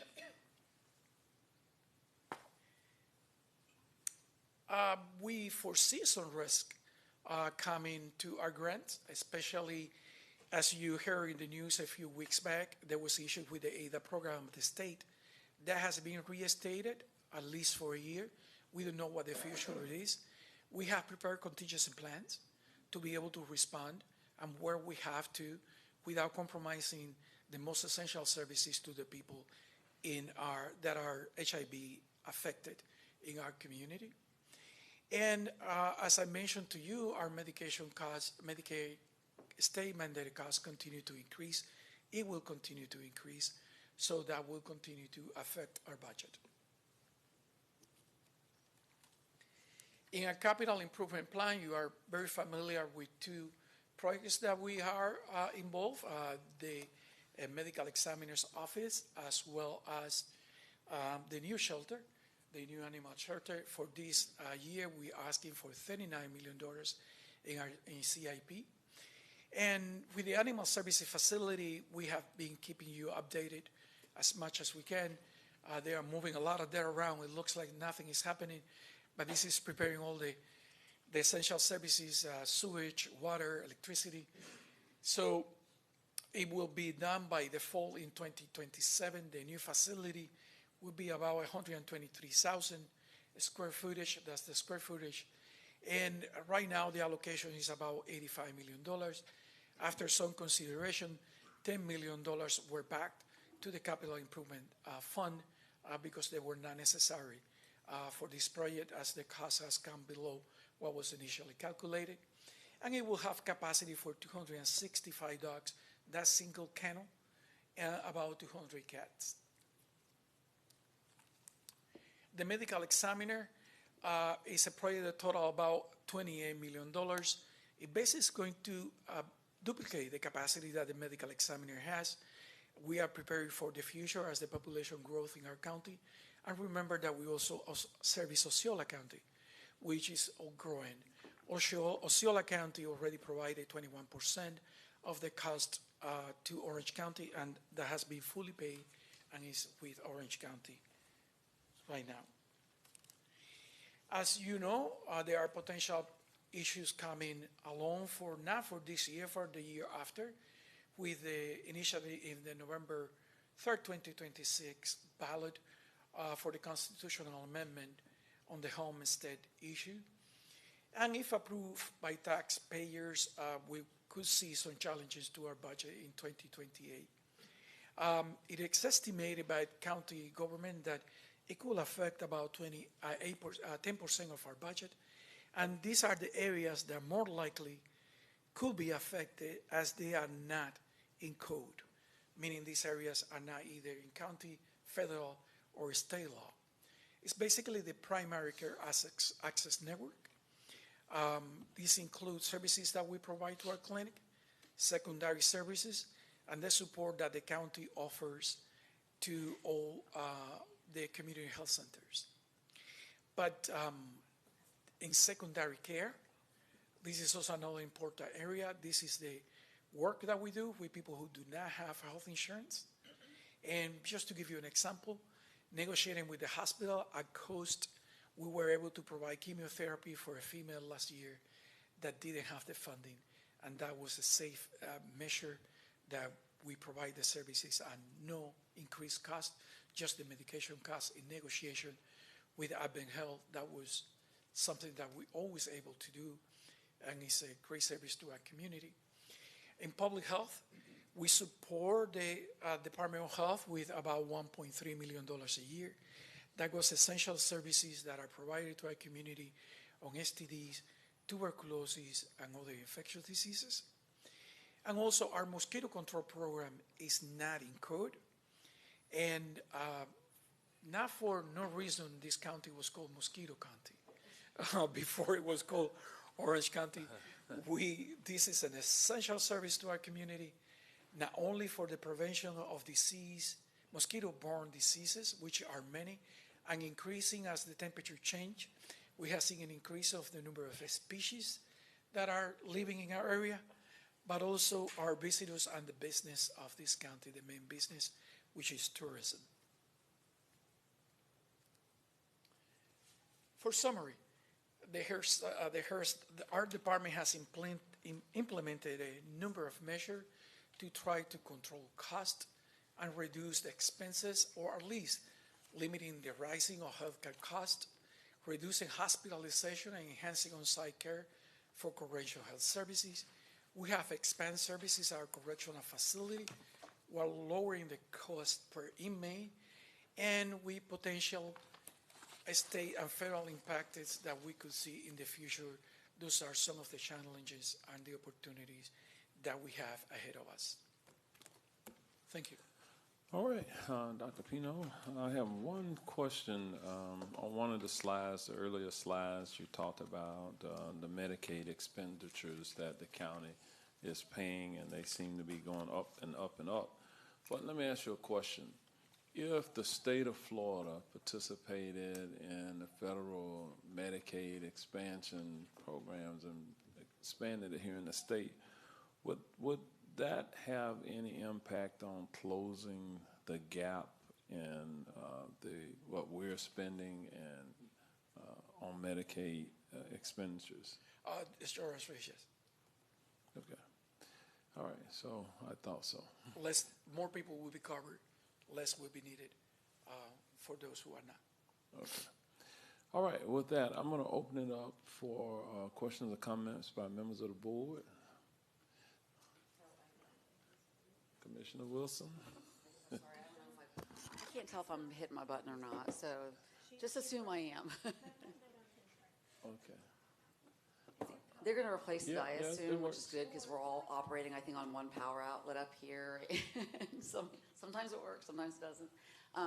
Thank you so much. I think we talk about critical municipal services, local services. The group of people, your team, I don't know if it gets, I mean, I say this for so many things, but this is, you're talking about health services, our, mosquito control, which is a tremendous health protector, taking care of the least among us and the most fragile medically among us.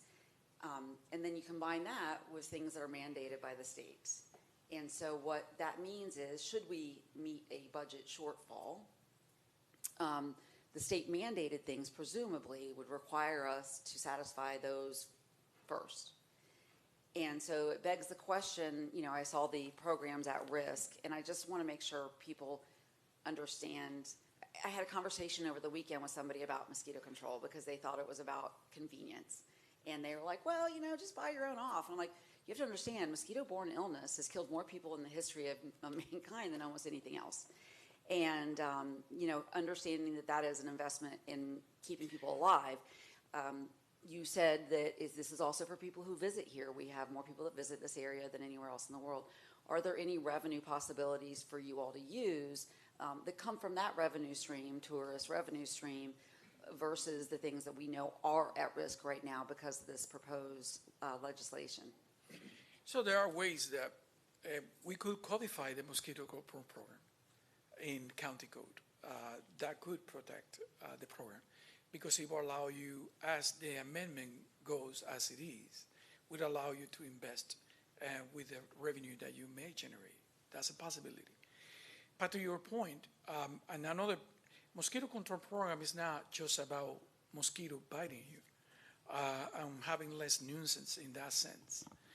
Every time there is a disease coming from any of the tropics, we get a report from the health department. They do an assessment of the area. They develop a radius along the housing where the individual live. And that area is treated specifically, just intensively, to monitor the mosquitoes that are in the area that could transmit that disease.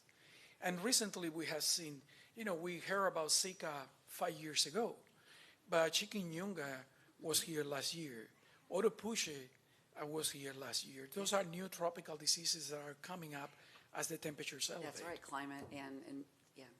And I think to the extent of some of these health issues that we feel like, having served here during COVID and trying to make sure that we're planning for the worst and hoping for the best, I cringe to think about any cuts at all, understanding the impacts that those would have. I think I asked about the tourist revenue streams just because we understand that we have tourist development tax dollars that come in. It's always hotly discussed here within sort of these really tight boundaries based on legislation, but we don't often articulate well how many benefits our visitors get by all the other investments that we make that do not come from those revenue streams. And I think, every single person here from all your team here are included. I mean, I think about the fact that we have Narcan at the airport in case somebody overdoses, and that if you happen to let your dog out of your hotel room and they get lost and end up at Orange County Animal Services, we're so blessed to have the most incredible team taking care of them there.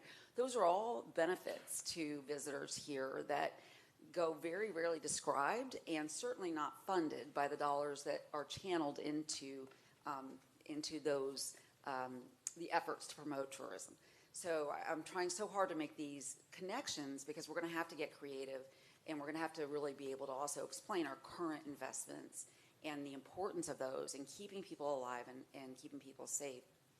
I think the other part, that Medicaid expansion question, was there any appetite at any time over these last couple of years for the state to pick up that tab? No, I know the answer to this question. Mayor's laughing because we struggle with this every year. But I just want to make sure that for this year, I think there's an opportunity for us to talk about it again. This is an unfunded mandate. We all agree that the healthcare is necessary.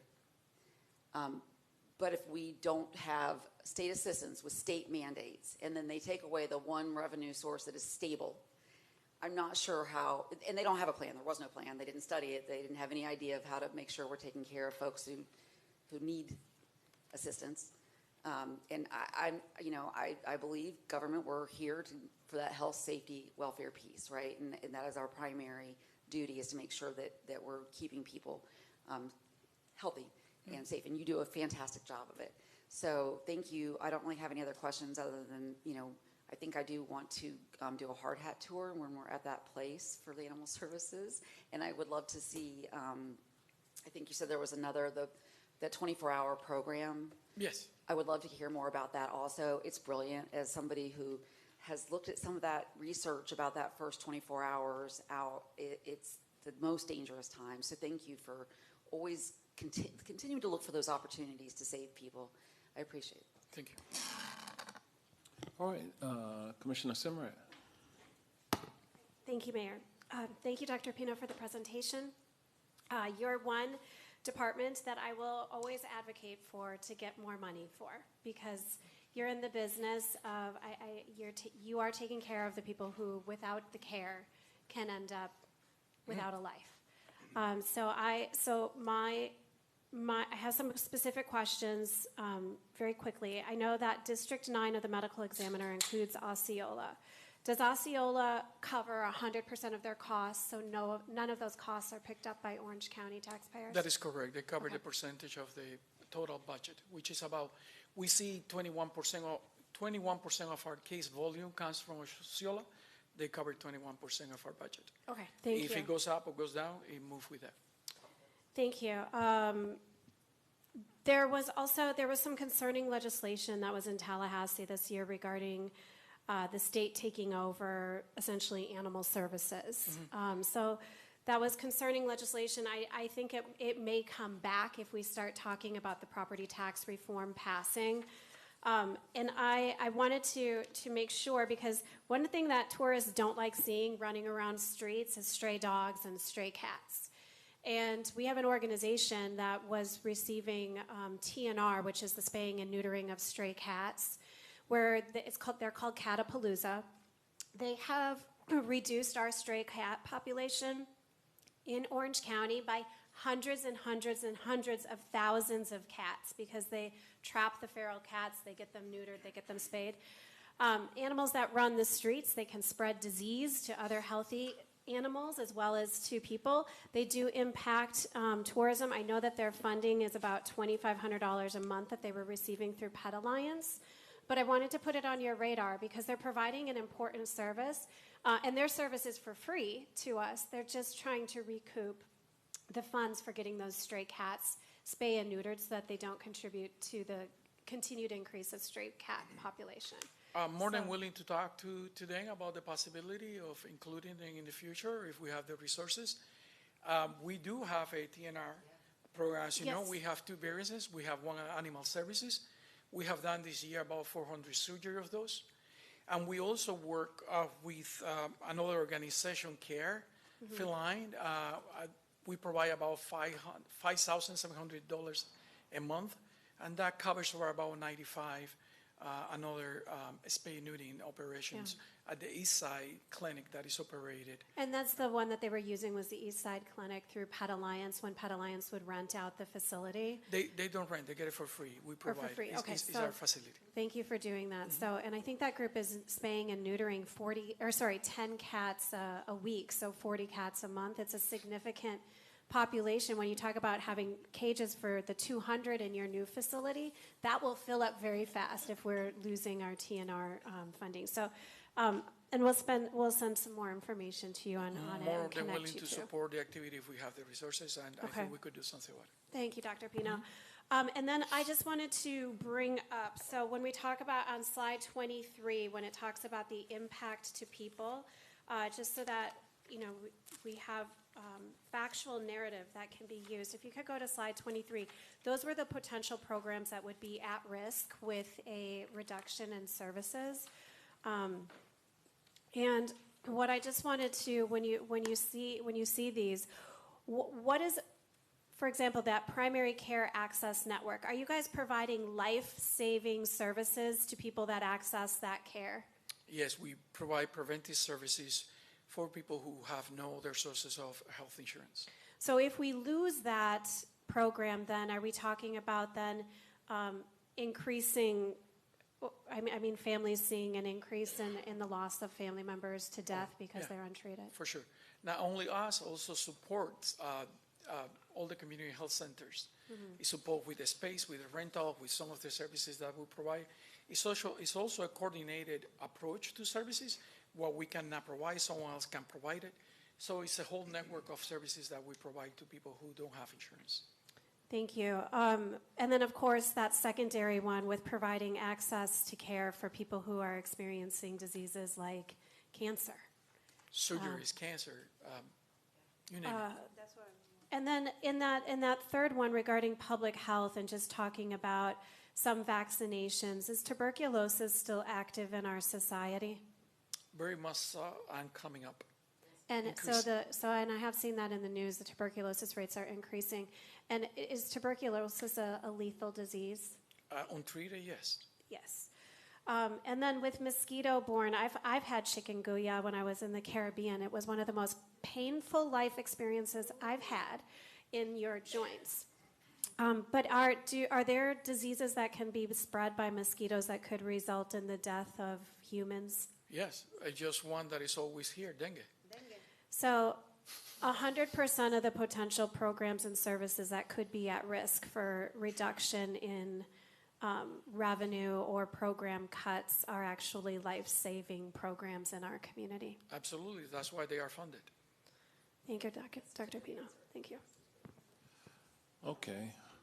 On the animal services side, I saw a story, I think it was yesterday, perhaps somewhere in the news about coyote. Do we have any coyote in our shelters? We do, but we normally don't deal with wildlife, the county. It's normally for the Florida Department of Wildlife. Okay. But yes, there are coyotes in our county, yeah. Okay. And Orange County Animal Services does a great coyote presentation. Winter Park has a lot of urban coyotes. They come out and do services and presentations to help keep residents safe from human-animal conflicts. All right, very good. All right, so Commissioner Gomez-Cordero.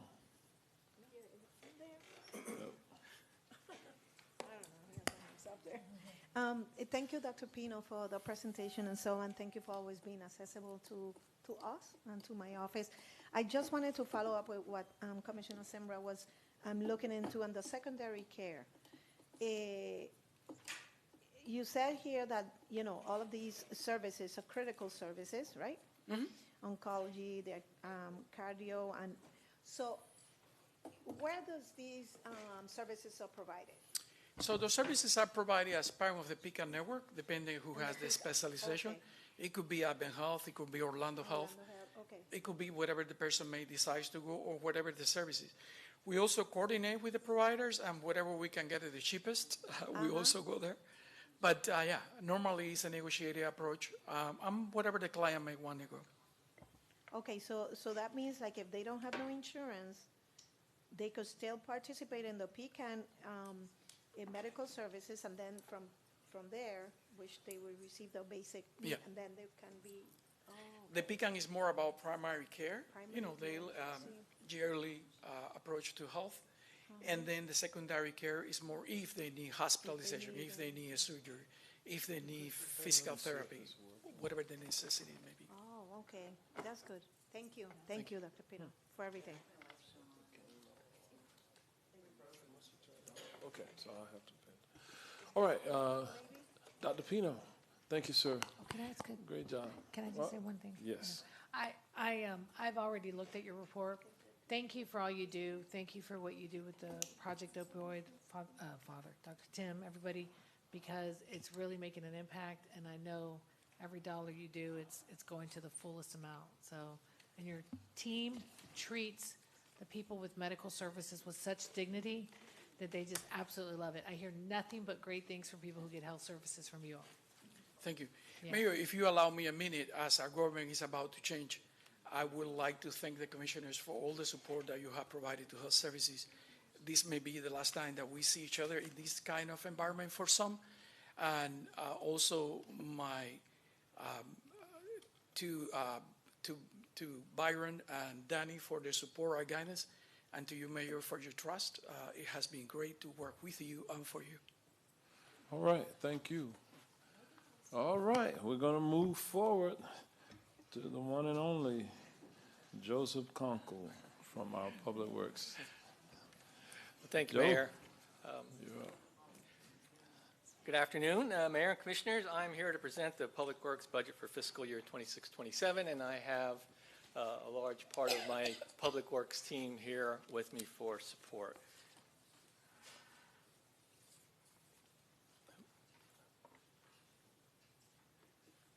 So our presentation will follow the standard outline. We'll be starting with the organizational chart, moving into our proposed 26-27 budget and some highlights, moving on to the capital improvement program, looking at some services at risk, and then finishing up with our summary. Moving right into our organizational chart, I heard Dr. Pino say he has the best deputy director. He may have one of the best deputy directors, but I have two of the best deputy directors in our organization. The first of those, of course, on the chart as you see, is Brett Blackadar. Working with Brett on the operations and maintenance side includes our roads and drainage division, which is managed by Eduardo Avellaneda. Included Stormwater Management Division, which is Mike Drozik as their manager. Traffic Engineering Division, the well-known Umberto Castillero, as well as our newest member to our leadership team in Orange County Public Works is Tanya Simpson, who has come over recently, replacing Ralphetta Aker as our Fiscal and Operational Support Division manager. The second half of our duo, our top duo, includes our county engineer and deputy director, Susan Usak. Included in her side of the house is production and permitting. That has Raymond Williams as the manager of our engineering division, working on a lot of our CIP and other capital projects. Highway Construction Division is led by Ken Leeming, and they do the contract administration for us for those construction projects. Of course, we have a Development Engineering Division, which reviews all the DRC and a whole lot of permits as well, headed by Dale Mudrak. And then Transportation Planning Division, who initiates a lot of our studies and does a lot of other activities, is led by Brian Sanders.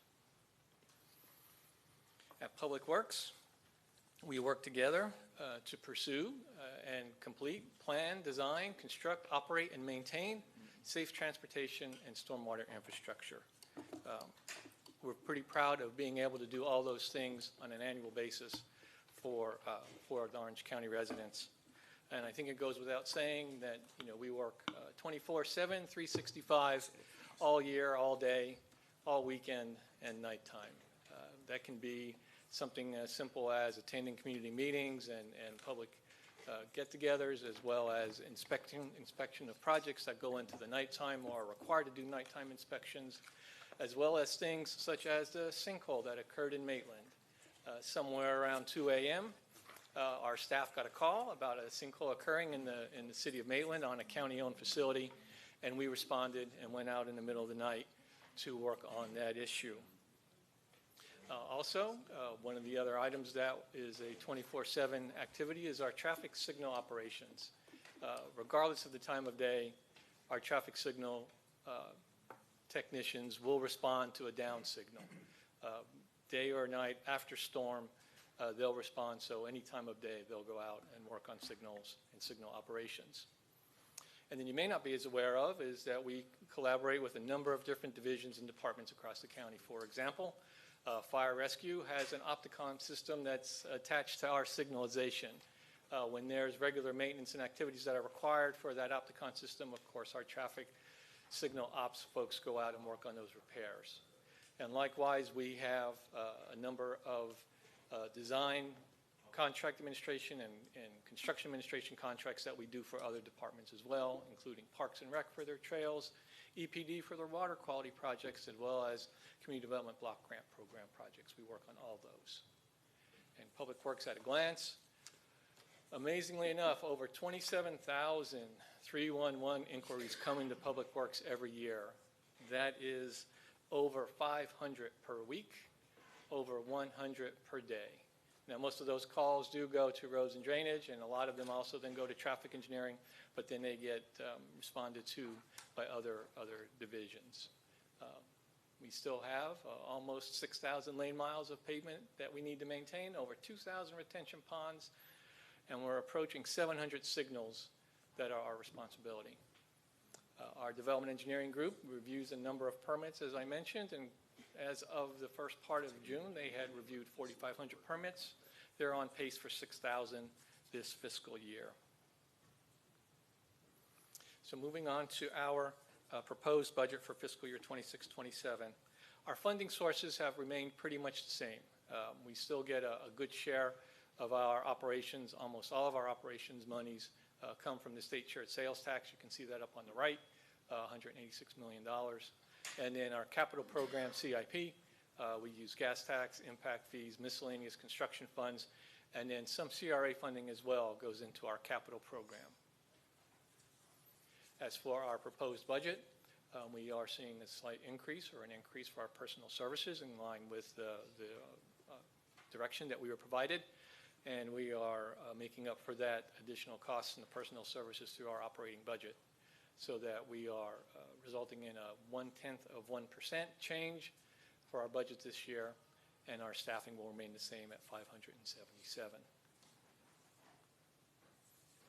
Looking at the distribution of our budget, it's pretty clear that roads and drainage is the largest division, has the largest number of staff, and has the widest range of responsibilities on the operating side. They have the largest amount of funding inside Public Works. There are things that they handle include paying the streetlight bills for all the street lighting that's across Orange County. They have also more traditional types of activities, including sidewalk repair, street repair, maintenance of pipes and culverts, inlets, cleaning channels and small canals. Also in the higher end of our budget is stormwater management and traffic engineering, our other two operations groups. They have varied responsibilities outside for the operations and maintenance of all the infrastructure that we have, as well as then our fiscal and operational support. They provide funding for all of our intergovernmental indirect costs, as well as the facilities and maintenance costs for all the locations that we have, either our main campus or our satellite campuses. The other divisions have a similar responsibility with personnel and services costs as well. So moving on to some highlights, you may ask, how did we reduce our budget? Well, there's a couple of things that we did. We sharpened our pencil and we looked across a number of different lines, making some smaller changes here and there to reduce the impacts of our budget. We looked specifically at the rolling stock and heavy equipment needs that we have for this year and looked at what we can defer and able to move into future budget years.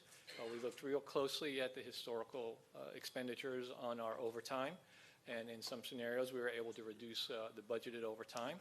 And then we also looked at travel and training and reduced some of those costs, and we are focusing on some in-house leadership training program this year. We have an internal Public Works leadership program that we're providing to our staff, and that's being done through inside internal to Public Works. And then a bit of a good news perspective is our in-service, our service contract pricing. Last year's budget, we anticipated some of the term construction contracts coming in much higher. It's hard to predict sometimes what's going to happen in the construction industry, but we've had a handful of contracts come in lower than expected, particularly on the stormwater side. So as we move forward through those multi-year bids, we're seeing some reduction in the contract pricing for some of those term contract activities.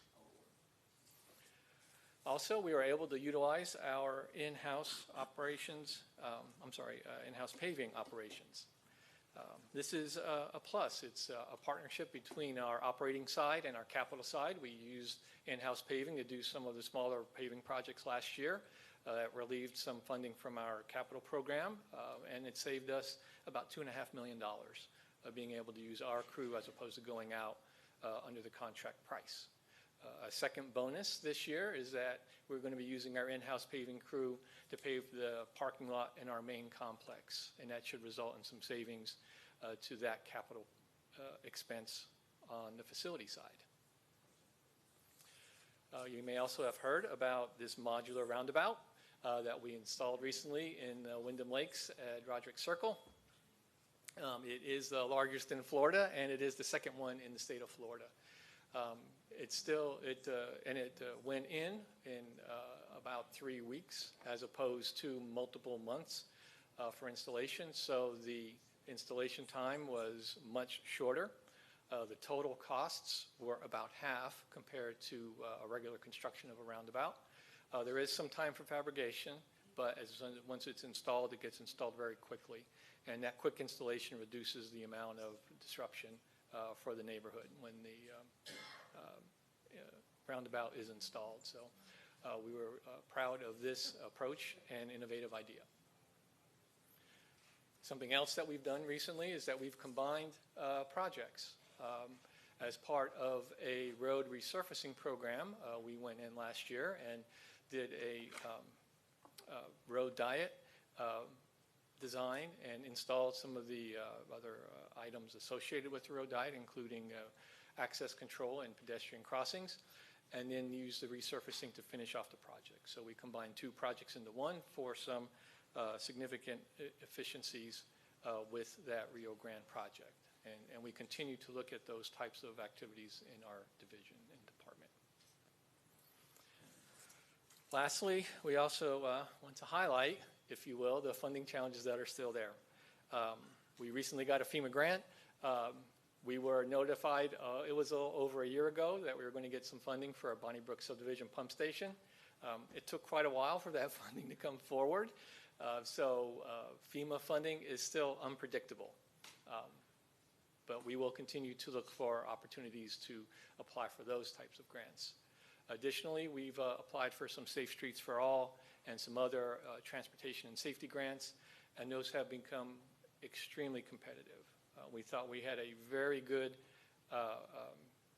request last year for our safety program for our high injury network projects, and at the end of the day, we were told that, well, the grant request was just too much.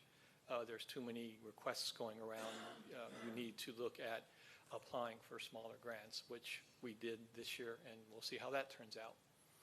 And then I don't think it needs to be said that we've been looking for dedicated funding sources for transit for a number of years now, as well as looking for funding to meet the funding gaps that we have in our transportation program. So moving on to that transportation program, our capital improvement projects, we are requesting $264.4 million this year. And here is the split of the projects into different categories. Once again, the roadway and major projects are the big projects, and that is a majority of the funding inside our proposed program. We do also include $44-ish million for our resurfacing program, about the same, $1 million more than last year, as well as the drainage improvements in the ATSP, Accelerated Transportation Safety Program fundings are about the same. However, note that our traffic calming, traffic signals, bike ped safety program, as well as intersection sidewalks and ADA program is higher this year. Those two groupings of projects are receiving about $19 million more than we did last year. Over the course of all of our interactions for any of the infrastructure or sales tax initiatives, we consistently heard the need for sidewalk, ADA, and bike and ped safety. So we have responded with providing some additional funding for those this year. A new part, well, a mandatory part of our budget process is going to the Transportation Mobility Advisory Commission, TransMAC. We were in front of TransMAC earlier this year, and they did a recommendation on March 12th to recommend approval of the capital program that we presented. That came over to the BCC sometime in March. They also then followed up with a submittal for some recommendations to the BCC. And one of the things that have been discussed consistently with TransMAC has been prioritization and project phasing project scheduling for the capital program. So we are looking at coming back sometime this year with a presentation of the BCC. We are scheduling a meeting with Transmac in August to go over the prioritization proposal that we are putting in place. They want and had requested, and we are looking at a matrix that is going to utilize current data to address the necessity and prioritization of not only our major projects, but also our programs, right? The bridge program, the sidewalk program, the traffic safety program, and the Vision Zero, as well as traffic calming. So we're going to be looking at all those programs and coming up with some prioritization based on current actual data, and then utilizing that as part of our future planning program, as well as to come up with a more accurate projection of projects schedule. Moving into the remainder of the capital program, I wanted to start off with some of our outside partners before I get into the projects that we have internally. We have a number of partnership projects with DOT, the first being State Road 50. This is a agreement that we entered into, reimbursement agreement we entered into with DOT that will advance portions of State Road 50 2 years, and then consolidate that time frame for the construction of those improvements out on State Road 50, and then would result in a reimbursement back to Orange County. We also have a number of LAP projects, and those are local agency program projects with the DOT. And LAP projects generally consist of trails and intersection projects that we work on. The majority of the funding is in the trails program. You may recall there was recently finished the Lake Apopka Extension Trail out in western Orange County, as well as the last segment of the Shingle Creek Trail is coming forward, again with LAP funding. And then we do have some road agreement projects with private development. New Independence is underway. It's fairly far along and will be, I'm sure, completed either later this year or first part of next year, as well as a very desperately needed Fleming's Road extension and connection to Orange County to support the folks out in that part of Orange County and Lake County. So moving on to our resurfacing program, I'll start off the CIP there.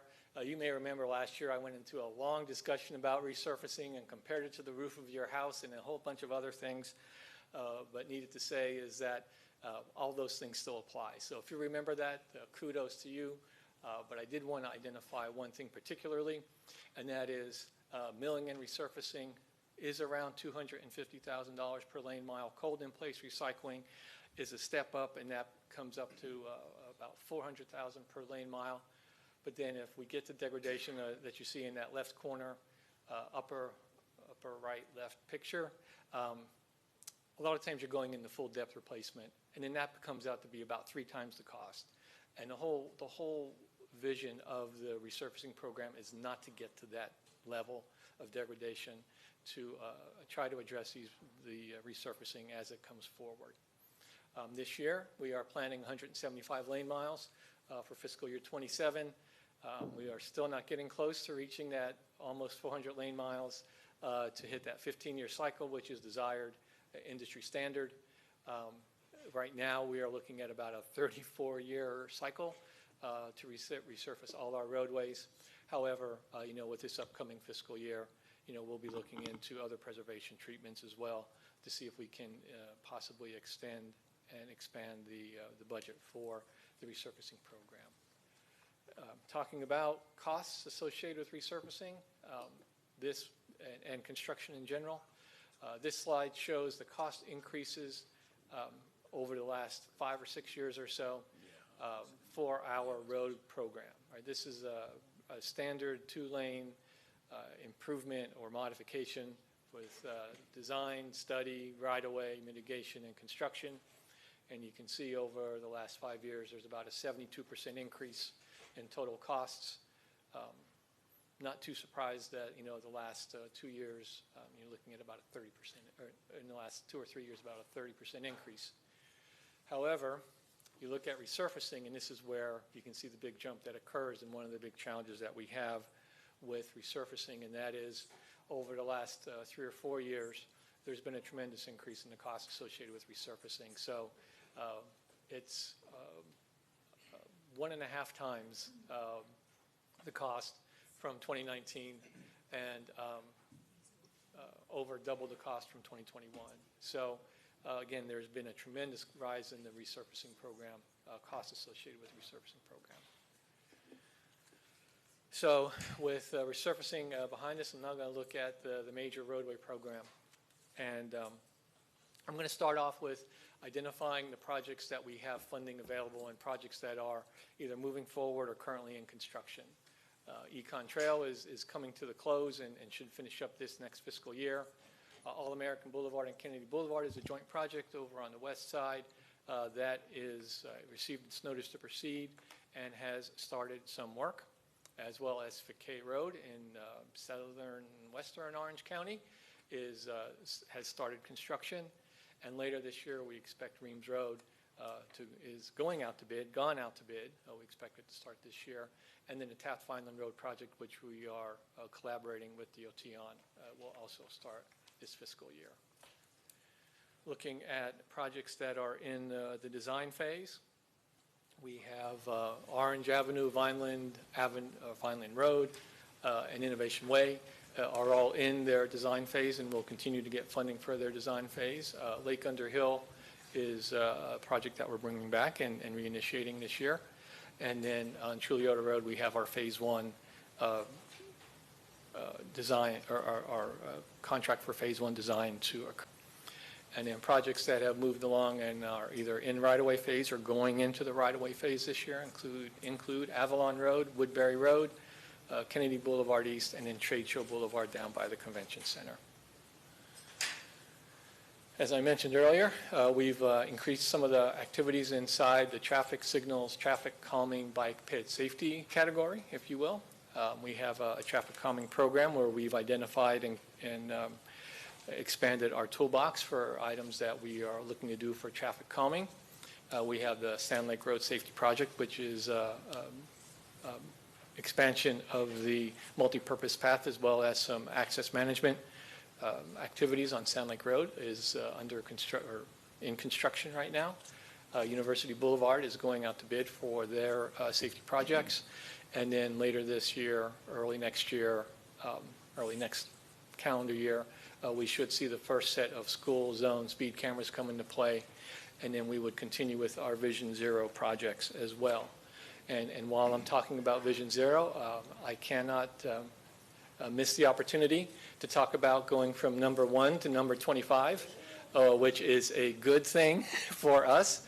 For years and years, and a number of years ago, we were the number 1 metro area in the Dangerous by Design evaluation. This last year, we came out as the number 25 location in the Dangerous by Design evaluation. And I think the credit goes to not only Umberto and his staff at Orange County, but a lot of credit goes with our partners at DOT, who have a Target Zero program, as well as the City of Orlando, which also has a Vision Zero program. And there are, of course, other activities inside the other counties that are part of the metro area. So it is truly a collaborative effort to bring us down from number 1 down to number 25. Looking at our drainage improvement projects, we have a number of those going on between stormwater and roads and drainage. I've listed just a few of the ones that are coming up this year that are newer. Condell Drive is in East Orange County, and we're looking to have that be under construction shortly after the start of the fiscal year. Orla Vista Drainage, we have some associated secondary drainage in that area. That's going to be a project this next fiscal year, as well as Oakland Place and Wilson Terrace over in the Dr. Phillips, Conroy Windermere area. They've seen some drainage issues in the past. And then, of course, we have a number of other projects across the county that are still in play that I didn't list. We have our major watershed plan updates are moving forward and coming to a close. And then we have the stormwater pump station upgrade that I mentioned earlier in the Bonnybrook subdivision. Overall, there's about $20 million in those drainage improvements, rehab, and master study. Looking at another portion of our safety program, that's the intersection sidewalk and ADA. Included in this one, we have a couple of bridges, but the one of note coming forward is a design for the I-Drive pedestrian bridge. And then we have a Rock Springs Road Complete Street project, which is slightly different. It came through the MPO, and there is some grant funding for that. It's a LAP project. And that's up in the Apopka area, and we're looking at some intersection improvements as well as some access management that was identified through a study by MetroPlan that we're moving forward to construction. And then we have our county-wide programs with sidewalk, ADA, and the median tree program. And certainly last but not least is our accelerated transportation safety program. You will be getting an update, commissioners, a little bit later in August. We're calling it midterm, but it's just a little bit more than midterm. That will be providing an update on all the activities associated with our accelerated transportation safety program. For next year, we're looking at, again, providing some lighting, sidewalk projects, and then we are including funding for the Seidel roundabout. It's under bid right. It's been bid and going to construction right now, but it will be funded out of ATSP next year, and then some traffic calming up in the Tangerine rural area. So that's what we have. This slide sort of tells what we don't have. This is a fiscal year CIP shortfall. There's a lot of information on here, and we tried to squeeze the next 5 years onto one slide. I think the big takeaway from here is that there is some gray. Actually, it's supposed to be blue, but it turned out to be gray on the slide. Funding that we have in place or anticipated budget, as well as the shortfalls when we look at the projected needs. There's a lot of numbers and items there, but you've seen a lot of this information previously, either in our stormwater utility fee or the infrastructure sales tax initiative. And moving on to the next slide, this one may be a little bit more easy to follow. So this is the total budget and shortfall by fiscal year. So you can see that the total budgets of available monies are going down as we progress into fiscal year 31. And then you can see that the total project funding is going slightly down over the 5-year process.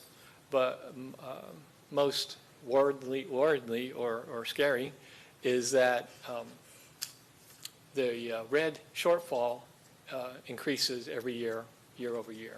So as we move forward with our CIP, we're seeing our funding go down, we're seeing the shortfalls increase, and we're seeing the construction costs for projects go up.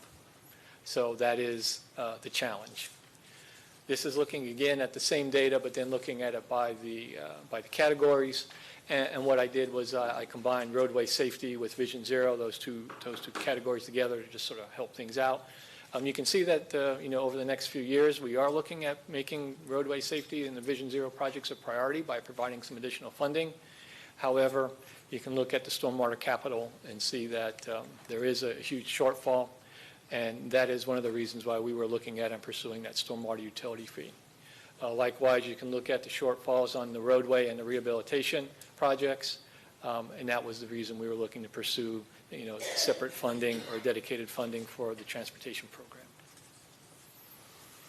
So with those funding shortfalls, here are some of the projects that are not moving forward and will be on hold. The first one are projects that have started or completed study, but there is no funding for moving forward into design right away or construction. And that includes the western portion of Lake Underhill, Chickasaw to Econ Trail, Hancock-Lone Palm Road, Econ Trail from State Road 50 north to University Boulevard, the Tiny Road study, the Edgewater Drive study, and the Valencia College Lane project. Additionally, our Hiawassee Road pedestrian safety study currently is not funded in our program. Then looking at projects that design has been complete or is underway, but does not have funding for right-of-way or construction. That includes those eastern portions of the Richard Carty Parkway. And then where we are not looking to acquire additional right-of-way. And in Schofield Road, we have funding for design, but we have not put funding for right-of-way or construction as of this point. Commissioner, we have not been directed to do such, so we're kind of stuck with that. And in those projects that there's either right-of-way in place or right-of-way being acquired and the study and designs are complete, but there is no funding for construction, is, again, that first part now of Richard Carty Parkway. We've only funded up through that right-of-way acquisition process. Kennedy Boulevard East is in a similar scenario where there's some funding for future right-of-way, but no funding for construction. And then Texas Avenue and Woodbury Road both are in that same funding situation. So looking at the potential program services at risk, I don't think this is a new slide. I know I've seen it a number of times today, so I don't need to do a deep explanation other than these are not necessarily my recommendations, but just potential items that can be problematic or create some issues, or areas that may be possible for some funding reductions. So we looked at some very specific items inside Public Works and, our mowing schedule. Over the years, we've increased our mowing schedule on landscape activities in our medians, swales, and canals to where we're on about a 2-week schedule.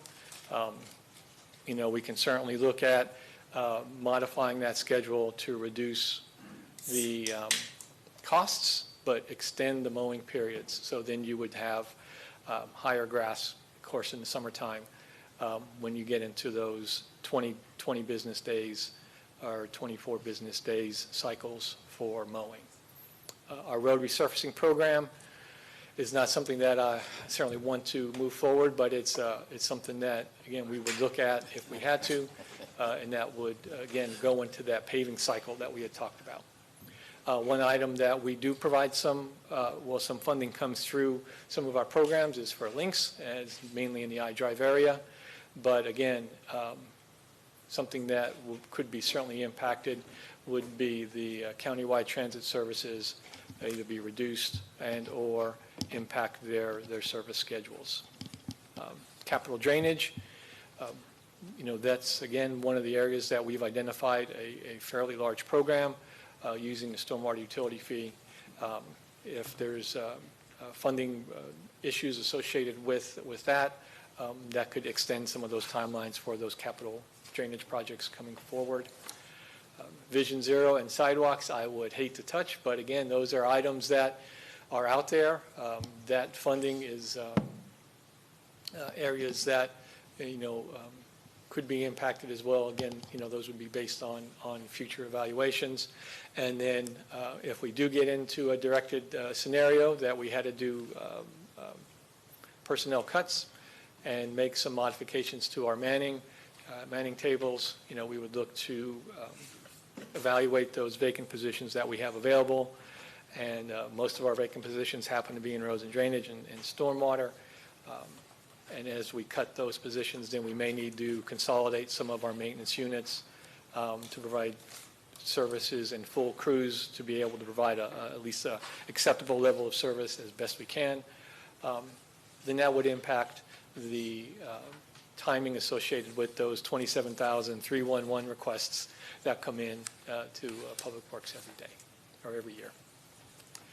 There are a couple of things that we've identified that we didn't think that really cannot be reduced or totally reduced, and that would be our ADA improvements.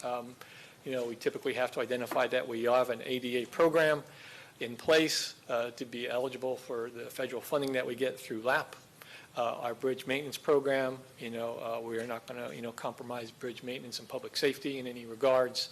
And then if we do have contractual obligations, particularly for construction, while I suppose they could be canceled, that would be disastrous to stop a project in the middle of construction. So we would say that those need to occur as well.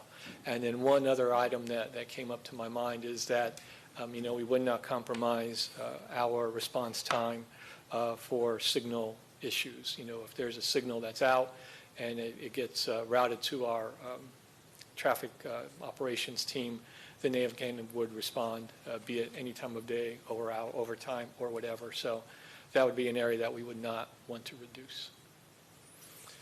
So in summary, our operating budget is $191 million. Our capital project budget is $264 million. No new positions requested. Budget growth is 1/10 of 1%. We're going to continue to invest in resurfacing as best we can. And of course, safety, drainage, and mobility are priorities for us. And then we will also look at maximizing efficiency through either innovative technology, such as the modular roundabouts, or looking at some of them collaborative projects internally. And Mayor, Commissioners, that is my presentation for today. All right. With that, let's see. They all lit up. Okay, so. Yeah, everybody likes to talk about public works. This is what we'll do. So usually I look to my right first because Commissioner Wilson is District 1, but I'm going to look to my left first. Okay, Commissioner Simrad. Thank you, Mayor. That was fun. Thank you, Joe, for the presentation. So on slide 12, I noted how you had reduced the budget, and congratulations on achieving that. But what I was a little concerned about is that some of those budget reductions seems like it was taking away from programs that were offered to help staff continue to develop over the years of their career, with education and certificates and training and such. And I just wondered, what's the consequence if in your industry people don't stay current of trends and such that you see happening in public works? Right. So there's a couple of things. We looked at historical usage of the travel and training budgets combined, but there are some things that we are absolutely continue to maintain.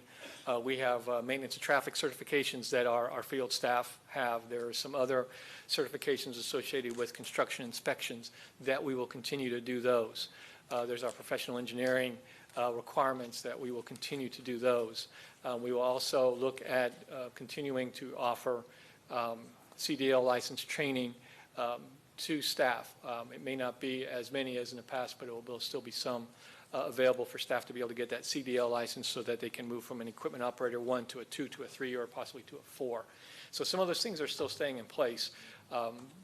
What we were looking at was some of the other generalized training with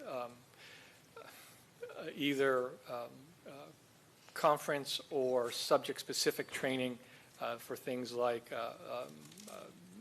stormwater design or some of our other inspection activities that we have internal staff that are experienced and can share some of those things. So we're not looking to compromise any of the certifications that our staff have, but we are looking at trying to bring in and do some internal training.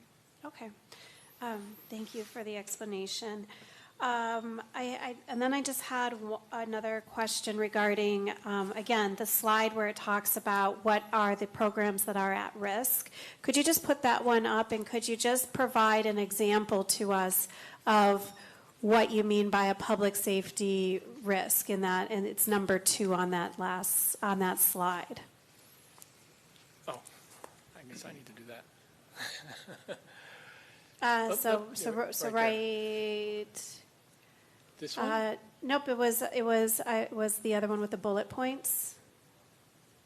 This one? Nope.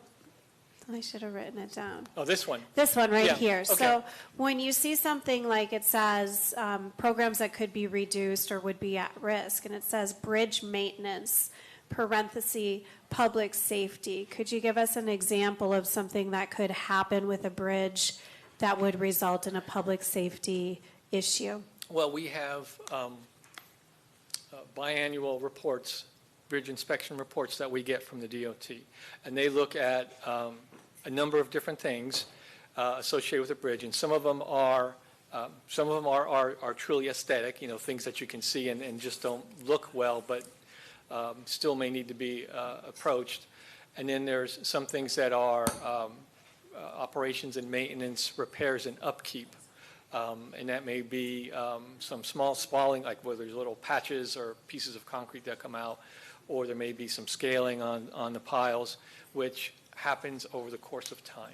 So could that result in safety issues for Well, cars using those bridges? It can. So we get these reports every 2 years, and you address those things more immediately so that scaling on that pile doesn't get so bad that the reinforcement bars are exposed and can collapse.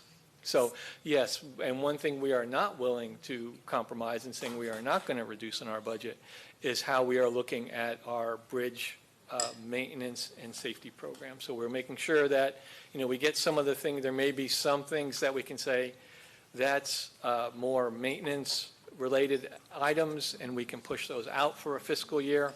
But if there's something that comes in that is more of a structural component, that would either get an immediate response, or we would close the bridge, or we would, look at doing those repairs and modifications, as quickly as we can. It kind of depends a little bit on what we get from the reports that we receive, and then how quickly we need to respond. As a matter of fact, there's an audit that's coming back from the comptroller that's going to discuss some of that. It sounds as though some of the things that you're describing, though, that could happen if these things aren't maintained are catastrophic. Oh, absolutely, to absolutely. And community. that's the intention of getting these reports every 2 years, making sure that we're addressing those accordingly, looking at the items that are most important get done, and then making those decisions. Is this an item that we have to do today, or is this an item that we can schedule with some other work? Or is this an item that, we can postpone for a year or so and then bring it back, based on budget availability? Thank you, Joe. All right. All right, Commissioner Gomez-Cordero. Oh, with me, yeah. Okay.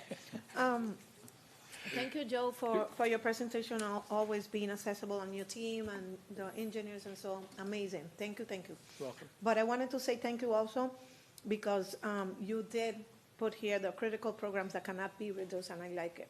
Thank you so much for doing that. That was extra. And for the signal issues, that I will always, they call like crazy and we call you and then you take care of it. But thank you so much. And I wanted to say, what I wanted to say. When, the mowing schedule that you said it's going to be reduced, and that we receive so many calls because, the ordinance says it's 18 inches and say, oh, but the county is the one that had the. So that would be like a problem, right? Well, yes. And that's one of the reasons, we identified that is, if there are budget constraints and there is a decision or a determination that, we need to look at what things can we do to reduce certain areas of our budget. The mowing cycle can be impacted, right? We can look at that and say that, yes, we're going to go from, again, a 12 business day to either an 18 or a 24 business day. And then that would reduce your costs by, however much, depending on how you go. Of course, we wouldn't reduce it and eliminate it. We do need to come out and maintain the rights of way and mow the medians and those other common grassed areas. But yeah, there is certainly the chance that could be something that we would look at and have to make a determination that this is one of the things that we need to do because of the constraints. Yeah, that one and the drainage, that we have so much problem with that, Right. They always calling. So, okay, but anyway, thank you. Thank All you right. for the presentation. Okay. Thank and- you, Commissioner. Thank you. Commissioner Uribe. How are you? Party over here. Say, Mayor likes to go to the right because that's where we party a lot. But anyways, I did actually have a question. So one that stood out to me very quickly was Econ, Chickasaw to Econ, Lake Underhill, that you said unfunded. That was on slide, I have it right here. Slide number 35. What price tag is that having nowadays? Because when I was elected in 2018, it had a number. I was just curious to see if that number's grown or is it still the same? Commissioner, I'll have to get back to you with what the price tag is. I know that the big challenge with that piece from Chickasaw over to Right away. right away is one, but then the canal Yeah. on the southern side and the impacts that creates is the other. And closing that open air canal, we have issues with the drainage. in We'd the almost open have to eminent domain a little there too, wouldn't we? Oh, I'm sure that we typically try not to go into yards and do walls, take down walls and replace walls and impact, rear lots. But that particular project may require, some right-of-way acquisition along the southern side as well. And again, the bigger challenge is how are you going to move the water from the Rio Pinar area east and enclose that canal? That and the long-term maintenance of a boxed canal, it creates a number of different challenges. Sorry for going for that question first, because actually I want to thank your staff. Brett, even when a 91-year-old man threatened to bring his gun out when they were going to tear down an oak tree, and he's smiling because he remembers, when we all rushed down, we had to call the sheriff's office because you guys were laying out sidewalks justly. So, and yeah. Not in that way. Not when we had to have the sheriff's office and everything come out, because Brett was very serious. Like, sir, you can't come out with, you can't do guns. We don't do guns. But what I'm saying is, the reason why I was so impressed was communication and how quickly your team and even the contractor all came together and actually found a beautiful solution of being able to pivot around this huge, beautiful oak tree and give still some nice landscaping to my very older Gatlin area, and at the same time still successfully do the sidewalk. So I want to give kudos to Brett. I also would like to give kudos to Susan, because whenever we talk sidewalks, and I have an infill district, and some people don't have a lot of yards, so they argue when they don't want sidewalks. But then when I took a sidewalk issue that was literally where kids were waiting for the bus on the road because there was no sidewalk, they came in and have made that probably one of the safest areas in our community, because it stopped the cars from parking on the side, because a bunch of used car lots and mechanics, and actually made a safe place for kids. And I've actually gotten phone calls personally thanking me for that. So that's when this works, And then lastly, Ed, who's here, him being the shield to go into Rio Pinar when that was a tough conversation. But knowledge is truth, and knowledge has validity in communities, right? And you give that community, although we can't solve everything, you're honest. We're honest with them, and we let them know, and we're responsive, and continues to be. And so those are the great things that happen in our community that many people don't get to hear the stories of. Right. And so I want to thank your staff, and obviously, where's that angel, Jeff Charles? Is he here? He's not here. Okay, he's an angel. He is an angel. He's like an angel that goes around, because he has the most calming personality that has been able to deal with anybody irate, and not only gives them from here, but they end up hugging when they're done. So that's why I call him an angel. So that is super important. My question is, as I been doing a lot of research on our budget, is when I found out about the communication utility fee that got put into general fund. Do you know, I know you've been here for a long time, and then you left, and then you came back. Do we know, I don't know, Byron, since that predates you, how long that's been happening? I understood that it was Mayor Jacobs that had switched that. It's been a while, Commissioner. Kurt hates when I do pop questions. Yeah, Yes. well, it's been a while. Yeah. And Commissioner, it was really just to allocate it to something. We could allocate it to Public Works, but then we would allocate. I know, but I know that Yeah. it was originally established. I've been talking to a lot of people in communications. It was originally established, and what hurts me is your deficit financially, right? So even if we talk 10 years of, let's just say, 10 million a year, that would have been $100 million that could have gone against that 276 million that were in the hole.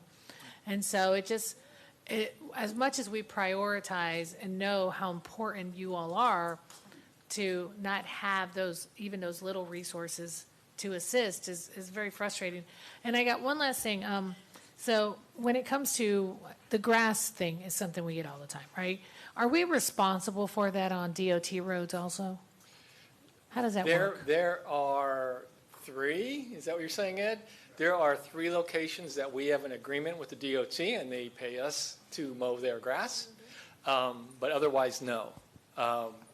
Generally, we've we've gotten away from any of those responsibilities, accepting any of those responsibilities for landscaping and maintenance of any of the DOT rights of way. There's just a couple that we did agree to do because of their location in relationship to stuff that we were already doing. Right. But generally the answer is no.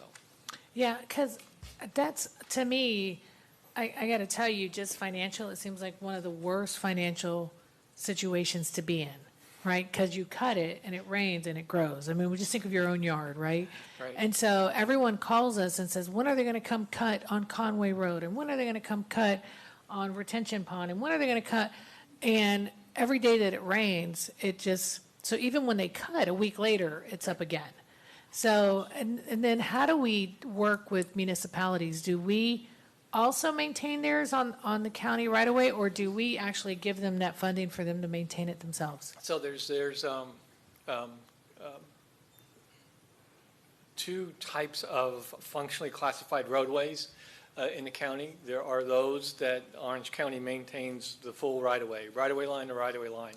And for those roadways, we cut the grass, right? And Byron may know this one, but Wymore Road is a road that we have, right? We mow the grass all along both sides of Wymore Road. It's a functionally classified road that Orange County maintains, but it's actually in two municipalities. It's partly in Winter Park and partly in Eatonville, but those are ours to maintain. And then there's other roads that are functionally classified that were functionally classified later. And I'm not sure I was around, but this is not something that I am as familiar with, that we maintain the road infrastructure and the associated drainage only. Excuse me. And then the municipalities are responsible for maintaining the either the sidewalk or the signage or the grass. George Shoup in our Roads and Drainage Division is really familiar with all those tweaks and ins and outs as to who maintains what. And we have a pretty good working relationship with the municipalities, at least clarifying that this is ours to maintain or this is the cities or towns to maintain. Okay. And so if you have a specific example, you can either let Ed know. I can give you a whole bunch of specific Well, you can let examples. Ed know or George know, and they But can tell you the I street think it's a difficult task, It is. you know? It is. And I was just, probably the only good time is the winter when it freezes, you know? But I was going to ask Byron, like, are CRAs allowed to use funding to maintain those roads? Like when we look at where Winter Park has gathered, because I feel bad because it seems like we always look bad, right? It's constantly our fault. That's the trend I see, you know, when's the county going to do this, you know? And there are times I honestly don't even see as a landscaper like how that even financially makes sense because you're just doing strips, you know, and just, you know, I'll have to have a deeper conversation with Right, you. well, you get into the, you know, they're larger zones, right, across the Right. county. And, you know, you get into, you know, multiple acres that you're maintaining, and that's where, you know, the profitability is that you have the larger areas and you can, you know. Yeah, zip like through you see them on the turnpike when they're Oh, yeah, doing big well. sections, but I look at like, you know, the medians Right, and the grass islands strip and stuff and- like and that, and yeah. behind the sidewalk. And we're not really doing that as much, are we now, when we do create them? Are we doing more like a tree or, like I know on OBT, it was just palm trees, so it's really not grass. You know, just curious, because it just seems like a futile financial hole that you can never, ever get right. Right, there is a number of challenges with the landscaping and mowing contracts. And that's something that Ed and his team have been working through ever since I came back on the costs associated with those. It's like you said, Commissioner, it's. So, yes, if that activity, if it's part of a beautification effort that's included in that CRA's kind of their plan. Well, I was just thinking like Winter Park has included in their grown their plan. CRA, so would they Yeah, not if be able to they've contribute? included, so they'd have to include and modify insurance in their plan, because you can only do CRA expenditures on what's in your plan and how. All right.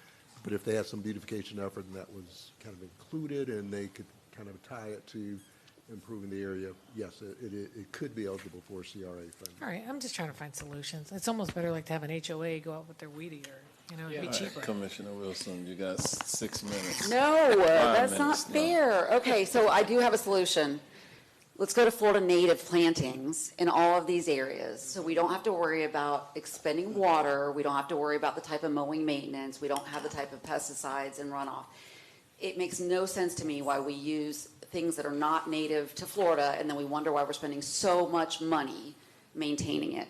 So like that Florida pernicious peanut is a ground cover that is used in areas that can be sandy soil. There's 3 or 4 different kinds that it makes no sense to me why we continue to use the same applications. Okay, I know, that's 2 minutes. Wait a minute, just give me, stop. Okay, so. I agree. So I'll I get- think I'll get, that um, is, the I'll get other thing I Jennifer to was going talk to to you, say is Commissioner. part of the problem we have with our medians and to some extent even some of the roadsides is our giganto, fat, oversized road plans all over the county. Now, you look at this, right, the CIP budget, and you guys, Public Works, man, I don't know how you do it. You do more with less every single year. They're exactly right as far as like looking at this and giving me anxiety about the amount of revenue sources. I apologize on behalf of my board for not being able to carry the stormwater fee conversation any further. I am sorry we didn't get our impact fees caught up like we should have. I am sorry that we haven't been able to do better for you. So we've got to get better with the design. What we know is if you look at the capital improvement amount of money, the biggest chunk of it, and I mean it surpasses transit, it surpasses pedestrian safety, it surpasses all of that. It is that specific mile of road lane. And it's expensive. And the more we put out there, even if the developer pays for it in the beginning, it's ours forever after. So I think the approach to design has to be, show me exactly why right now you need a big fat road in all this land. Because I think the problem is we've been very land rich, but we have less and less to work with as time goes on. And quite frankly, what we've learned is that if we're not getting any more funds or grants or monies for safety, one way we know for sure for keeping pedestrians, cyclists, and drivers safe is to make sure they're going slow. And the only way we can really make sure they're going slow is to not give them gigantic, fat, fast roads. So I just see a lot of benefit in approaching design automatically a different way than Orange County's done it for that long-term maintenance piece, for the short term, and then understanding that we're not getting what we need from impact fees. I would say, especially look at Schofield Road, we don't have any money, we don't have any development that's actually partnering with us to do that right now. Let's stop giving out building permits. We're not going to be able to get people in and out of there. So until we are able to get people in and out of there, I don't understand how we can be considered burdensome to the developer. And there may need to be like a walkout from the building department because it doesn't make, there's no cohesion between the resources that we need, that you have to provide access into and out of a new development and what we're actually getting from that developer in order to, Schofield Road's the perfect example. How many years has it taken to get Fleming's Road done? And that's not your fault, right? Because we were relying on private development interests under the current regulatory scheme, which is insufficient. It's insufficient, and it's put you in a horrible place, and I'm sorry for that. I'm going to keep fighting for it, but just know, any place that we can say, hey, we got to tighten it up, we got to put in native grasses, we're going to slow people down, it's going to look better, and it's going to keep people safer, that now we can make that decision based purely on the fact that we've been completely defunded, even if they don't believe us on the rest of those issues. Well, we will take your considerations into consideration. Thank you. I wasn't 4 minutes, but it was pretty. Okay, well, that was good, that was good.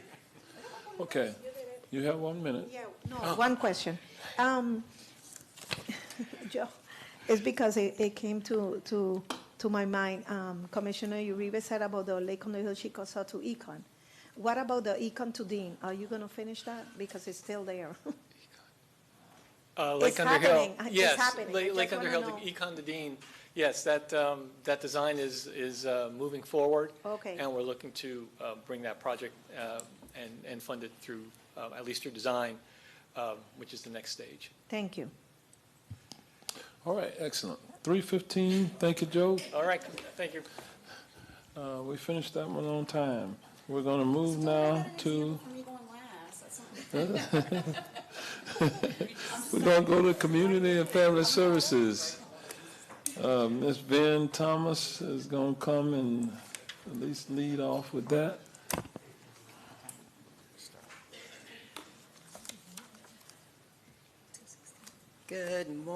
Good afternoon, Commissioners. It is a pleasure to be here before you to present the budget for the Community and Family Services Department. I am Van Thomas, the Department Director for just over 3 years now. Very excited to have made it that far. This is our presentation outline. We'll be covering all these topics today, starting with our organization chart. I would like to invite my dream team, the managers who comprise the senior leadership of Community and Family Services Department, to stand. They are all present today. We have Tracy Salem, Dr. Tracy Salem, as well as Levon Williams Esquire, who are the department deputy directors. Reporting through Tracy are Angela Chastain with the Citizens Commission for Children, Cooperative Extension Manager Kevin Cam, recently promoted to an extension agent for the highest level that there can be for our IFAS extension. We're very proud of him. The Fiscal and Operational Support Manager, Yolanda Brown. Our Head Start Manager, Sonia Hill. Our Mental Health and Homelessness Manager, Isabel Clear Graham, otherwise known as Lisa. And our Youth and Family Services Manager, Ms. Barbara Williams, PhD. Reporting through Levon Williams, our Yvette Reyes of our Citizens Resource and Outreach Division, our Community Action Manager, Jonathan Cohn, our Parks and Recreation Manager, Kyle Kent, and last but not least, our Regional History Center Manager, Ms. Azella Santana. These are the folks that work with our 1,100 almost Community and Family Services team members to provide human and social services and community services here in Orange County. So next we're going to go over some highlights of the proposed budget for the coming fiscal year. As you can see from the pie chart, we receive a little over half of our resources through the general fund, $124.8 million, 54% of our total revenues.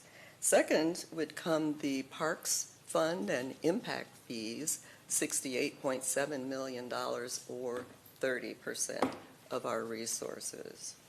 The federal and state grants that we get, some of them are listed there, the largest being the Head Start grant, but also we receive USDA Community Services Block Grant, Low Income Heating and Emergency Assistance Energy Program, the emergency shelter programs that we operate through Great Oaks Village, and the SINS, FINS, or Family and Children's Counseling programs that we operate, all receive a proportion of grant funding, all of which is supplemented by general fund revenues. We'll talk a little bit more about that later. We also do receive some gift funds, primarily for trees in the Parks and Recreation Division, as well as for Great Oaks Village. We've listed some of the general fund programs. You'll recognize many of them listed here for your reference as well.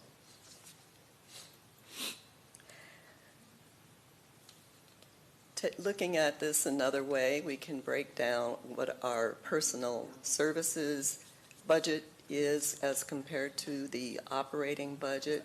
And you see that the percentage change, the dollar change is $1.9 million for our staff and salary related costs, while the operating budget went down by 1.1 million, which netted at an $800,000 change in our budget. Of course, we received the word from the mayor and county administrator that we were striving toward a status quo budget, so we did our level best to try to keep it that way. We did make some internal efficiencies, changes, and noted some things that we might be able to do a little bit differently in order to conserve funds, but we feel that we've presented to you a great budget that allows us to continue those very important services that are within our purview. On the staffing front, we've increased by a mere 3 new positions, and those are all in our Parks and Recreation team. We end up with 998 proposed positions total for our department in terms of full-time and some part-time roles as well. Those 3 positions that are new and proposed in the budget, as I mentioned, are featured here. Again, they're all 3 in the Parks and Recreation division. We're looking to add 2 additional recreation or parks services specialists for Tangelo Park, which we will be opening our new park, gymnasium, and also community action center there a little bit later this year. We also feel a strong need to add a warehouse supervisor. This is our largest department warehouse, many tools, equipment, chemicals, and the like that are necessary for the stores to operate our very large park system. Additionally, as by way of a staffing update, we've made great progress in terms of our hiring. We have a mere 92 vacancies when we last took stock of this on June 24th. That represents only a 9% vacancy rate, which is very good by almost any measure. We've worked very hard to attain this rate of vacancy, and we have many positions that are in the process of being hired even now. So hopefully we'll be taking this even lower within the next month or so. So we've used a lot of new tools to help improve our ability not only to attract talented staff, but to retain them as well. Now we'll go over a few operating budget highlights. One of which I'd like to reiterate for your recollection is that last year I outlined for you my proposal to make a significant addition to our ability to provide very much a quality customer service approach to both serving our customers, but also the collection of data and being able to connect their eligibility for various programs through a much simplified process that's easier for our customers. And we nicknamed this project the Magellan Project. We proposed a pilot that would enable us to test this new system out on a few of our divisions and to be able to make connections for customers through all the programs that they might be eligible for through one simple application process, making a streamlined approach for them, for us, and being able to collect more data regarding their outcomes and the different places that they touch within our system. And I'm just happy to be able to report that we have made significant progress on moving this project forward. We are in the process now of selecting the builder, software builder, who will design this system for us. and we hope to have it in operation within the next 12 to 18 months, if not sooner. So we created some efficiencies by reallocating some dollars from several different programs to be able to use it for the acquisition of this system and the work that it will take to build it. And we're very excited that we anticipate piloting it with the Citizens Commission for Children Division, Mental Health and Homelessness. And we're finding that our builders may be proposing ways that we can add other divisions as well sooner than we had otherwise anticipated. So we'll be keeping you posted on our progress as we develop this. Also, in our Citizen Resource and Outreach Division, we have reassigned some dollars that we had set aside prior to COVID to develop a new housing program in order to recruit and hire 2 new Veteran Services officers. Again, this wouldn't require additional new dollars.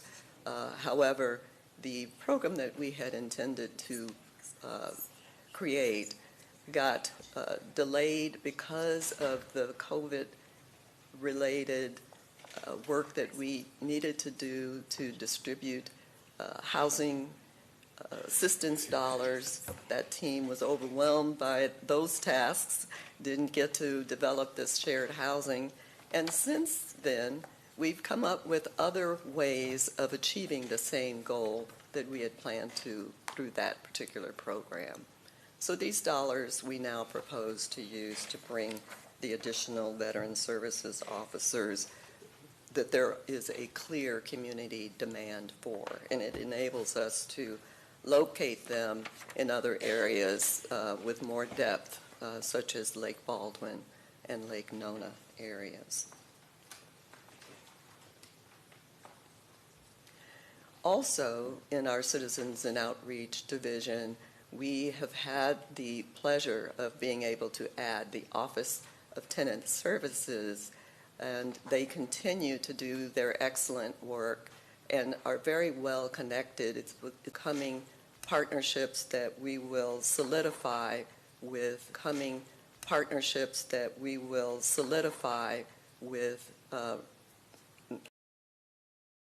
standing, such as the Orange County Library System, and also with both of which have proven to be amazing resources for the team in the way that they citizens, as well as the way they're able to connect citizens with the legal services that they need in order to hopefully sustain their housing or resolve other legal housing-related issues. The Citizens Commission for Children has continued its dynamism in terms of all of the things that small but mighty team accomplished in the course of a year. You can see here some of their outcomes that we are highlighting. Almost 1,000 youth completed paid internships. There were 1.2 million meals at least served to children and their families. 2,500 were more ready for school through the supplies in clothing. They got immunization and their sports physicals for free. And more than 11,000 youth were served through our after-school zone programming, which operates in all of the OCPS middle schools.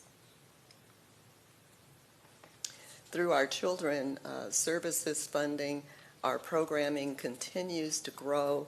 We're looking at adding to that's provided, the innovation programming that's provided for young people, life skills training, and of course, we must accommodate the new commission districts that will soon be established.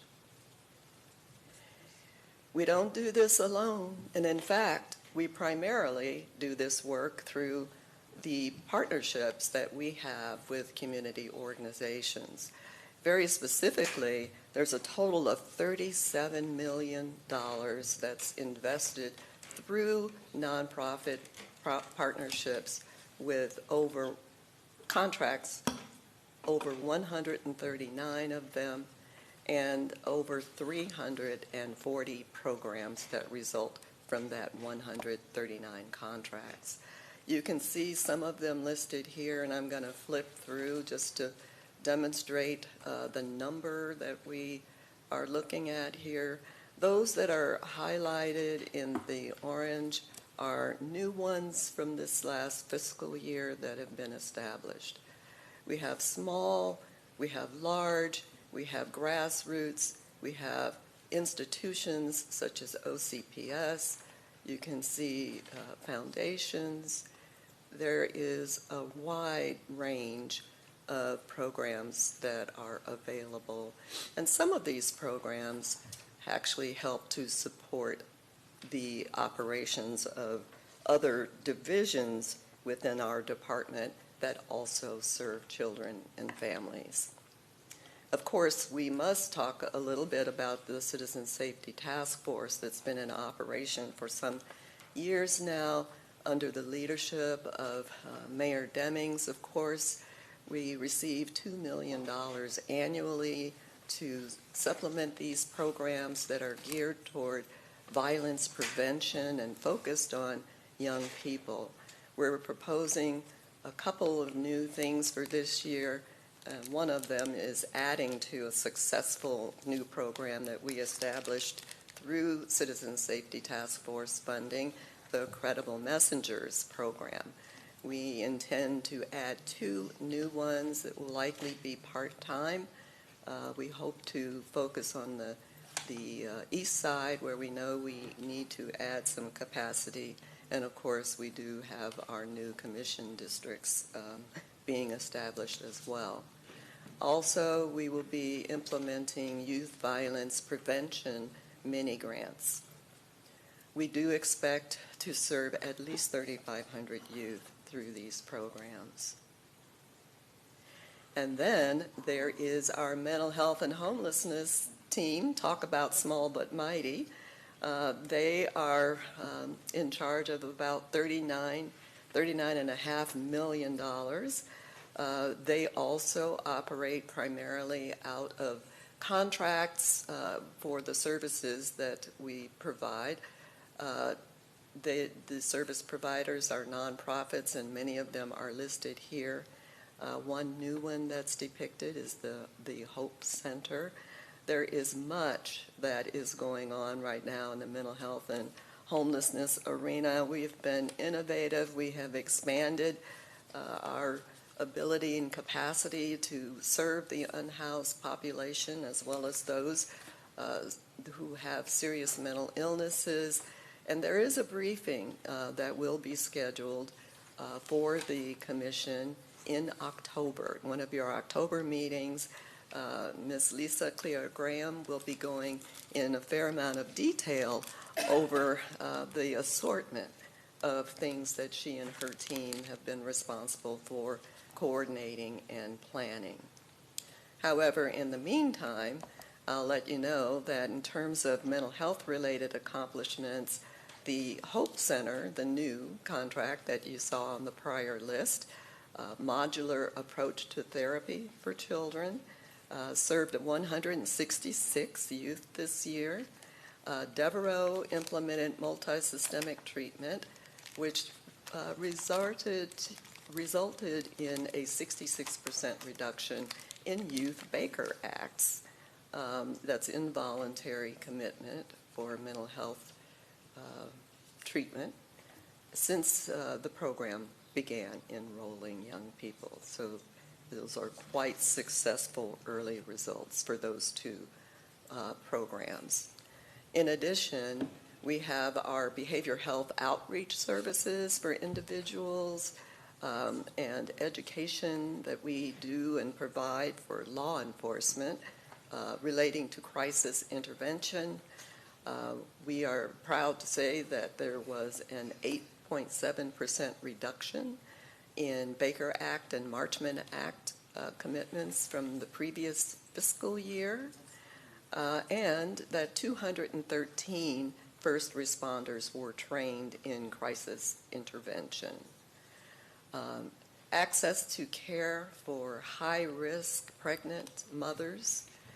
Healthy Start Coalition, in partnership with the Nurse Family Partnership Group, was able to help at least 23 mothers who were in care. In the homelessness arena, some accomplishments. Our outreach services expansion, which connected individuals experiencing homelessness with shelter, benefits, and supportive services, was augmented by our contract with Grand Avenue Economic Development's outreach team. We were able to respond to 61 encampments. Access to permanent housing through our engagement of landlords, our affordable housing, and new housing navigation efforts was very successful. An example being the new Housing Connector program that has housed 236 individuals in this last year. Just amazing. You know how difficult that is to do, to provide affordable options for people who need them.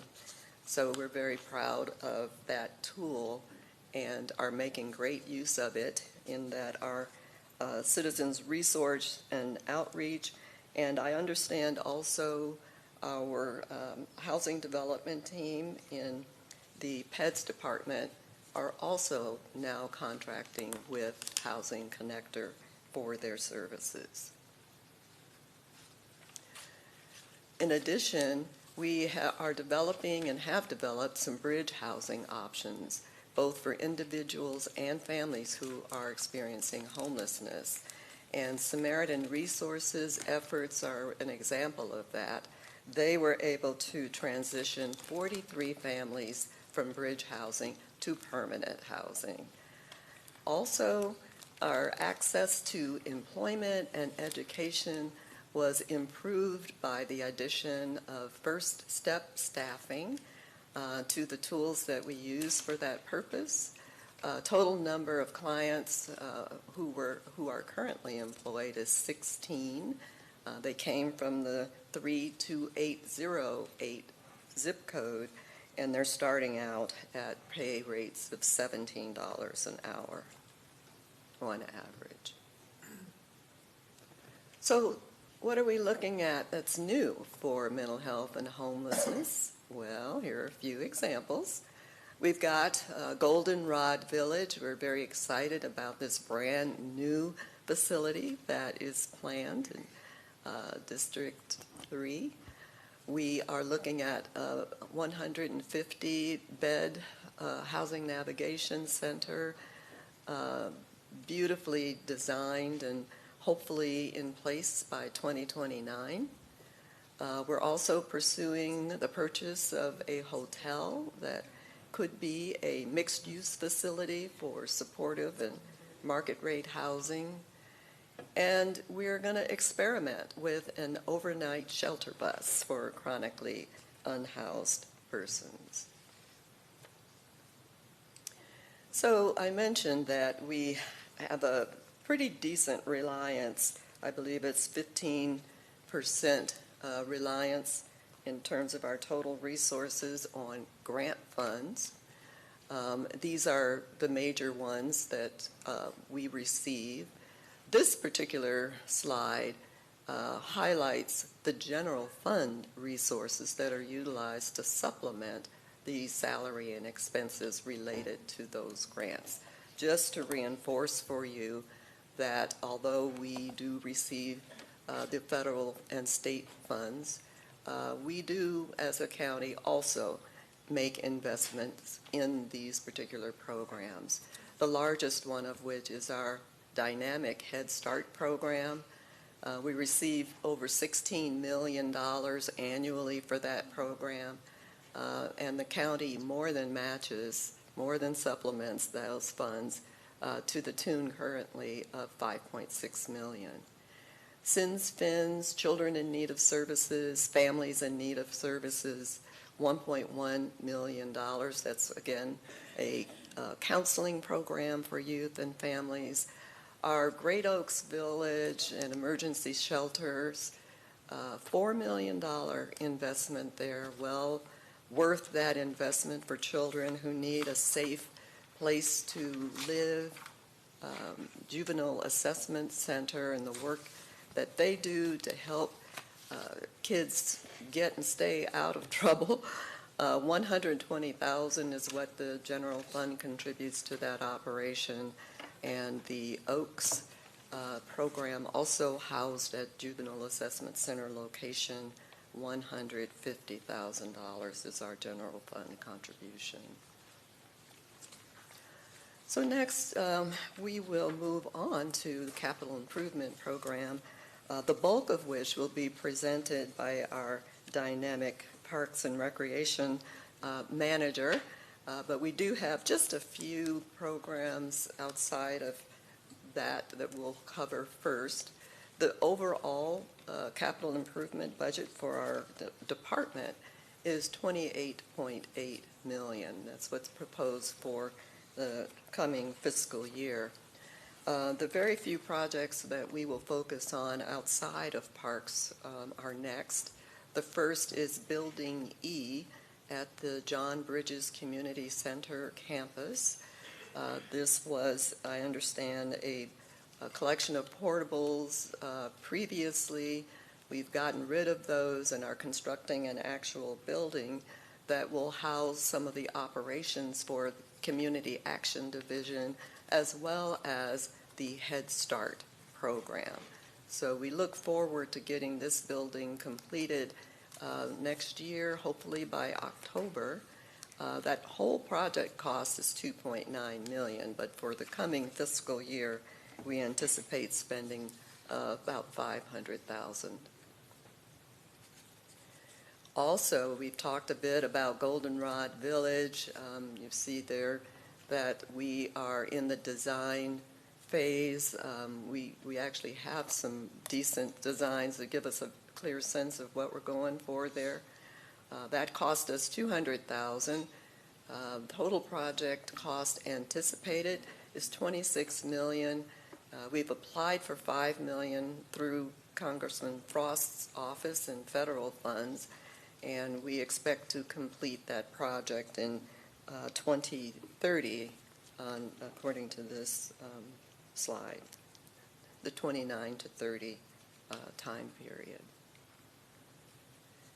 And lastly is Great Oaks Village. We are, thanks to the generosity and discretion of the Children's Services Board, of which Commissioner Wilson is part, thank you very much, we're looking at a total redesign of the dining hall and other portions of the facility that serves meals and the ability for some camaraderie there at Great Oaks Village.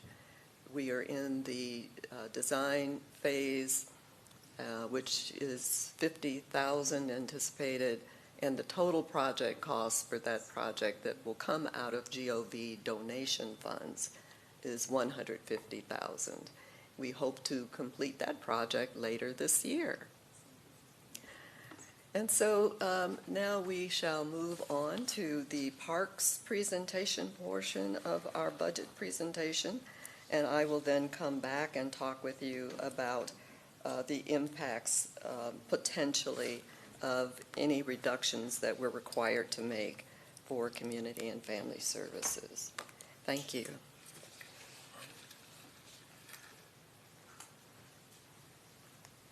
Thank you, Director Thomas. Good afternoon, Mayor Demings, Commissioners, Comptroller Diamond, Administrator Brooks. The presentation that I will proceed through will cover first a brief parks inventory of our properties. We'll share some information about our parks programs and events with you.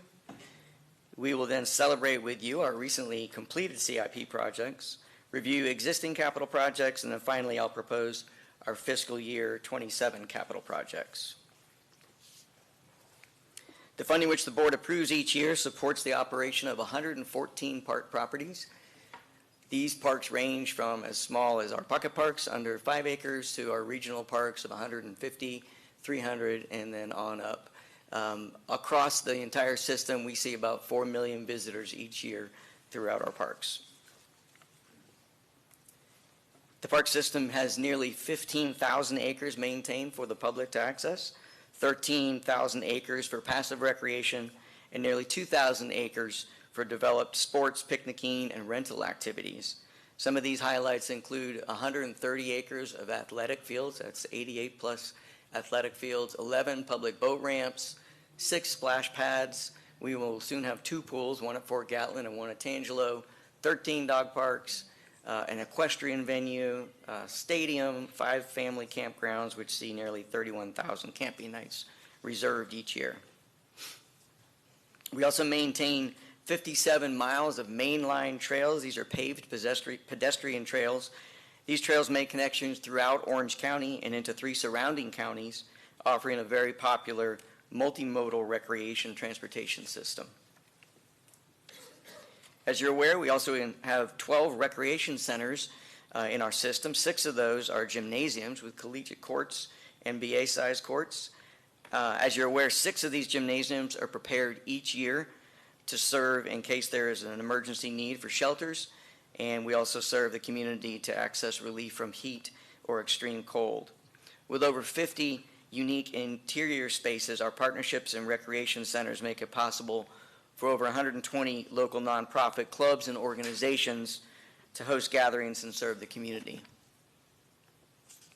Now, all of these wonderful spaces are, of course, the perfect setting for creating lasting memories and building community through activities and gatherings.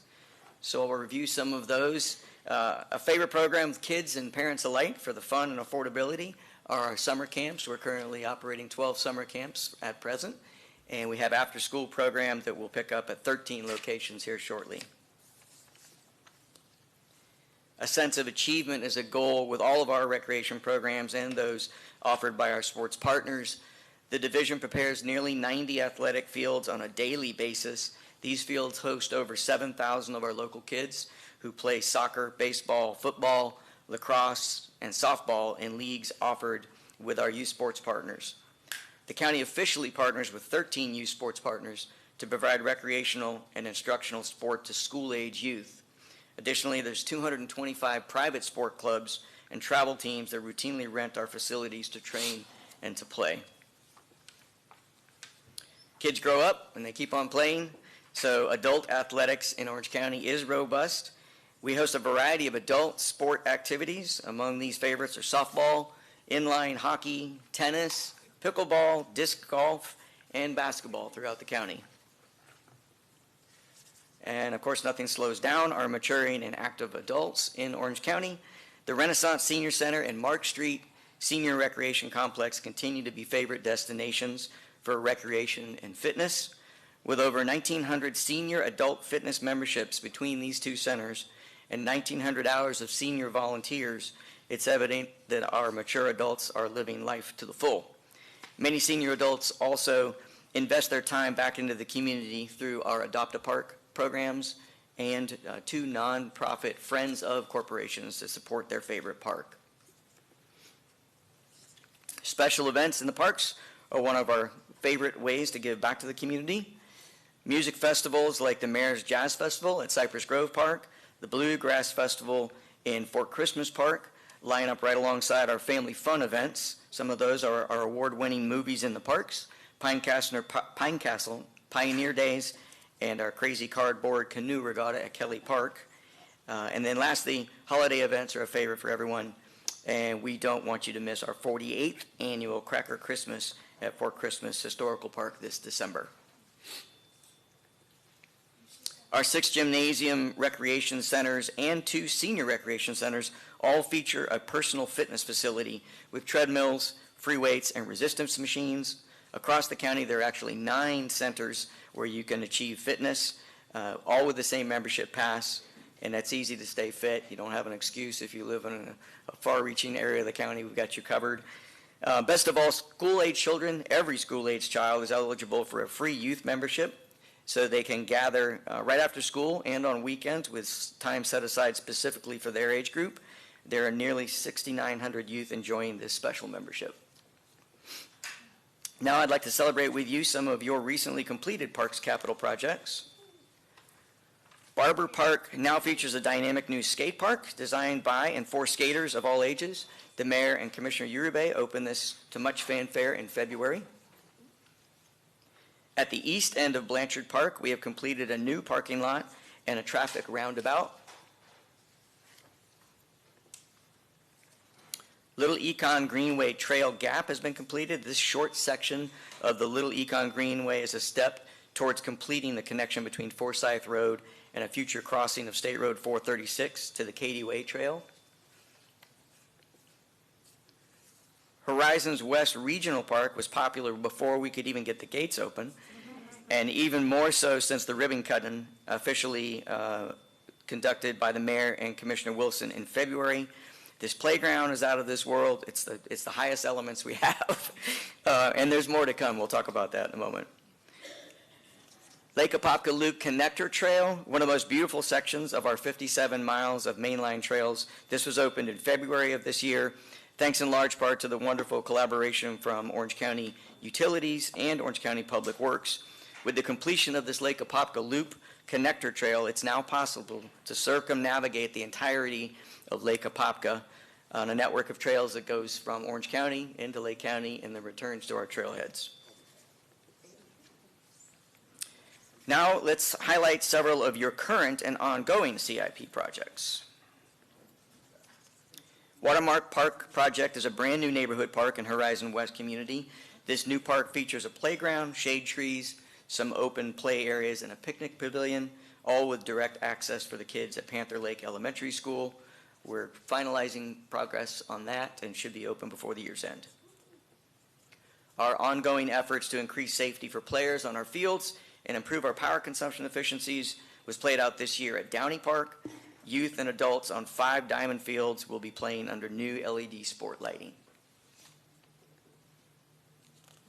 Barber Park is on track for a new recreation center and gymnasium, the 7th such center serving the county. Design of this outstanding new facility continues, and we are anticipating an opening date sometime in 2028. Silverleaf Neighborhood Park master planning was recently completed, and now the project will be moving toward design. This is also a community-driven plan, and the top amenities desired mimic those of Watermark Park. Downey Park new skate facility is close to being awarded for construction, and we anticipate an opening in fall of 27. This will feature some of the favorite street skate elements that our community frequently request. Very recently, Mayor Demings and Commissioner Wilson broke ground on the next phase of construction for Horizon West Regional Park. On June 18th, Phase 1B was launched and includes a splash pad, additional parking capacity, and a watercraft launch into Lake Hartley. We're looking forward to a ribbon cutting in late summer of 27. The Magnolia Park solar panel project for the Magnolia Ecotourism Center is being bid for construction. And Horizon West Trail Phase 1A is being bid. This will connect eventually Horizon West Trail systems to the West Orange Trail. Timber Bridge Preserve is currently in the permitting phase, and we're working through the recent comments and toward a resolution early in 2027. Lake Eleanor Community Park is in final design and anticipated for construction in 2029.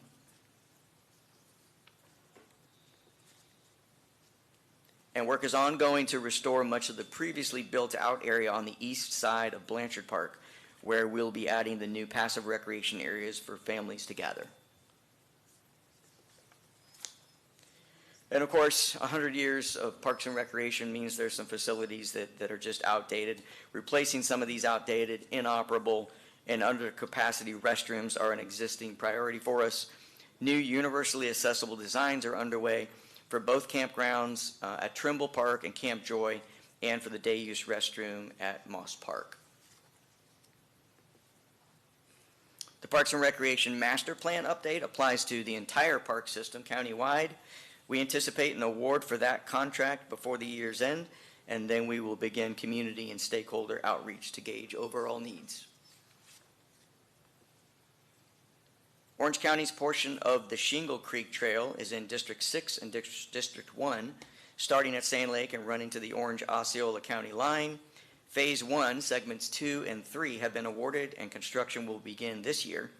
This section is largely comprised of elevated boardwalk along a beautiful section of Shingle Creek. And as always with our trail projects, this work is coordinated through Orange County Public Works, and we appreciate that very much. Waterley Park North is in bidding phase, still on track with that. Top-ranked amenities for the community are a playground, basketball court, walking paths, and a multi-purpose open space area. Waterley Park South, also the neighborhood park, similar amenities, including top amenities such as the playground, the picnic pavilions, multi-purpose court, and a walking loop. So for fiscal year 26-27, our proposed capital projects are conservative and focus on our goal now of maintaining safe, clean, and fun parks where our community can create lasting memories. As our park system is turning the corner from its 100-year birthday, it's an ongoing effort of ours to maintain safe play structures, buildings, fields, and parks, and our budget reflects these reoccurring capital needs. Some of those reflected here are trails and asphalt repairs throughout the county, our work with the National Pollutant Discharge areas that are scattered throughout our parks, ongoing work and repairs and rebuilds like boardwalks and bridges and our public boat ramps, constant use of pools, splash pads, and in and out of the pumping areas and the surfaces is a constant demand which we need to address, as is gymnasiums, athletic court surfacing, roofs, and lightning protection. And then with the constant demand on playing fields and playgrounds, there's work to be done each year on those as well. So these might not be glamorous projects, but they are necessary to meet the level of service that our community has come to appreciate from Orange County. Our planned safety and efficiency work continues with a lighting upgrade proposal for another of our popular youth baseball complexes this year at George Bailey Park. And lastly, as mentioned earlier in the presentation, construction on Phase 1B of Horizons West Regional Park began in June. We are requesting additional funding to construct a combined services building near the pavilion and event area on the east side of the park. This partnered approach to serving the community will feature a mini station for Sector 2 of the Orange County Sheriff's Office, alongside a public restroom and parks maintenance office. I thank you for your time, and I will at this time turn it back over to Director Thomas.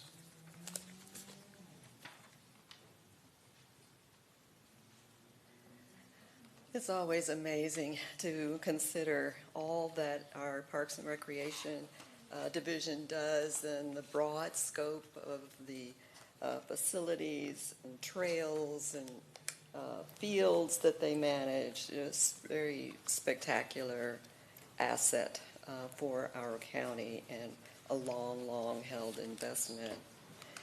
So after the joy of reviewing all of that, we turn to our assignment of also imagining a world where we unfortunately have to implement reductions.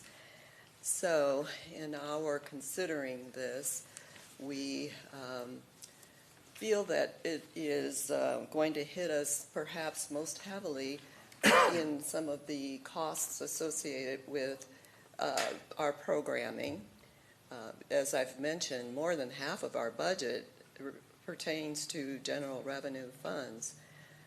We're looking at not being able to hire additional staff and probably hiring freezes if we're required to make a significant reduction. This would have an impact throughout our department, and I've already described how hard we've worked to hire, retain, and train our staff. When it comes to programming, We could pretty much go down the list of nearly all the programs that were on that first pie chart where we listed the general revenue funded programs, and even some of our grant programs could potentially be affected. The eviction prevention programs in the community, which we lovingly refer to as EPIC, is an example. This is a crisis funding for households that are having trouble sustaining their rent. Our veterans services, our family and children's counseling programs would likely be impacted. Some more of those are listed here. Great Oaks Village, children's services programs that are funded through the Citizens Commission for Children, funding levels of over $30 million there in total. $2 million Citizen Safety Task Force. These are programs that I don't necessarily anticipate we would be proposing to eliminate, but we would have to consider the level of funding that could go to the programs. We have family preservation and stabilization, as well as our pregnant and parenting team program. The Parenting Support Squad is another example of a potential reduction. We've made great strides in our planning and efforts relating to human trafficking that would have to be rethought to some extent. And the work that our Citizens Review Panel funds, including child care slots and food insecurity initiatives, would have to be rethought. Our neighborhood centers for children are very well utilized programs and spread throughout the county. We would perhaps have some difficulty in the levels of investment that we could make in their programs, not to mention the after-school zone that currently operates out of all of the middle schools. And we would have to look hard at that, where those programs contribute to preventing juvenile delinquency because they give children something to do during that downtime between school and when working parents return home. And the cooperative extension, regrettably, there are counties in the state that are rethinking their partnerships with IFAS because of concerns about funding. I would hope that that would not be the case for us, but it is a program that does receive some support. And so we would, from our general revenues, and we just need to think about the relative priorities of all of these things that we do. Climate efficiency program, we're very proud that we help seniors stay comfortable in their homes by helping them replace their HVAC systems and make other life-saving home improvements. Our community centers are these jewels that are well utilized within many of our communities, well used by the county and well used by citizens for their own activities and events. We'd really have to look at the hours perhaps, maybe the level of security that we're able to supply. Again, rethinking our operations there. And we make a large investment in mental health and homelessness, some of which I described to you earlier. Again, we would need to perhaps do less than we plan to do going forward if we have less funding available to us, and perhaps one or more new initiatives would have to be delayed. The Head Start program, which we know and love, and I should say award-winning. We were notified of 5 more awards just this week for that program. They'll be making a presentation to you also in October, their annual report, and you'll certainly hear about it then, if not beforehand. But in any event, this is largely federal funded, but I showed you that $5 million of general revenue helped to supplement the operations of that amazing program. And then, of course, our manager, Kyle Kent, has just outlined for you the vast amount of work that goes into operation of our Parks and Recreation division. That's a very dynamic and well-utilized team that has a very diverse set of responsibilities for the vast property management, facility management, and programming that is managed there. So there'd be a collection of things we'd have to consider related to the Parks and Recreation operation, from deferring some things that we currently have planned to reductions in hiring and the like would need to be considered. And on top of all that, of course, like other parts of the county's operation, we do have some unfunded mandates that are things that we would have to pay for regardless of any other kinds of reductions that we'd have to consider. One are the health mandated costs for the medical examinations we're responsible for paying for abused, abandoned, and neglected children. We bear the total cost for those at the state's behest. Similarly, the Juvenile Detention Center, we invest $4.2 million. We and other counties are required to share the cost of juvenile secure detention with the state of Florida, and that comes out of our budget. And so, in summary, I would say that even though this has been and is a status quo year, we in Community and Family Services are very excited about all that we have initiated, and we look forward to continuing the implementation of our brand new Magellan concept. We will continue to work on our strategic plan, and we've made great progress there. We've actually already achieved 7 of the 60 goals that we've established for ourselves, or I should say strategies, 60 strategies that we're pursuing. And we've got almost 40 more that are in very active development. And so we're excited about what our teams are doing there. And we're making strides in our ability to measure and monitor our service delivery and the outcomes related to them. We have a very committed and dedicated staff, and I hope that you can recognize through the diversity of divisions, operations, and programs that we're responsible for that we do embody our slogan of where joy lives, hope grows, and help happens for the Orange County community. And with that, Kyle and I invite any questions that you may have. Hopefully we can address those at this time.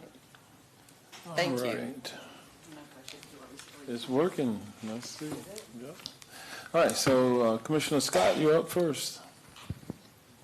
Never up first. Wow, won the lottery today. Good afternoon. Good afternoon. Thank you, everyone. I really have no questions. I just want to say thank you. I probably bug about half of you at least once a week, depending on what the request is. And so I just want to publicly say thank you for the work you've done. Veteran Services, Head Start, Yvette and her team, everybody, just thank you. John, you guys have been phenomenal. We've had some complex math problems across the district, and you guys always find a way to make sure that the folks are informed and taken care of, and so I am sincerely grateful. So I appreciate you guys. Hi, Thank Tracy. you. Hi, Levon. We're very happy and proud to be so relevant to the priorities that you and other commissioners have when it comes to serving members of the community. Commissioner Simrad. Thank you, Mayor. Thank you, Ms. Vin.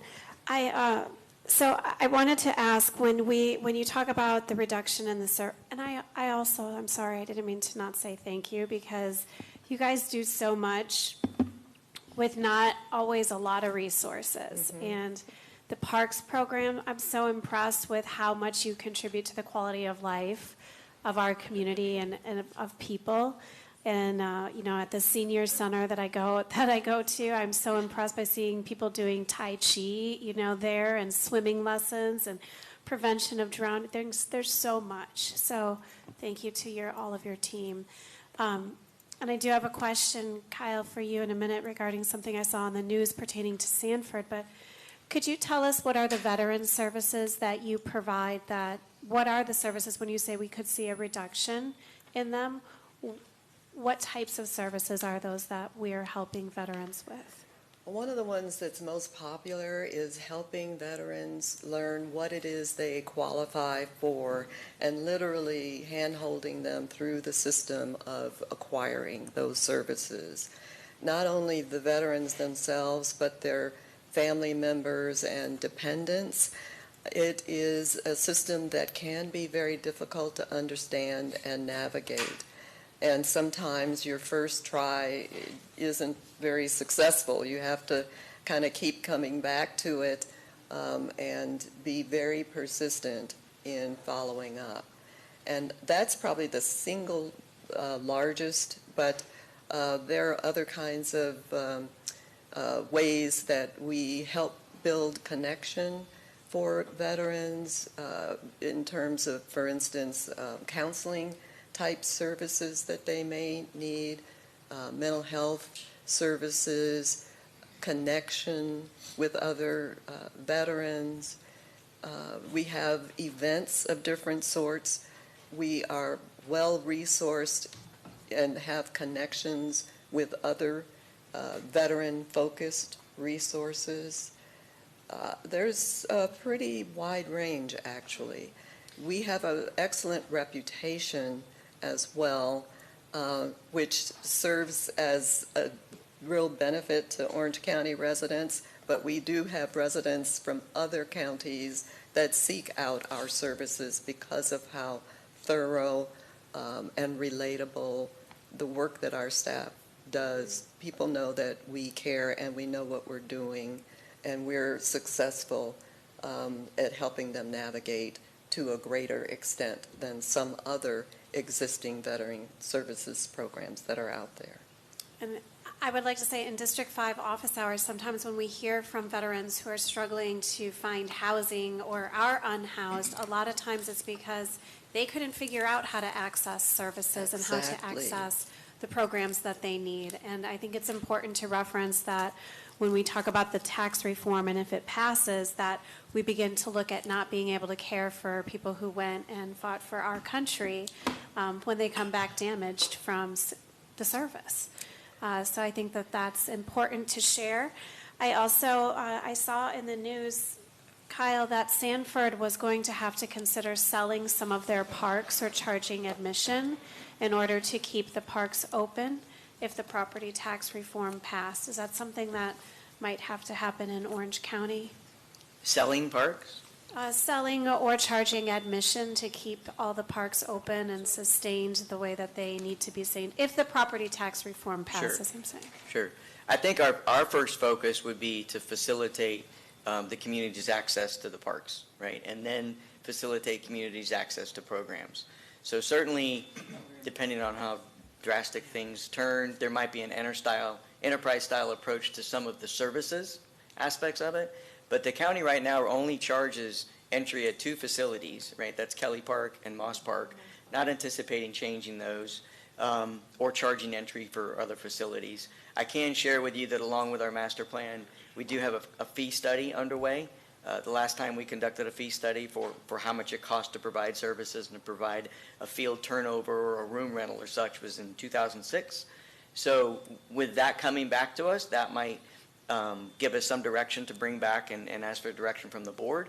But right now, we're not anticipating changing fees or access, and certainly not selling any properties. Well, but that is a consideration, to your point, Commissioner. Yes, it very much is a possibility as we look at those fees and those costs. Okay. Not selling anything, I'm sorry, not the second part of your question.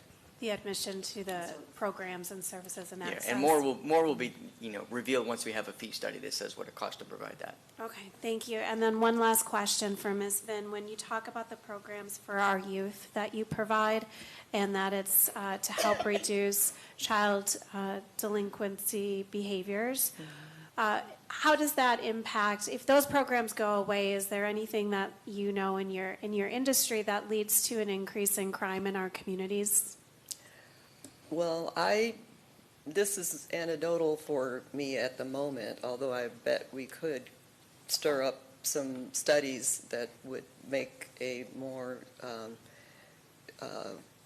credentialed view. But I believe that we would see an increase if we were not able to offer after school and other programs such as what Parks is able to make available. What do kids have to do otherwise? They're more likely to divert themselves to activities that would not be as healthy for them, some of which might be crime. Thank you. And I mean, of course, everybody understands an increase in crime impacts the tourism economy significantly, where you begin to then see people opting out of coming to Orlando for fear of public safety while they visit. So, absolutely. Thank you, Ms. Finn. Thank you. I see Alnita Witt back there from the Veterans Services Office. Alnita, if you'll go to the mic for just a moment. Talk about one of our superstars. Yeah. We are loaded with them. She's a veteran herself, so Alnita, how many veterans are we currently serving through our Veteran Service Office? We serve approximately about maybe 24,000 24,000. out of 70, about 71,000. 24,000 is what? Me too. Yes, sir. Does he have all his benefits? Not yet. Not yet. I'm working on them. Okay, got to work on some. You got to work harder on. I understand. But Alnita, how are things going there with the VSO office? Right now, we're doing good. I'll say that staffing is a little challenging because we lost a few due to retirement. So we're trying to make up and really provide enough VSOs to manage we have 3 locations, the main office and Lake Nona and Lake Baldwin. And so having the staffing to do that would allow us to help more veterans and get out in the community, because we're always hearing that, I didn't know you existed, I didn't know you were there. And so we're trying to increase our footprint. Okay, yeah, I hear that sometimes, but we encounter people who are on the streets. Sometimes they're homeless. And they say they're veterans. Sometimes they don't know whether. And sometimes they're not. And I'll be honest with you with that. We do have veterans that are on the street, but that's by choice. Because a lot of those veterans are receiving benefits, and we help them all the time. Now, when they don't get their check, you'll see them in the office, but as long as things are going and the field reps are able to reach them wherever they're living out in the community, it's just by choice. Okay. It's not that they don't have funding or money. They have the money. It's just choice. Okay. So sometimes I know they have other issues that they're dealing with. Mm-hmm. Okay. All right. Thank you, ma'am. Thank you. I just wanted to ask Alnita if there are services that you all provide that I didn't think of in response to Commissioner's question. Those services, we do have veterans that are in need of dental services. Let's say the veteran that is 100% service connected gets dental service from the VA. However, those who are not, the state has given multiple programs a lot of money. And we can put in or submit referrals to those programs for those veterans to get that dental service. Because, you know, nothing beats a great smile, right? And makes you feel like a person, you know, when your teeth are great. So other programs that SSBF, we work closely with them. Our domiciliary, when we have veterans who may have substance and mental health issues, we request for assistance through our domiciliary programs at both Lake Nona and Lake Baldwin. As well as Career Source and other agencies that we provide referrals to for employment. Okay. Well, thank you, ma'am. Thank you. All right, Commissioner Gomez-Cordero. Thank you. Thank you, Mayor. Good afternoon and good afternoon, team. I have to say that I have been part of this team more than 10 years. Before I came and became a commissioner, I was already part of community action and also the panel advisory under Angela down there, and I love it. Thank you for everything you all do, because I think you are like one of the main services that we need for all the what is going on. Let's put it that way. So not to take much time. I just have, Ms. V, can you give me, like, very short, what does the pilot Magellan gonna be about? Program. Okay, so one of the newer movements, if you will, in our human services world, and really beyond that, is the use of technology to help afford access to services from residents. Also, we can use that to make connections between different kinds of services easier, so that perhaps one application process you can determine a person's eligibility for any of the programs that we provide. And that is our goal, is to get to where that will be the case. We also will be able to collect data that helps to tell us how we're doing in that regard and how resources are being utilized. And we expect that this is going to break down the silos that currently exist, not only in how our customers access our services, but also between ourselves internally. It'll make it easier and more streamlined for us to serve a person without having to shuttle them so often among our different programs. Very good. And so we think it's going to be a game changer for Awesome. us. Thank you. And then I have a question for Kyle. Kyle, I see that in your presentation in slide 65, 65, you said about the restroom replacement, and I remember, and you have on the list here most part, but I remember in 2021 that there was a replacement already, like remodeling. Is that the same? That wasn't the same, or what? Moss Park's a large Moss park, Park, right? So yes. we have a group campground, we have a regular campground, and then we have a day use area. Yeah. So the restroom we're speaking of here is the day use area up Okay, front, in right that when you enter the area. park. Okay. Yes, ma'am. All right. Okay. So I wanted to know. Okay. And then I wanted to ask you also, Kyle, like for example, in the service at risk, right? I know that you also, for the park and recreation are requesting 2 park supervisor specialists and so, and a warehouse specialist. But on the parks supervisor, do you think that maybe because, all of this is going to be on risk, and so you're going to put like 1 supervisor to supervise more than 1 park instead of 1 for each, or you don't think we will get into that? Well, with 114 parks, that already exists. So we have roughly 32 man sites. Yes. And then those serve to operate the others as satellite parks. So Okay. we have a support section that really kind of oversees a lot of our pocket parks. But those 32 man sites spread themselves out, and they service multiple other parks as well. They have a hub that they work from, and then they service those other parks. So that already exists. Already exists, okay. Okay, so thank you, thank you, thank you. Thank you You're for all you do. Thank you all. We'll go to Commissioner Wilson and then back to Commissioner Simrad, and the sheriff's on deck outside, so I do want us to get through this. We're running probably about 10 minutes behind, so I'll try to catch up if we can. All right. Thank you, Mayor. Actually, Commissioner Cordero, I had the same question, a couple of the same questions I did about, I am concerned about the spread thin. Your parks, and first of all, actually, let me just say, this group, it is an incredible, I mean, the heart, the effort, it is an incredible group. I just want you all to know that the leadership in your division, and that's a top-down thing, and then from you all, your teams. So thank you so much for everything you do. It is the heartbeat, I would say, of our county, so thank you, thank you, thank you.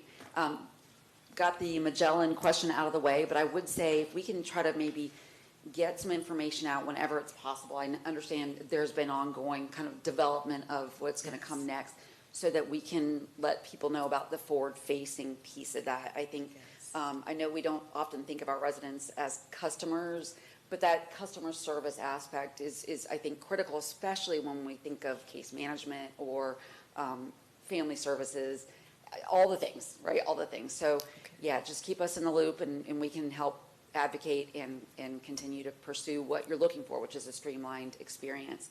And then my question, the next one actually is a Parks and Rec question, but it may also require some administrative advice here, because I have been asking this all day, and I'm going to continue to do it. So in our parks, we were just talking about Moss Park and the camping. Tibet Butler Preserve, I know they have a visitor log.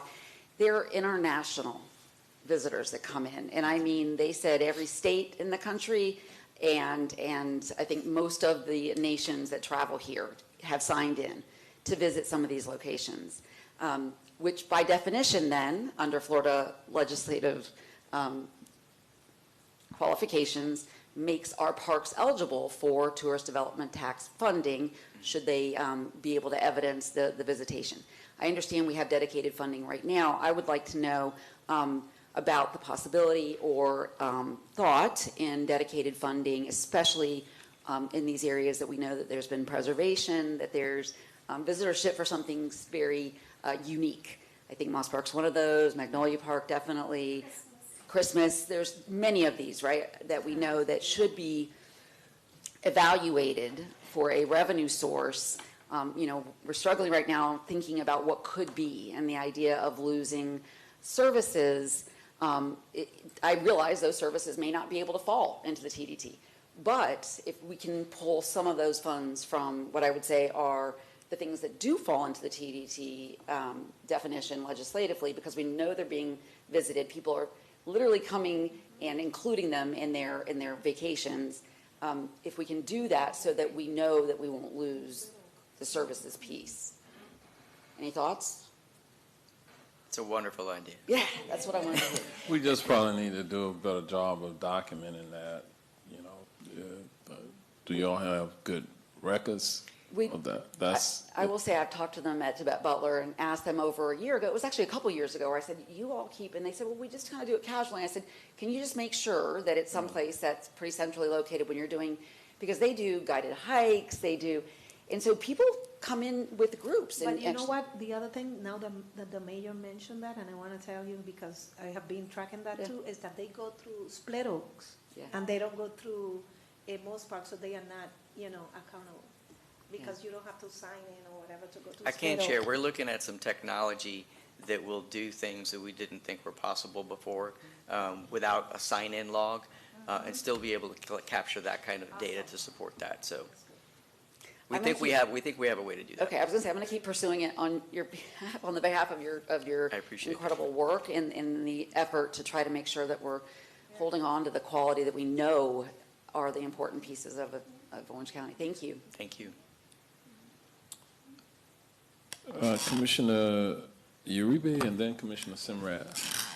Yeah, so I wanted to ask, I'm looking at all of these groups and things that we fund at the tune of 37.1 million. And I'm a little disheartened because there are plenty of times when our office needs resources, and I didn't know we were funding all of these organizations and to what extent and what they can offer our residents. Is that all we give, or do we actually give more than 37.1 when it comes to these nonprofits? Because I've seen numbers higher. Yeah, I would say that when you look at the county overall, there's certainly the prospect that there is more. I know, for instance, in yesterday's BCC agenda, the Planning and Development Department presented some grants for some nonprofits, as one example.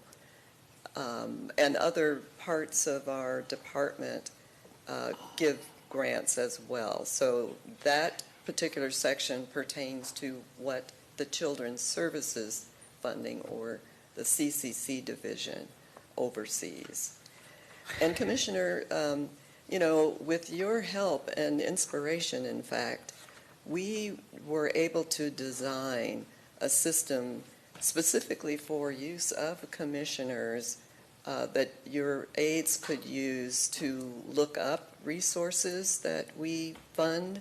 I think we need to, and I appreciate that, because I know I bothered Byron for a couple years. But same organizations. What I'm trying to do is maybe with our team, someone from your team, I'm looking at a lot of these organizations, and I know we're getting requests for help, and and there have been some that have been a little critical who have not helped us, right? And we've brought it up to them, and that organization itself. Yeah. So I just feel like when we're using tax dollars to fund programs to help residents, we've got to make sure it's a bit more seamless. But I appreciate that. I'm going to brag on Kyle for a moment, because I got to tell you, Kyle, when Matt left, I had a little bit of anxiety because he's really created a little clutch with us, because we were so dependent on him and how he did things and how he took care of things. And I want to commend you for your hard work and dedication to go beyond the scope when it comes to that. I also wanted to address Commissioner Wilson on the parks and TDT. We actually got Congressman Soto and Senator Carlos Guillermo Smith and so forth writing letters of support for Lake Conway for TDT funding to request it. So it is happening, because it's happened other places. And you're absolutely right, because when we do like Pioneer Days, we meet so many people that come from out of town who love to go to like festivals and things like that. And I'm excited to see us quantify that, because I believe we're a town with so much culture that it just, and people want to do more than just the norm. They want to, visit the local spots and things like that. But I've got to tell you, as a parent who put their child in your summer camp for the first time ever, and I did have anxiety. I'm a helicopter mom, okay? I'm going to admit it. So I love to watch what's going on. My child is absolutely so happy and gets excited to go to camp every day. And your staff at Meadowwoods, and I'm sure all across Orange County, are phenomenal, great supporters. So that is a plus. And then Josh over at Barber and his team and Cypress Grove, top notch.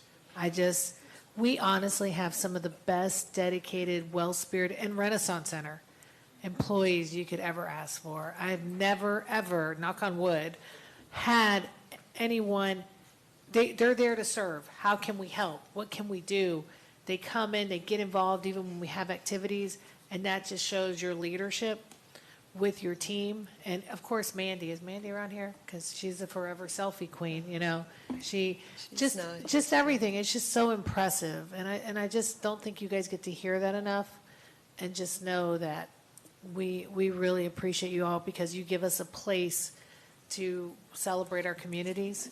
And I know I have an event coming this weekend, and back to schools and food drives and Halloween and Christmas and everything we do.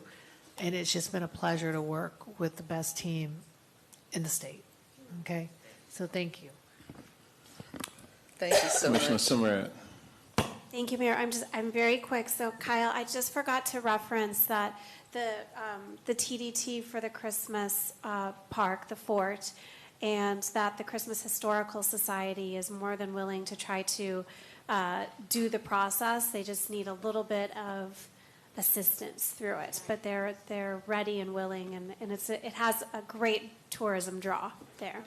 We have been working with them, just so you know. We Awesome. recently took a trip together to South Florida to look at the Chickees and the Seminole Reservation Range. So That's amazing to hear. Thank you for doing that. And then I wanted to say that pertaining to just the team that you work with, every single time that District 5 does a food distribution at a park, they open the park and they're there to greet us, but they also roll up their sleeves and they help distribute the food.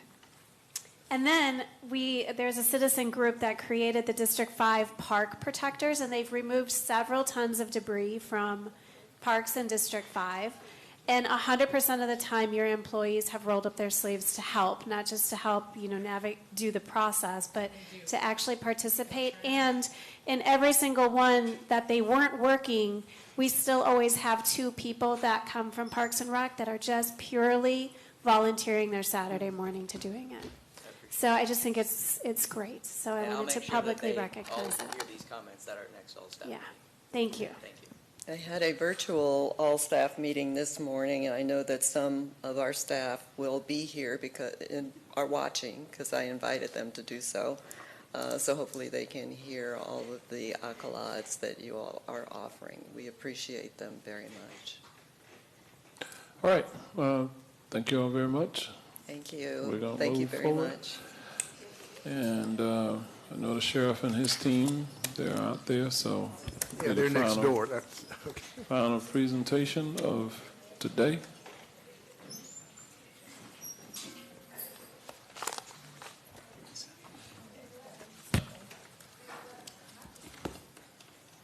Y'all can stay if you want. They're like, no, we're rushing out of here.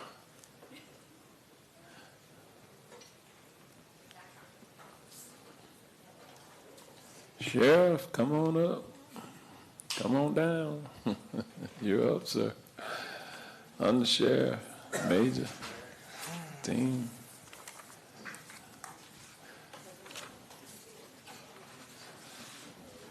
So, Sheriff, we're running a little behind, but whenever we talk about the children, it always runs a little long, it seems.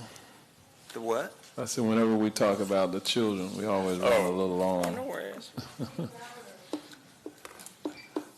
I reviewed last year's presentation. I was standing at this podium for 2 hours, just to let you know. Even though my presentation was only 20 minutes. Let's hope you won't be here for 2 hours. All right. Well, welcome, Sheriff. All right. The floor is yours, sir. All right. Well, good afternoon, Mayor and Commissioners, Comptroller. It's happy to be here again, and I'll dispense with all the pleasantries because I know I've been watching. You guys have been sitting here all day. So thank you for what you do. Thank you for your strong support of public safety. We really appreciate you.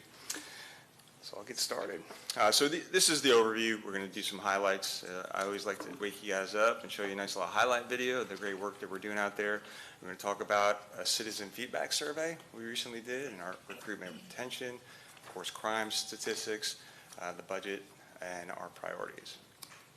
911, what's the location of your emergency? A bad car accident. He's not even supposed to park in a block or not. Lucy. Attention zone 417. Autistic child jumped into the lake. He's 9 years old. Come on, sweetheart. Yeah. We got 2 people out of the car. You're right. The car's search. Go, please wake her up. Go. And the whole 3rd floor is trapped. There's the baby. Hold on. I'm coming. Give it a ring. Is anyone in the vehicle, sir? The one's in the car, man. The car's on fire, man. Come on, baby. Come on. She's okay. She's breathing. Trying to 32 seconds. I think she's okay. She's breathing. Hey, he can't swim. Give me a hand.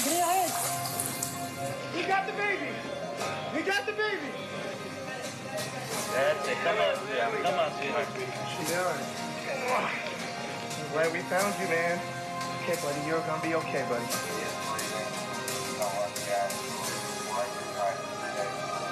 Hey, she's breathing. She's got a pulse. She's got a pulse. The baby is awake and breathing now.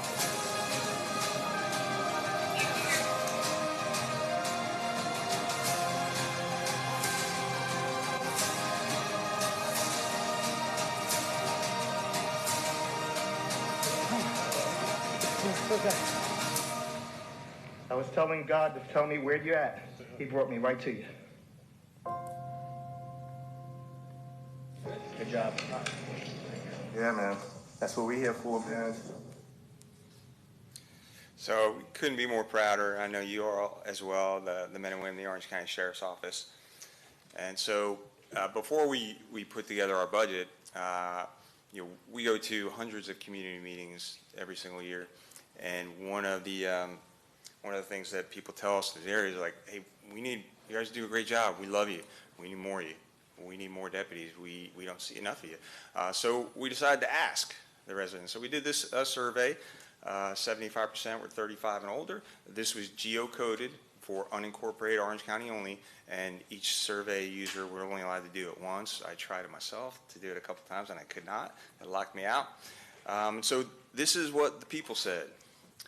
At 98.1%, residents say the Sheriff's Office plays an important role keeping families safe. No surprise there. 96.9% residents say deputy visibility and active presence are important. Again, this is the theme that we hear over and over again when we're out in our communities. And 91.5% of residents support growing the Sheriff's Office to keep pace with Orange County. And 9 out of 10 people. And that's pretty telling. So when we put together our budget, we based a lot of this on, what do our residents want from the Sheriff's Office? Well, they want to see us. They want us out there. So just want to kind of go over our staffing levels. We're at 1,939 sworn positions. We are requesting 27 sworn. We aren't requesting any civilian personnel in this budget. So for total positions of 2,753, and I know vacancy rates always come up. Right now, out of the 1,939 authorized positions, we have 70 vacancies.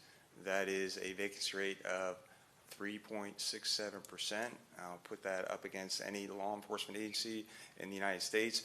And with the conditional hires, we are completely full. So if all those people that I offered a job to over the past several months make it through that process, we will be completely full. That's important for you to know.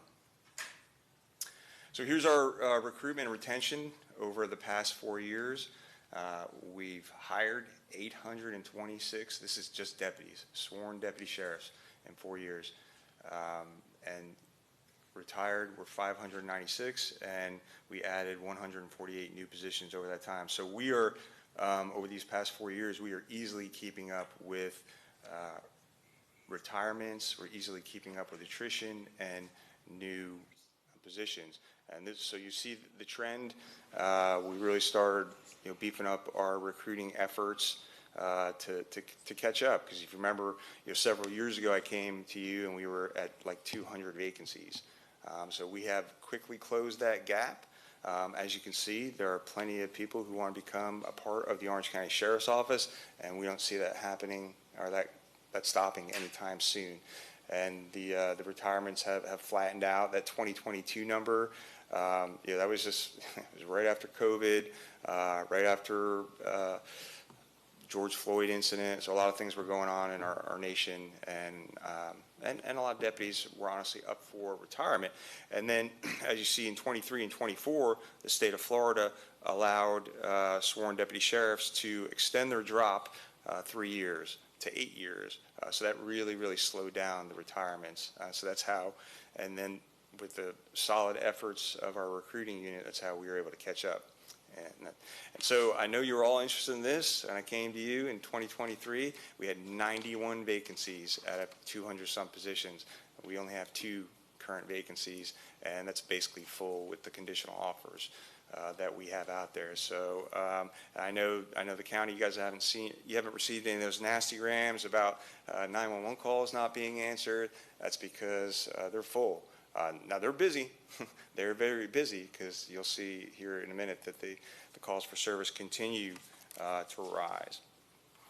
So we're very proud of that number as well. So I want to kind of go over our crime stats. This is 24 versus 25. Again, couldn't be happier. Crime is going down 15% over that year in all categories, really. And year to date this year, down again, slightly up in homicides, but we have a very small number of homicides. Last year at this time we had 14. This year at this time we're at 15. But in my estimation, that's one too many, right? And my philosophy, we don't want any violent crime, but. And I may have said this last year, but it bears worth repeating. What does drive down crime? The great work of the men and women, the Orange County Sheriff's Office, all the work we do within our community, engaging with all our nonprofits, talking with all our kids, all that adds up, and then finally technology.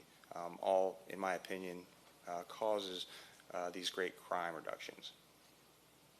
And our homicide unit couldn't be more proud of them. The national clearance rate for murder is 61%, and we were at 85% last year. Kind of give you a snapshot of how many people we actually arrest every year. It's a lot, the 1.6 million people who live here and the 76.7 million residents, the vast majority are good, law-abiding citizens and residents and visitors that love, trust, and respect law enforcement and abide by the law. But we do have people out there who want to commit crimes in our neighborhoods and want to do harm to the people in our community.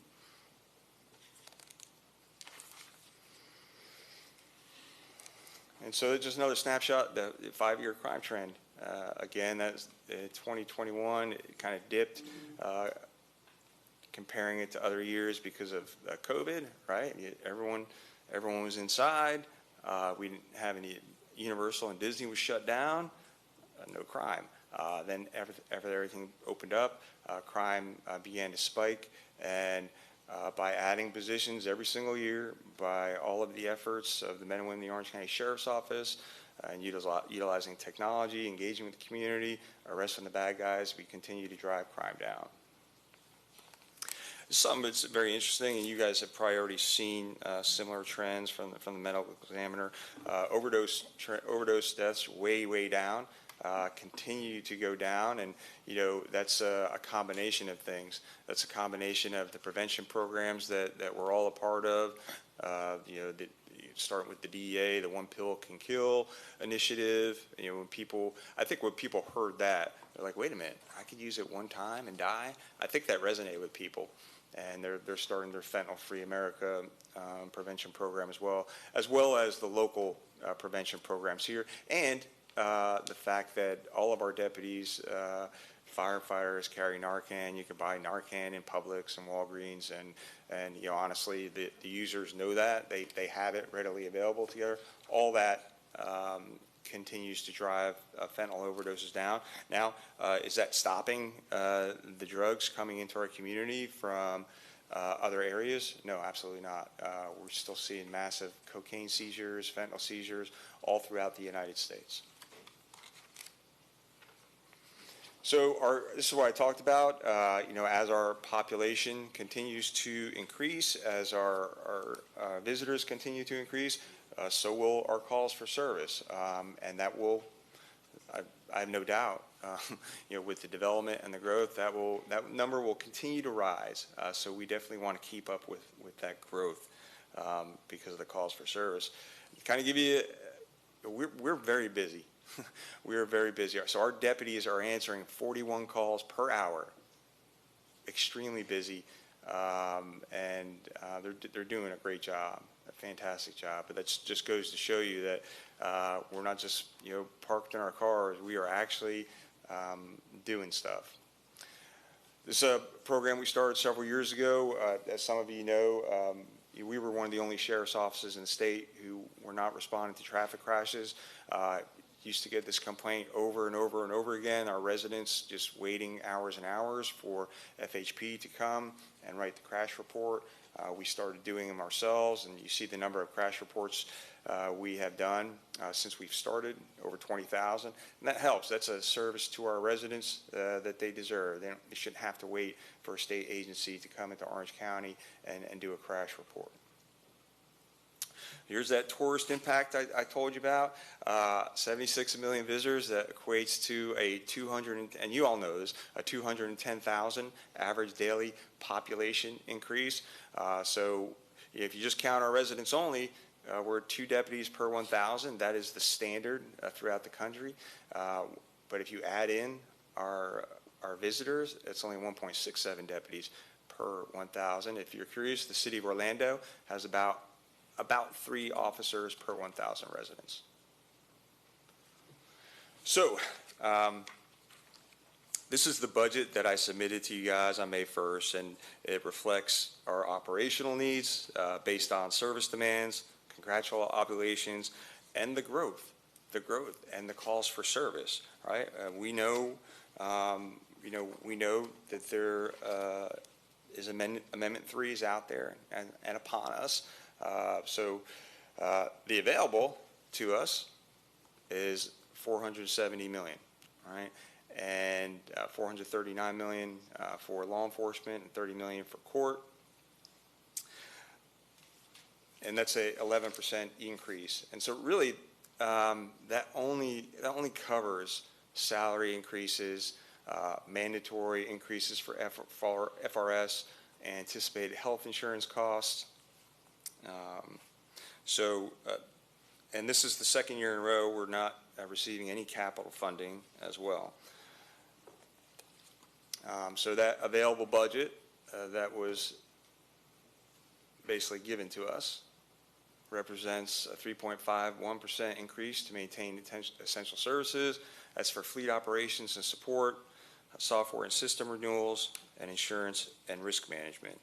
But again, based on what we believe we need more than that. And that's why that budget was originally submitted, based on operational needs, based on growth, based on calls for service. So under this budget, we're only requesting the 2 behavioral response unit deputies, our program, which has been very, very successful with our deputies responding to people who are in crisis. And so we want to expand that unit, and then the 25 patrol deputies, which is unfunded at this point. So I want to talk about our priorities, and our priorities drive, as well as the increase in services and the calls for service and our operational needs. These priorities drive, where we want our budget. So, we want to reduce violent crime. We want to reduce burglary and thefts. And we know after-hours nightclubs have been a source of frustration for our residents. They have been a source of violent crimes. And so we've seen some real success in that. And of course, our super speeder law update and talk about our community engagement. So over the past 4 years, we've been able to reduce homicide by 43%, violent crime by 29%. So we are hitting those priorities, our marks. This is what we're striving for. We want those numbers to continue to decrease. We don't want them to stay stagnant, and we certainly don't want them to rise. And again, our property crimes, auto theft is decreasing, commercial burglary, residential burglary, auto burglary, all seeing large decreases. So we are hitting that mark, and those are our priorities. And so I talked about the After Hours Club after our successful legislation that was passed. We made selling alcohol a felony, and a lot of people would think, well, it's not really that big a deal. It is a big deal when people are at these clubs drinking till 4 or 5 in the morning. All kinds of crime happens there. It attracts a criminal element, and they commit crimes and shootings. And so this has really, really helped us. We've made over 60 felony arrests. We're holding these bar owners, club owners, managers, bartenders accountable, and then the property owners, most of whom live out of state, are then seeing that and evicting these folks. But as soon as we shut down one, another one opens right back up. And the super speeder law, again, people are like, well, it's just people speeding. This is the #1 complaint that the Orange County Sheriff's Office gets, speeding. This is the complaint that people care about the most. Traffic congestion and speeding is what we hear the most. And so, and you know, there were people in the legislature who fought us, legislators, who said no, because they want to drive 100 miles an hour on I-10, get into Tallahassee, right? So we said no. 2,500 people a year die in Florida because of traffic crashes related to speed. And so what has happened? So over the past, since we started, we've arrested 328 drivers, and 1 in 5 going over 120 miles an hour. But what we've seen this year is a decrease. People are not going that fast. So our deputies are finding that there's still speeders out there. We still have our areas where people are speeding, but they're not reaching these speeds up over 100 miles. And why is that important? And we want everyone to go the speed limit, but when they're going 100, 120, 150, no one's going to survive that crash, and we've all seen that. We saw it recently here in Seminole County. And so, of course, as many of you know, community engagement is a hallmark of this agency. We believe our community engagement has helped us drive down crime. People, they see us out there, we engage with them, we have different activities that we do, and you see them all. I mean, there's so many programs, sometimes it's hard to remember them all, and I really do think that helps us. It helps us build trust within the community. Certainly, we cannot stop doing that. If you're thinking that would be a problem. That would be a huge problem, especially in some of our more challenging communities. And so it's something we're very, very proud of. And we receive a lot of accolades and credit from all over the country for the things that we're doing. And with all those arrests that we make, we seize a lot of drug money, and we're putting it right back into the community. As you see, since 2020, $2.6 million, right back into all the nonprofits that we all love, human trafficking, mentoring programs, domestic violence, and drug prevention programs. And we believe this is working. We believe that it's having an impact. So I know you guys have many, many questions for me, so I'm going to end right there. And I'm just going to go back to, as you ask your questions, I'm just going to go back to this slide so it can be up there and we can all look at it.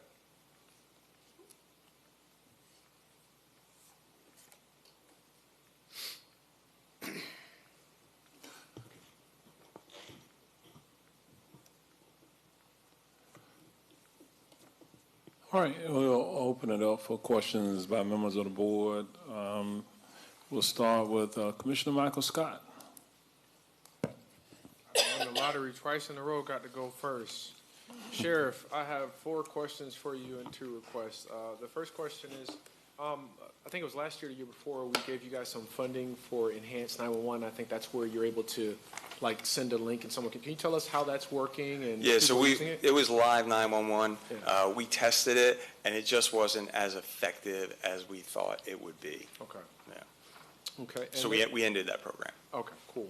And then the Orlando Police Department's doing like a drone responder. Are you guys kind of still evaluating that? Or yeah, absolutely. So we met with a drone company just recently. They're actually going to do a pilot program with us in and around near the convention area.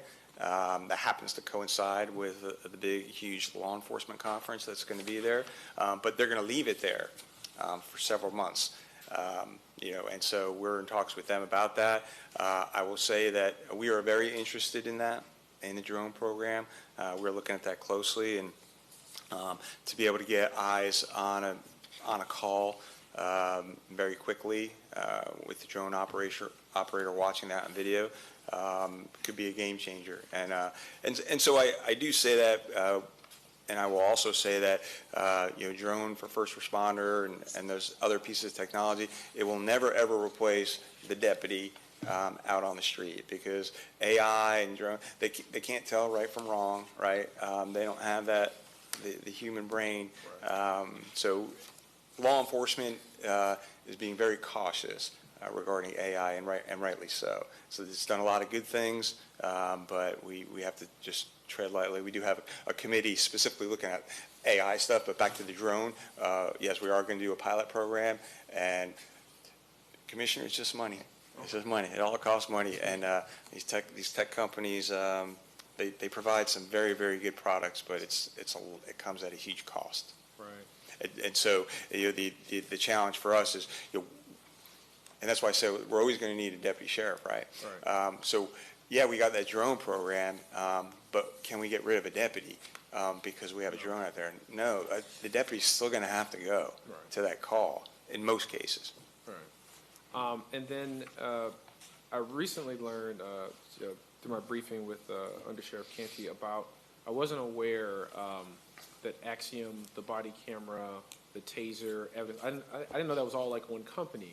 And so if you could, I guess, give a ballpark number of what that costs for all three of those, like operating, and what, because I know it's almost like a monopoly to some degree. And so, like, how does that? So it's with our tasers, body cameras, with the cloud, it's $9.5 million a year.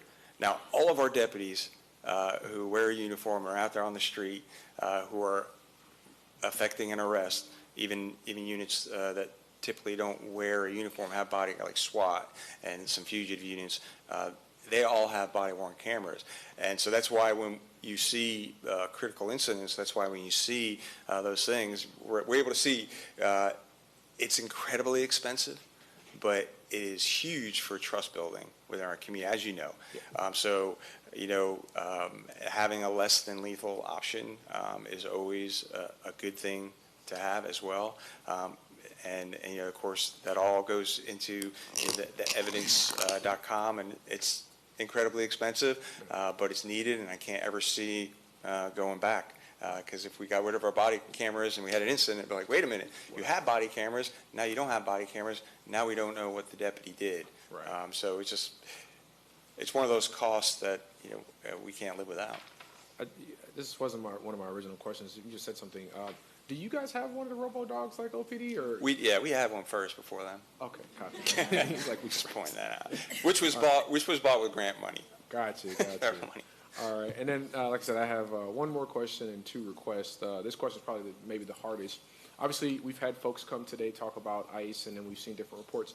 Can you summarize kind of what the money that you received is and what it's not? Because I think there may be some misunderstanding of what it is, but I think just kind of clarifying what those dollars would do and for the benefit of the community. Okay, so, and I heard all the comments this morning, and I assume that some of you will have questions, so I'll try and there might be more, but I'll try and answer everything. So first, I have to start with this, and as you know, I'm not telling you anything you don't know, but Florida law states that law enforcement shall use its best efforts to assist in immigration enforcement. So I'll start with that. I will also say that the enforcement of immigration is not our top priority, and I have the data to prove that. So you looked at that almost 15,000 arrests last year. We have only, since the program started, we have only made 101 arrests related to immigration, and those people also had local charges. So if you look at your own jail stats, the people that are in your jail this morning, there are 8 there, right, that have a detainer only, that have nothing to do with us, right? There are 184 inmates in your jail right now that have local charges and a hold from ICE. So in other words, one of those people or all those people committed some type of crime in Orange County, whether it's domestic violence, could be a super speeder. They committed a crime in Orange County. They were brought to your jail where their fingerprints were ran. Their fingerprints were sent through the system. It goes up to this place in ICE facility in Vermont, and Vermont, the ICE facility up there says, hold those people. So none of that has anything to do with the Orange County Sheriff's Office. Now, since we are by law using our best efforts to support immigration enforcement, we are part of the 287G program. So what does that mean? So that means, and the law also states that we will assist, right? So ICE folks, they have contacted us, but we don't go on any raids. We don't initiate any type of self-initiated immigration enforcement. The people who are here illegally, who happen to come into our contact, they committed a crime. They were pulled over. We responded to a domestic violence call. ICE has called us to transport a handful of times. ICE has called us to assist with protests on their property, which we have assisted them. They asked for us to assist them with crowd control training, which they desperately need, as you can see, throughout the country, and we are experts at it, so we have assisted them. They just don't call us that much for that assistance. But as the sheriff here in Orange County, as the sheriff of Florida, I will follow the law. I'm not going to break the law. So that says I will use my best efforts to assist in immigration enforcement. So the money that you're talking about. So yeah, there's $250 million grants available for agencies that are in the 287G program. And so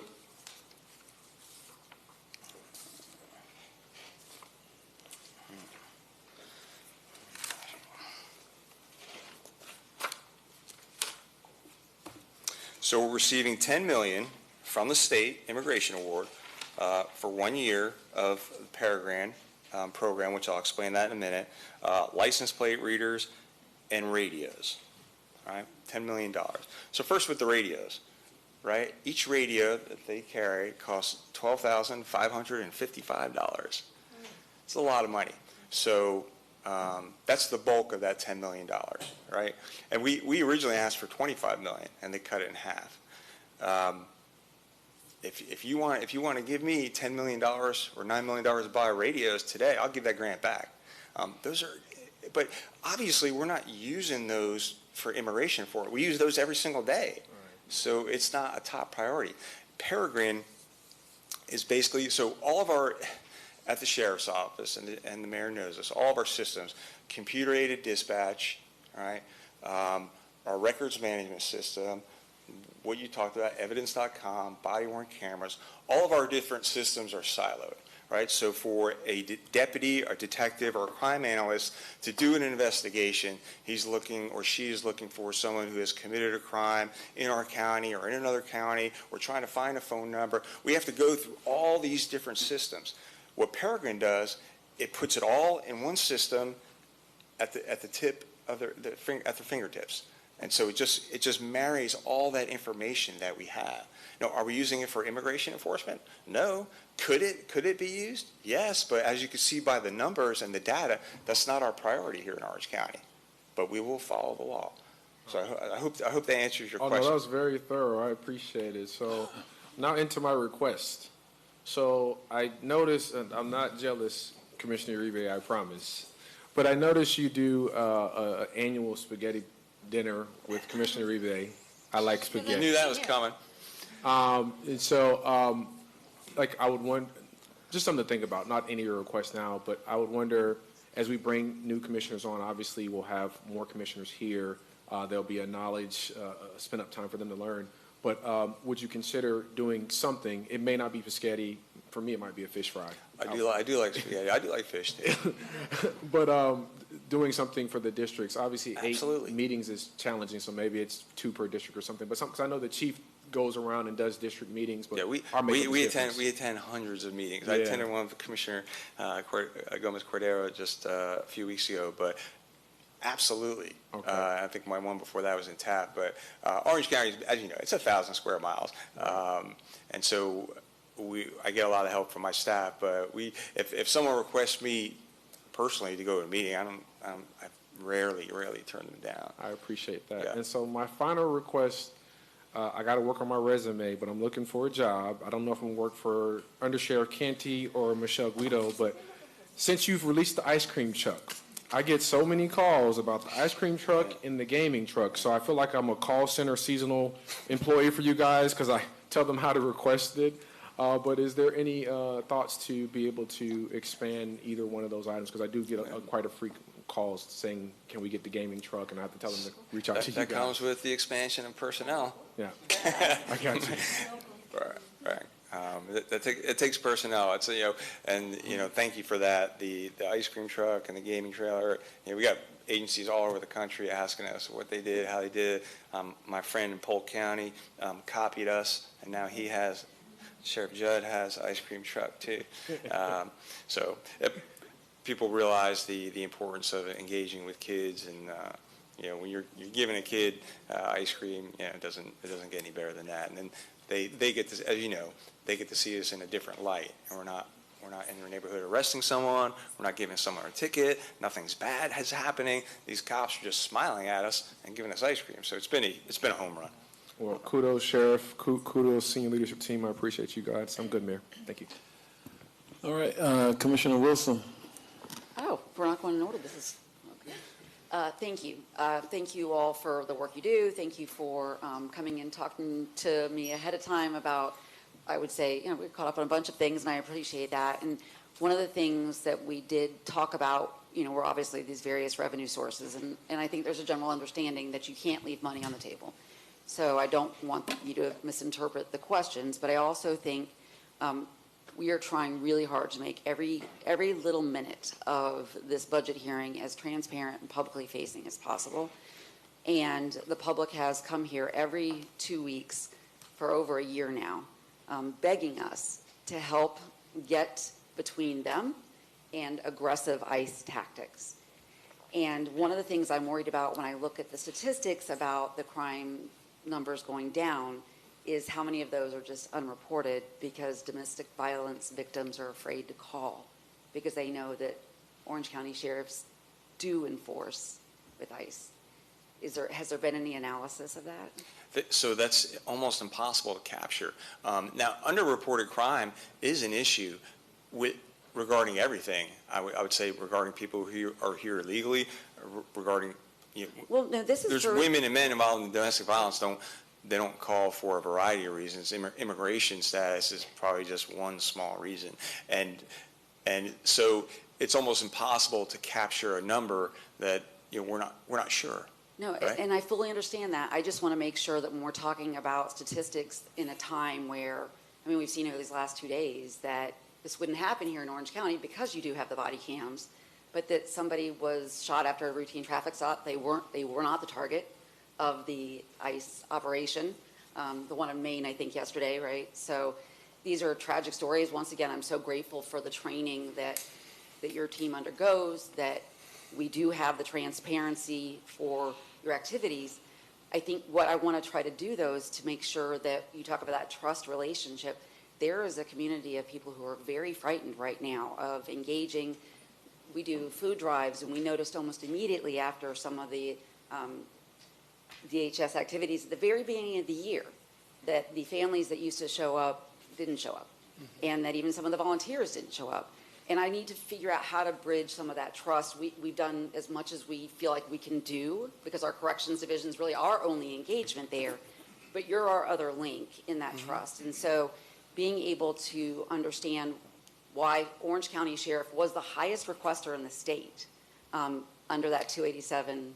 No, we're not the highest requester. Okay, so that was reported, and I just wanted, this is why we're having this conversation. This last round was only one round of grants. There's $250 million out there. Osceola County has all of their deputies or DIOs, and that's another. Go ahead, finish your. No, that's it. You're doing what I want, which is to kind of talk me through this so that we have a better. I want to make sure there's no family out there that would hesitate to call you all in the case of an emergency. That is the priority. I want to make sure that our tax dollars are going in our criminal justice system to criminal justice, not to civil federal enforcement. So these are the things I need to hear from you. Well, so first, let's go back to the crime piece. So when I started in 2018, as compared to now, crime is down 43%. That's way before the 287G, way before the DIO program, and way before the new state law. So crime has been trending down, and that goes back to the reasons I stated, because all of you have been great at, as Orange County grows, continuing to add personnel, and then all the different programs that we have in the Sheriff's Office has continued to drive crime down. And when you talk about designated immigration officers, in the 287G program. So out of the 1,939 deputies, we have 160. That's 8% of our personnel have that training. And now if you look at surrounding counties, all of their deputies have been through it and have that training. And so that may go to show you that it's a different priority for them. It's just not our top priority. And here's the last thing I will say on that, Commissioner. I invite any one of you to come ride with our deputies. You could pick the deputy, you could pick the shift, you could pick the area, and you ask them, right? Ask them what, are you out here looking for, people who are illegally? Ask them, and you will see the truth, that their priority is violent crime. Their priority are people who are selling drugs and killing, our residents. Their priority is to drive, property crime down, and their priority is to engage with the community. And we do that with everyone. We don't pick a specific area. And if you watch what we do on social media, we hit. It's 1,000 square miles, as you know, but we hit all areas of the county in an effort to engage. And so I'm telling all of you that we will do what we can to continue to build that trust. I think if people, follow us, people ask us, we have met with some of those groups. We've met with very nice people. I was going to say, I would love, we can facilitate maybe. Yeah, we've met with them several times, different groups, and I watch your county commission meetings. I watch the public comment specifically because I want to know what people are saying about the Orange County Sheriff's Office and about what's happening in our county. And very, very nice, passionate people, but it seems more of that passion is directed towards Maine and other parts of our country, and we're just not seeing those interactions here. And I can tell you that the Orange County Sheriff's Office is not going to be involved in any of that. And I certainly can't control what ICE or DHS does, but our deputies know what their priorities are. And I'll end with, again, but I am the sheriff. I will follow the law. I'm not going to break the law. So we will follow the state law, but it's just not a top priority for us. Yeah, and I appreciate you talking me through that, and I look forward to maybe facilitating a meeting with some of the advocacy folks that are working with some of the families. It is purely a public safety point that I'm making as far as what I think can be a blind spot for a lot of us who are trying to understand why we don't have as many kids in some of our after-school programs who are potentially, children of immigrant families. So it is across the board that we've seen withdrawal from many really beneficial parts of society from people who we need to participate in society. So thank you for talking me through that, and I look forward to having more conversations about it. Okay. Commissioner Simrad. Thank you, Mayor. Thank you, Sheriff Mina. My neighbor's right there. Hi, Chip. His mother-in-law stole our garbage can. Oh, sorry. Sheriff Mina, in the last presentation, we heard from the Community and Family Services Department, and they referenced that if the property tax reform passes, that they would need to look at potential reduction in sex trafficking programs in Orange County. As a sheriff, would you think that if there's a reduction in those programs, that there could be an increase in that type of crime in our community? Yeah, absolutely. I will tell you that I am willing to, and I have helped out many organizations, including human trafficking and sex trafficking, and will continue to help them financially. As you know, we have many people assigned to the Metropolitan Bureau of Investigation, the longest-standing narcotic task force that many years ago switched over or split half of their task force into doing human trafficking. So we're one of those communities that doesn't sweep that under the rug. And I imagine funding for any program is gonna have an effect. But we'll do what we need to do to continue to prevent that and stop that. And then just to be clear, when we talk about an increase in sex trafficking, crime, and activity in our community, that involves our children, right? So I can get you stats, but as far as human trafficking, we save, and I say save, we save about 50 children, juveniles a year from human trafficking, and usually that is, and how that usually happens is either that juvenile or adult was involved in sex work, prostitution, and years ago we would just arrest them and take them to jail, but now we find out, hey, wait a minute, someone is actually giving them drugs and giving them money and giving them a hotel and get them into that life and actually using them as a sex worker. And so that's how we're able to grab that kid. We have victim advocates that take that kid. We're connected with those programs who try and get that kid or adult out of that scene. Unfortunately, some of them voluntarily go back, but certainly we'll continue that. Thank you, Sheriff. And the mayor's going to cut me off soon. You have to answer shorter than that. Good job. So I, in your statistics where you asked residents to, the questions, did you actually ask them if they were willing to pay for a tax increase? No, we did not, but there were several comments who said they'd be willing to pay. That's great to know, and that's great to share. And I want to tell you that generally I'm supportive of what you're requesting generally. But when District 5 met with the Sheriff's Department, and it was like about an $86 million budget increase, it was like, because we just got word from the mayor to stay, relatively stagnant in terms of the budget, and because we just endured a really nasty process with DOJ and Blaise and Golia telling us that we had so much wasteful spending of taxpayer money, which has now played into the state narrative of how local government uses and abuses taxpayer funds. And now we're battling to try to keep our budget, which also impacts your budget. So I asked Byron if there was a way for us to, because generally I think Tallahassee is very supportive of your labor union. And I was asking Byron if there was a way, because you have not only just the MSTU that you guys get, but also $500 million that comes out of the general fund. And so I was thinking, like, maybe what we can do is move you guys out of the general fund, put you into a separate line item, reduce the county millage accordingly so that you could be funded. But there was all these technical aspects that came into it. So in terms of the funding, I do believe that you are an essential part of destination infrastructure from a public safety perspective with tourism, and because we have 76 million additional people that you all are helping to keep safe.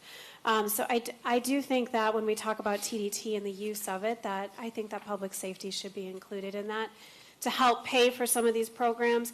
Additionally, I just wanted to know if in the future, if there is any way to use some form of technology to increase your revenue sources, not to replace officers, but red light cameras and other forms to increase your revenue intake so that the sheriff's office can pay for more of this, because quite frankly, the narrative of asking people to increase taxes when the state is offering to get rid of property tax reform doesn't align right now. That's the narrative is so we have to find revenue sources. Can technology help with this? Can TDT help with this? Well, technology can help, but I will remind the board that last year I asked this board to increase the MSTU.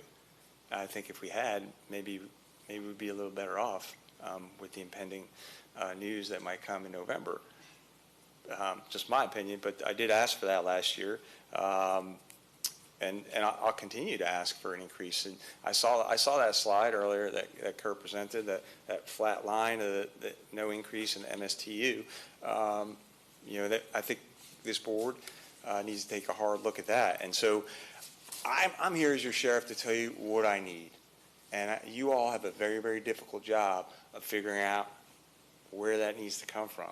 And I don't envy you. I know it's tough, and I saw some of the other presentations and people talking about cuts and less mowing and less. I can't say no. We're not going to respond to your house. Can't do it, and I won't do it. Right. So that's why when we asked for that huge budget, that's why we requested all those people, because that's what we believe we need. And that's what the people want to see. As far as red light cameras, I'm a huge proponent of red light cameras because I believe they work. I believe they actually work. And I know there's data on both sides that differ, but I think they work. And I see people, they know. they don't want to get that red light camera. I know you guys just approved the school zone cameras a few commission meetings ago. And I know that the school board is also in partnership with us looking at the cameras for school buses for people who run around the school bus, which I'm very supportive of to help our kids out. So yeah, all that will generate revenue. So I am in favor of that. Yeah. So just one last question. What would be your narrative to Blaise Sangolia when he criticizes Orange County for increasing a budget while he's saying all of this wasteful? So, like, what would be your response in the board's defense of a decision like that? So I would say he could come audit the sheriff's office and see. You know, we are very fiscally responsible at the sheriff's office, and we do a lot of things internally that probably upset some of our people as far as spending goes, because I always say, I was like, if that was your money, you wouldn't buy it. Right? And so that's kind of like the philosophy we have. We're like, yeah, I know you want it, but do we need it? And so when we put this budget together, it's not that I want it, it's that I need it, right? We're not, and I said this last year, we're not Winter Park or some of these other smaller communities where we're stuck or we're not growing. We're growing every single year. I mean, the visitors aren't going to slow down. So I would tell him that, the people want to see more law enforcement. We are being very fiscally responsible with the funds that we have, and we always have been, and open to having him look at the books, and I think the county as a whole does a very good job of that, and some of the reports I've seen on that, and without the specifics, to back that up, about I really don't think there's all that wasteful spending. I think it's money that's needed. And I know that myself, I know probably the Florida Sheriff's Association will be doing some education about what Amendment 3 can have an impact. And I honestly, I think one of the reasons the governor is not campaigning for it is because he knows, probably based on polling, that it might not be popular with everyone. And then just lastly, Sheriff, if this goes, well, first of all, just the ballot language, if you read it, and I said this to the fire chief as well, if you read it, it talks about how the revenue that would be left from property tax should be used for, and it lists these categories of funding, including public safety. And I think it sounds very misleading to voters because they don't really think it's a defunding of the police. They think that it's still going to be used for that, and people support that spending mechanism. So I think you have an opportunity to educate voters that, hey, it does impact our budget, your budget. Well, I know that the language is not perfect. I know that's why there's 3 lawsuits out there against the amendment and the language. So, yeah, absolutely. And then just lastly, and it just has to be yes or no, but when you pull somebody over, do you run them through like immigration software or database or anything No, there's like no immigration software database. Basically what happens is the same thing that's been happening since I've been in law enforcement when I started. That we pull someone over, we ask them for their driver's license or their name, we run it through the FCIC, NCIC, which is the database that's been around for many, many years that tells us whether they have a want or a warrant. And the thing that changed under this last change in administration federally with the president is they took a lot of their ICE detainers and they put it into that system. So when a deputy or an officer runs that person's driver's license, it could pop up that they have a detainer, right? And that's when we call one of our designated immigration officers to come investigate, to communicate with ICE and check their system. Hey, we want to make sure you have that. But more often than not, because I ask our deputies every day, and again, I invite you to go ride with one of our deputies, and you'll see them run people, and you'll see that doesn't happen a lot. A lot of the people that have been, a lot of the criminals who are in our country illegally, who have committed some serious crimes, a lot of those people have been picked up and deported. So a lot of those ICE, and I ask our deputies all the time, I was like, well, how often do you get one of those ICE detainers? They're like, it's never. More often than not, what happens is we arrest that person for a local charge. And then when they get to jail and their fingerprints are run, that's when ICE finds out, and that's when ICE decides that they want to hold them. So very rarely, I mean, the data is in your own jail. There's 8 people in there this morning on an ICE detainer alone. That's it. That haven't committed a crime. 8 people out of the, 2,500, 3,000 people that are in there. So the data there proves it, that it's not the priority. And to answer your question again, that yes, there's not a special system that we run those folks through. And again, I just want to say, generally, I am supportive, but I am concerned that the narratives don't align at this time, where we talk about increased local taxes while the state is slamming us for having too much money in taxes. So I'm concerned about the timing. Thank you. Oh, not our narrative. You're talking about this. Yeah, but I mean, it's not, it's your narrative, it's how we respond, is that if we absorb and now I think it's like a $46 million increase, at the same time we're being actively criticized by the state, the governor, as that we have too much money, and then we increase again, and I feel like it drives the narrative to justify for taxpayers to choose to defund local government in November. Well, again, I would just say that I'm happy. We have an independent audit anyway every year. I'm happy for any audit, and like I said, law enforcement's in a different position. We can't tell people no, that we're not going to come. And to that point, we also the growth continues. It's not like we're getting smaller. They didn't play that game with law enforcement where they were going out auditing the law enforcement agencies for political reasons, but. What I will tell you, though, Commissioner Simrad, the sheriff initially submitted a budget request of $508 million, as he has indicated. But to his credit, he reduced that to $470 million. After a conversation with us, he lives in the same world we live in the same state that we live in. And the only thing we asked was, okay, Sheriff, take a look at that, okay, because that is not something that we can make happen in the current environment that we're in.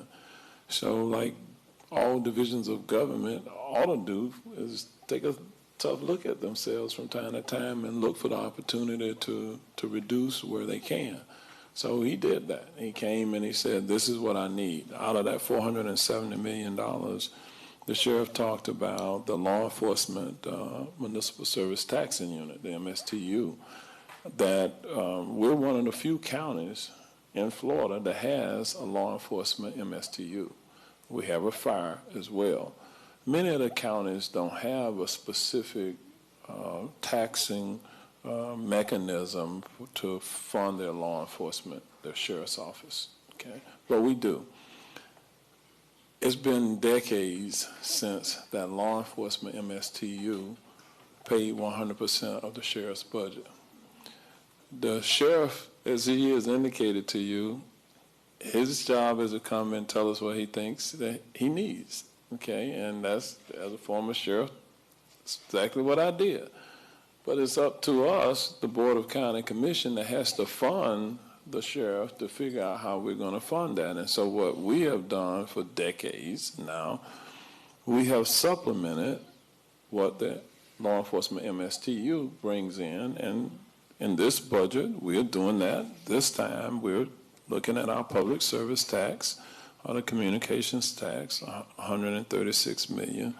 And then we are supplementing that from our general fund, the non-restricted revenues that we bring in.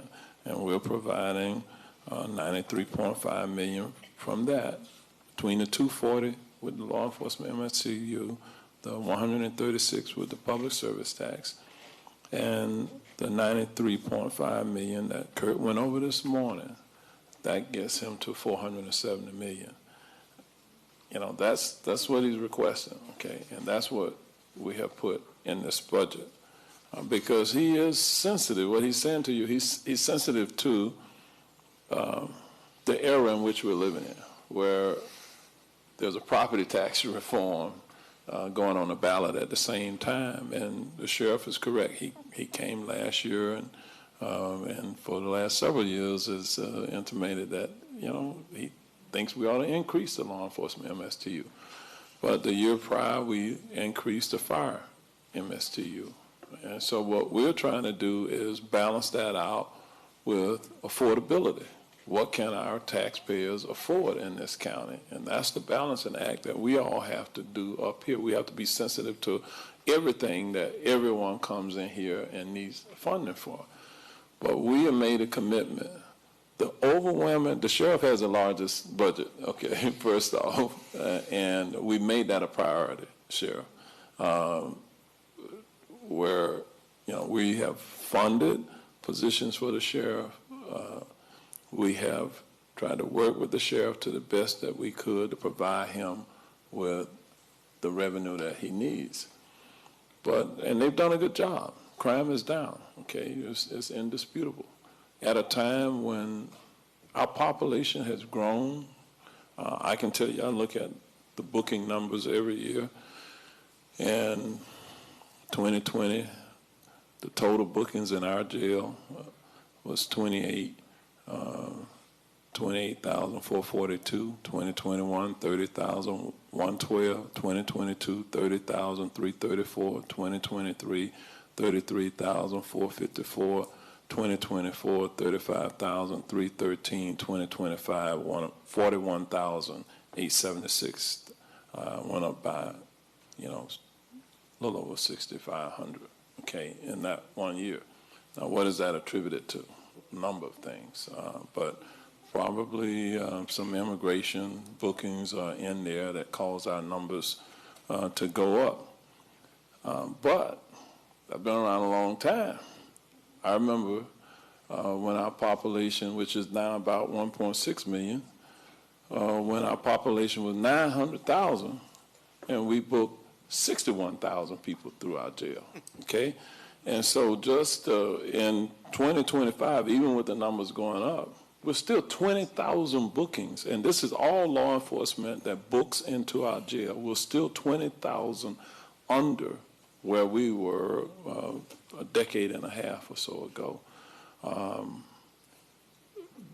I think there are good reasons why those bookings have gone down. There's some good law enforcement in there, but I don't want us to ever lose sight of what we spend on the prevention side, fixing broken people, stopping people from becoming broken.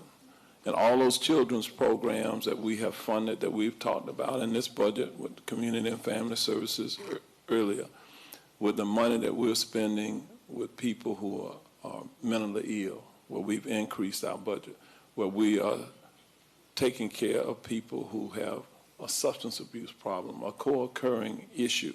We spend money to make certain that without treatment, some of these people will still continue to commit those crimes over and over again. So it is not a silver bullet just to say that you can do this. You cannot arrest your way out of a crime problem. You have to look at it holistically. The sheriff and law enforcement is but a part of it. It's a big part of it. But all these other programs that we have talked about today that you've seen, that you've heard about, we have to do those things as well. And so I just want us to have a fair conversation about it, to look at the bigger, broader picture of how we are keeping these numbers relatively down in terms of the bookings in our jail and reducing crime at the same time. It has been an effective collaborative that we have as a community.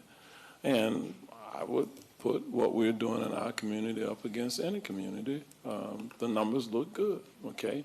But as the sheriff said, when he talks to those families with those homicides that he talked about, that's every one of them, will wish that didn't happen to them. And so we're here to kind of support law enforcement. I appreciate the sheriff being sensitive to where we are. We're still, at the end of the day, we've come to a happy place where we're funding the sheriff what he says now after looking at the current landscape of what's happening in real world time. And he said, okay, 470 million is what I gotta have. Okay, is that right, Sheriff? Yeah, that's what we're told. Okay, okay. So No, I want can't, all the 500 million, but again, like you said, we I'm cannot make sensitive money. to that. Okay, we're not the federal government.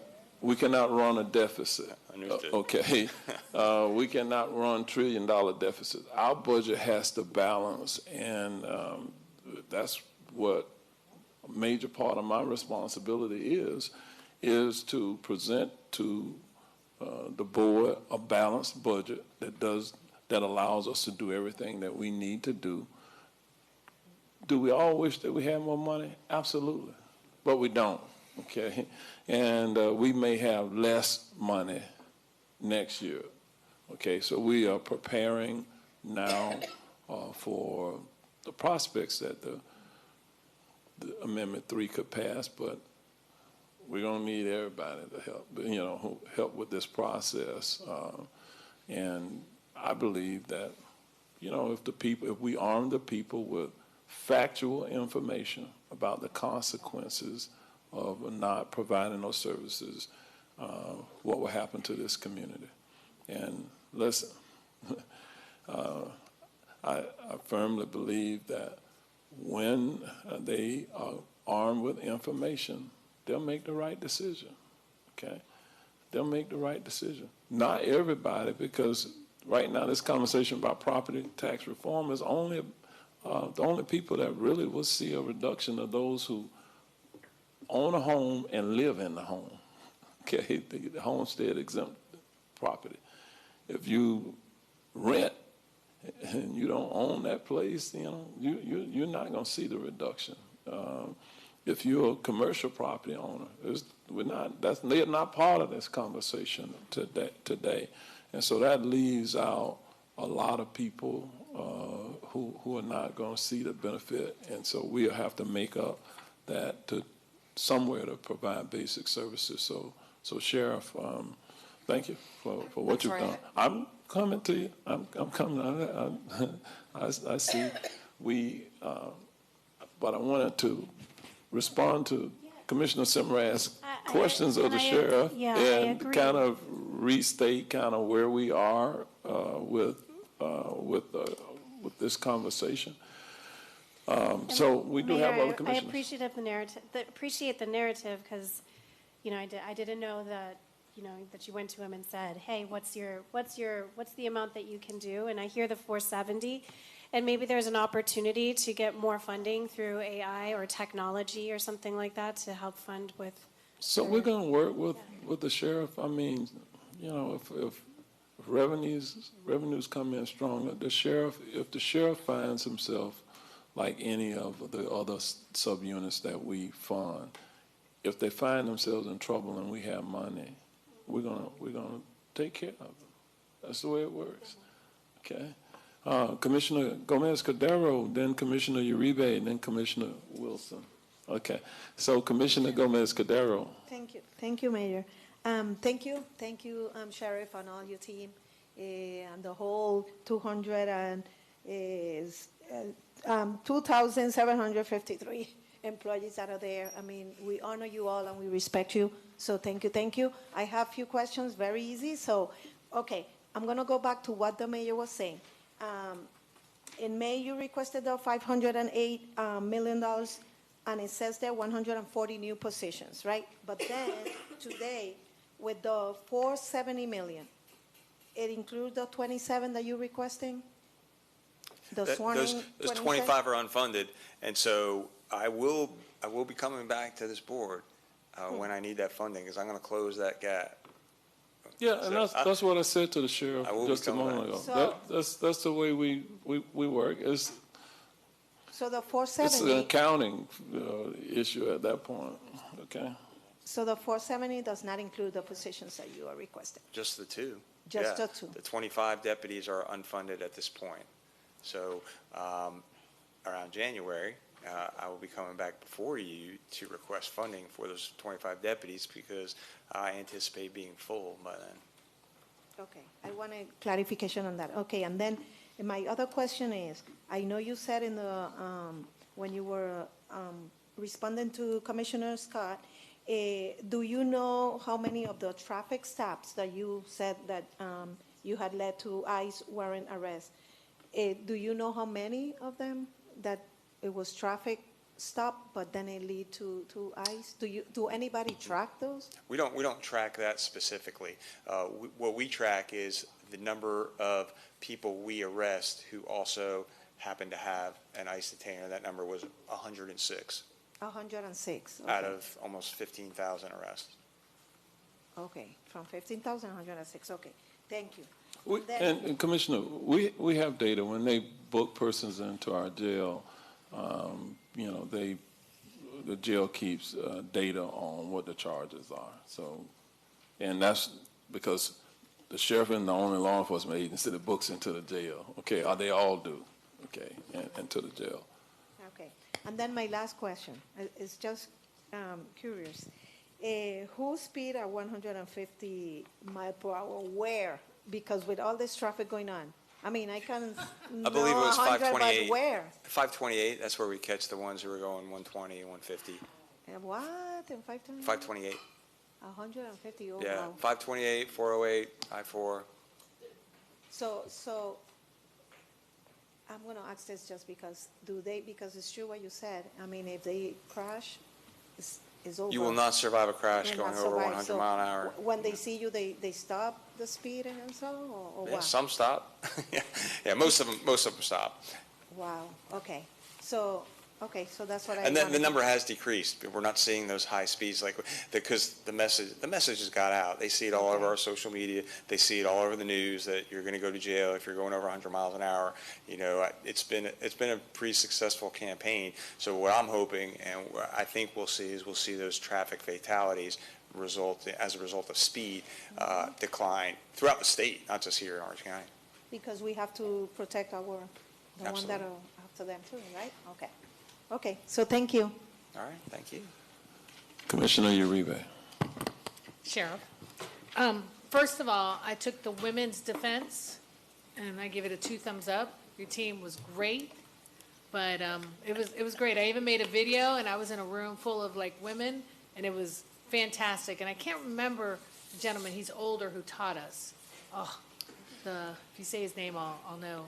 Wayne Linehan. Yeah, and he's got a mouth on him. Yes, he Okay, does. so it was really great. I also, even though Commissioner Scott was not trying to throw shade on my spaghetti dinners, they have been incredible because it is, first you bring your team and your team is amazing, but it's really been nice where it's a welcoming environment, you know? Everybody is just relaxed. They get to hear from you. It's not a pressure issue, and it's been beautiful, and I thank you for being a partner in that and us doing it. I did want to ask you 2 questions. What is our current response time when somebody calls for law enforcement? Because I know we have sectors, right? And I've been unfortunately on the longer side on this, but I'm also in Sector 4, which is a high intensity area. And so I don't want to be judgmental, but do you have those numbers, like pretty much where we are? Yeah, I don't have them in front of me, but we keep track of all different, so emergency calls, calls where the suspect is already gone. We keep track of all that. And we could definitely get you that information based on the area.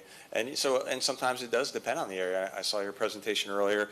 We have 5,932 miles of roads. It takes a while to get there, right? But again, 1,000 square miles. That's why, as this community continues to grow, we need more deputies. But yeah, we can provide you any area response times. Okay. Yeah, I was just curious because we hear that a lot, and then when we talk to municipalities, that's their reason for wanting their own city police. And I think though, when I think of the work you guys do, and I have to give you kudos for Orange Blossom Trail and the amount of work you've put in it and your team over the last couple of years, it's like night and day. It's really great to hear residents actually acknowledge them seeing the difference. I wanted to ask you another question. How much, so I can't help but see in our visitor areas, our tourism areas, you guys have a high presence, right? is that mostly off-duty, or is that you guys patrolling that area pretty intensely? Do you know? It's both. We obviously, all the theme parks hire a number of off-duty deputies. As you know, Disney funds the on-duty deputies there, but they also fund well over $1 million in off-duty deputies every year as well. So you'll always see a high presence out in that area.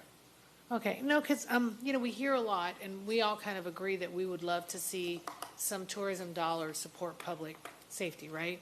You guys do a lot out there, and so just, if we ever needed to request that information, do you have like a little bit more detail about your presence or amount of calls? I've been to the luncheons where they recognize officers every month for going way beyond the call of duty when they call it. And it'd just be interesting to know, you know that data. We see it, but we don't know it, you know? And so it'd be nice to really understand how much of an impact that is in that area. We keep all that data. Okay. And I just got to tell you, like, your JAG unit, your community folks, your team has really stepped up I feel, to be more inclusive with the community. And I know that has a lot to do with your leadership. But it's really refreshing to see.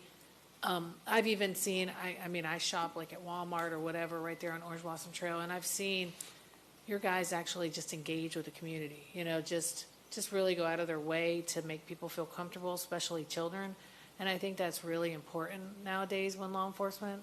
I heard you speak at the Noble lunch, and it was very impressive about how you talked how law enforcement is loved and angered during different trends across the country. And so it's difficult for you all to really know, you know, right now you're a hero, next time you hear something totally opposite. So it's really nice to see you guys purposely engage with the community, and that has a lot to do with your leadership and your sector captains. And I'm a little biased, even your water folks, Captain Barrett, all that kind of stuff, just the engagement has been phenomenal on my end. So I just want to talk about what I experienced as a commissioner with the team. So, and even when we've seen events go on where normally they'd be kind of like not right, but as long as everything's cool, they're cool. Like they don't purposely go and agitate the crowd. And I'll just say recently we had a big soccer game when Columbia was playing somebody right at the Florida Mall at one of the Colombian restaurants. And people were so excited and just going, and everybody was good. You guys let it happen. As long as everybody kept, you know, they were fine, there was no issue. And I got to see that firsthand. So as just a person going out to dinner and got to see it. So I just want to say that. And that was very impressive. Well, we appreciate that, and I have a wonderful team. A lot of them are here, and all of our deputies, they get the philosophy, and our philosophy is, and I tell them this all the time, hey, I want you to reduce and prevent crime, and I like when the bad guy goes to jail more than anyone else, but we also have to take time to engage with our residents, and especially our kids, and I think we're seeing the results of that. I mean, I think we've already beat the bag on money already hard enough, so no more questions. I do have a question for all of you. Commissioner Wilson, we still have, just Sheriff, if you'll indulge us, trying to get through this. Commissioner Wilson. Yeah, quick procedural question. If we were to raise the MSTU, could we even do that right now, knowing that we're one short? So the new law that just passed, you could only raise it 0.0922 because we're missing a board member, and it requires a unanimous vote of the board. And we've confirmed with the state that rule. So under the millage calculation, it's only for under the unanimous amount, it would be 0.0922 is the only amount the board would be able to increase the MSTU this year. Next year, the board goes to 9, and it doesn't require unanimous because the law requires 3/4 vote. So, but this year, unfortunately, the way the law is written, it only allows for very small. Well, it's $12 million. So I will say yes. $12 million. So you could do that and give us a $12 million, and we could fund more deputies. Well, I was curious about the procedural. I have just one more technical question. I apologize, my team just ran up the question because I forgot this came up at a community meeting and seems to be coming up more often. Flock cameras that people are seeing pop up in areas around town. Are any of those paid for or utilized by the Sheriff's Department? And what kind of data are you getting? Where does it go? Absolutely. And so we utilize flock cameras to reduce and prevent crime. And again, I'll invite every single one of you to go ride with one of our deputies, especially the deputies in our attack and cops unit, and you can watch in real time how they actually use that camera. So I'm going to give you an example, because when I was riding not too long ago, they're like, hey, we know about this guy. He's wanted. He keeps tearing us up with burglaries in this area. And the flock, we know at between 6 and 7, every Thursday, he comes by the intersection, and this is a criminal now. This is a person who's wanted, right, and still committing crimes. We know that he goes through this intersection between 6 and 7 o'clock every Thursday night. And I was like, oh, okay, I'll play. They're like, Sheriff, do you mind sitting here with us?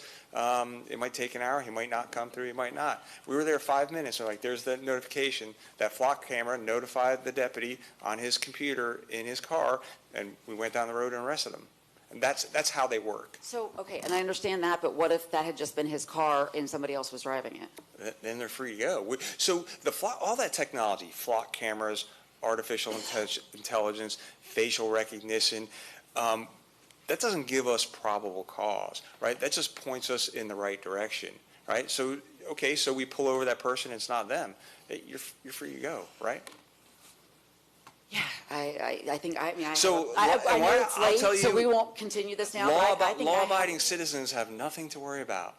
I mean, there's facial recognition on cruise ships. We're on camera right now in the public. I know, but I came to this job, right? So like I realize that, and I realize that cars are different, right? You don't have a right to privacy necessarily in your car. Well, and so how flock camera works? The flock camera. So in the old days, before flock cameras, what would have happened?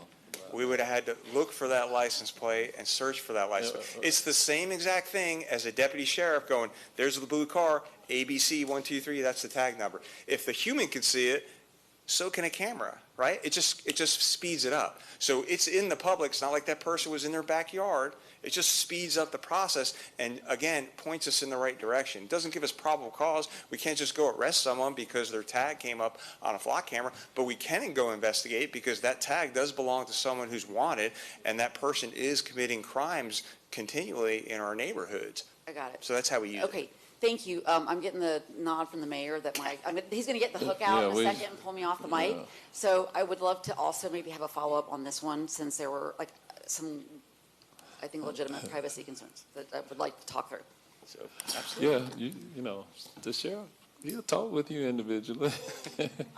Trying to get the man out of here, you know. You got a whole, that's high dollars sitting out here. Those, you see that brass? I already missed the soccer game, so. Yeah. All right. Anyway, Commissioner Scott, you got something quick? Yeah, I just had one quick question. But I request for an update. So I had this past year really challenging with some homeless encampments. So 301, they created a different categorization. So when people call, we're able to now track that. And this was Captain Blanford right up Nashville, Rio Grande. And so first, I just want to say thank you. They did a great job. It took us about 4 months working with our homeless services and your team, your BRU deputies and the Sector 4 deputies. Great stuff. But we still have people that talk about deputies. So if you could just, not talk about, people talk about homelessness. If you could talk about kind of what you guys do and what you don't do when it comes to homelessness and whether you're arresting people because they're homeless, if you can just kind of Yeah, so again, both me and the mayor have been doing this a long time, and law enforcement always seems to be stuck in the middle of homeless, unhoused, transients, whatever you want to call them today. But we do not arrest people simply because they do not have a home. Most of the people that are homeless that we arrest actually committed a crime. As you know, it's not against the law. The Supreme Court ruled that it's not against the law to ask for money. If you can ask what the weather is, you can ask for $1. So where some people do get into trouble is they step into traffic, and that's where we can take some action. But I will say we have a lot of business owners, residents, community members who complain about homeless people just because they're homeless, and honestly, it's not fun to look at, and but that's not against the law. So in those areas where people are trespassing and they're on county property or they're on a private citizen's or a business owner's property, and we get direction to remove that person, that's what we do. All right, Sheriff, thank you for, staying around. We tried to get you out here before. You were here for 2 hours, at the end of the day, a long day for us, the members of the board. Just as a reminder, we will start tomorrow morning at 0900 in the morning. We have constitutional offices. Byron, has any indicated they're going to? They have all indicated that they don't need to be here, Mayor, if y'all don't want them here. So we Comptroller, I don't know, I didn't ask. I was going to go to Comptroller Diamond. Sheriff, we're done. Okay, thank you so much. Comptroller, before we conclude, is there anything you'd like to say, at this point? No, I think it's been a very full and productive day, and tomorrow morning, yes, I will be here, but... Your microphone, we still live. They might want to hear what you're saying. But, okay. But the Comptroller is typically here with us all the time, so thanks for being here. So if there's nothing further, we're going to stand adjourned at this time. Thank you all.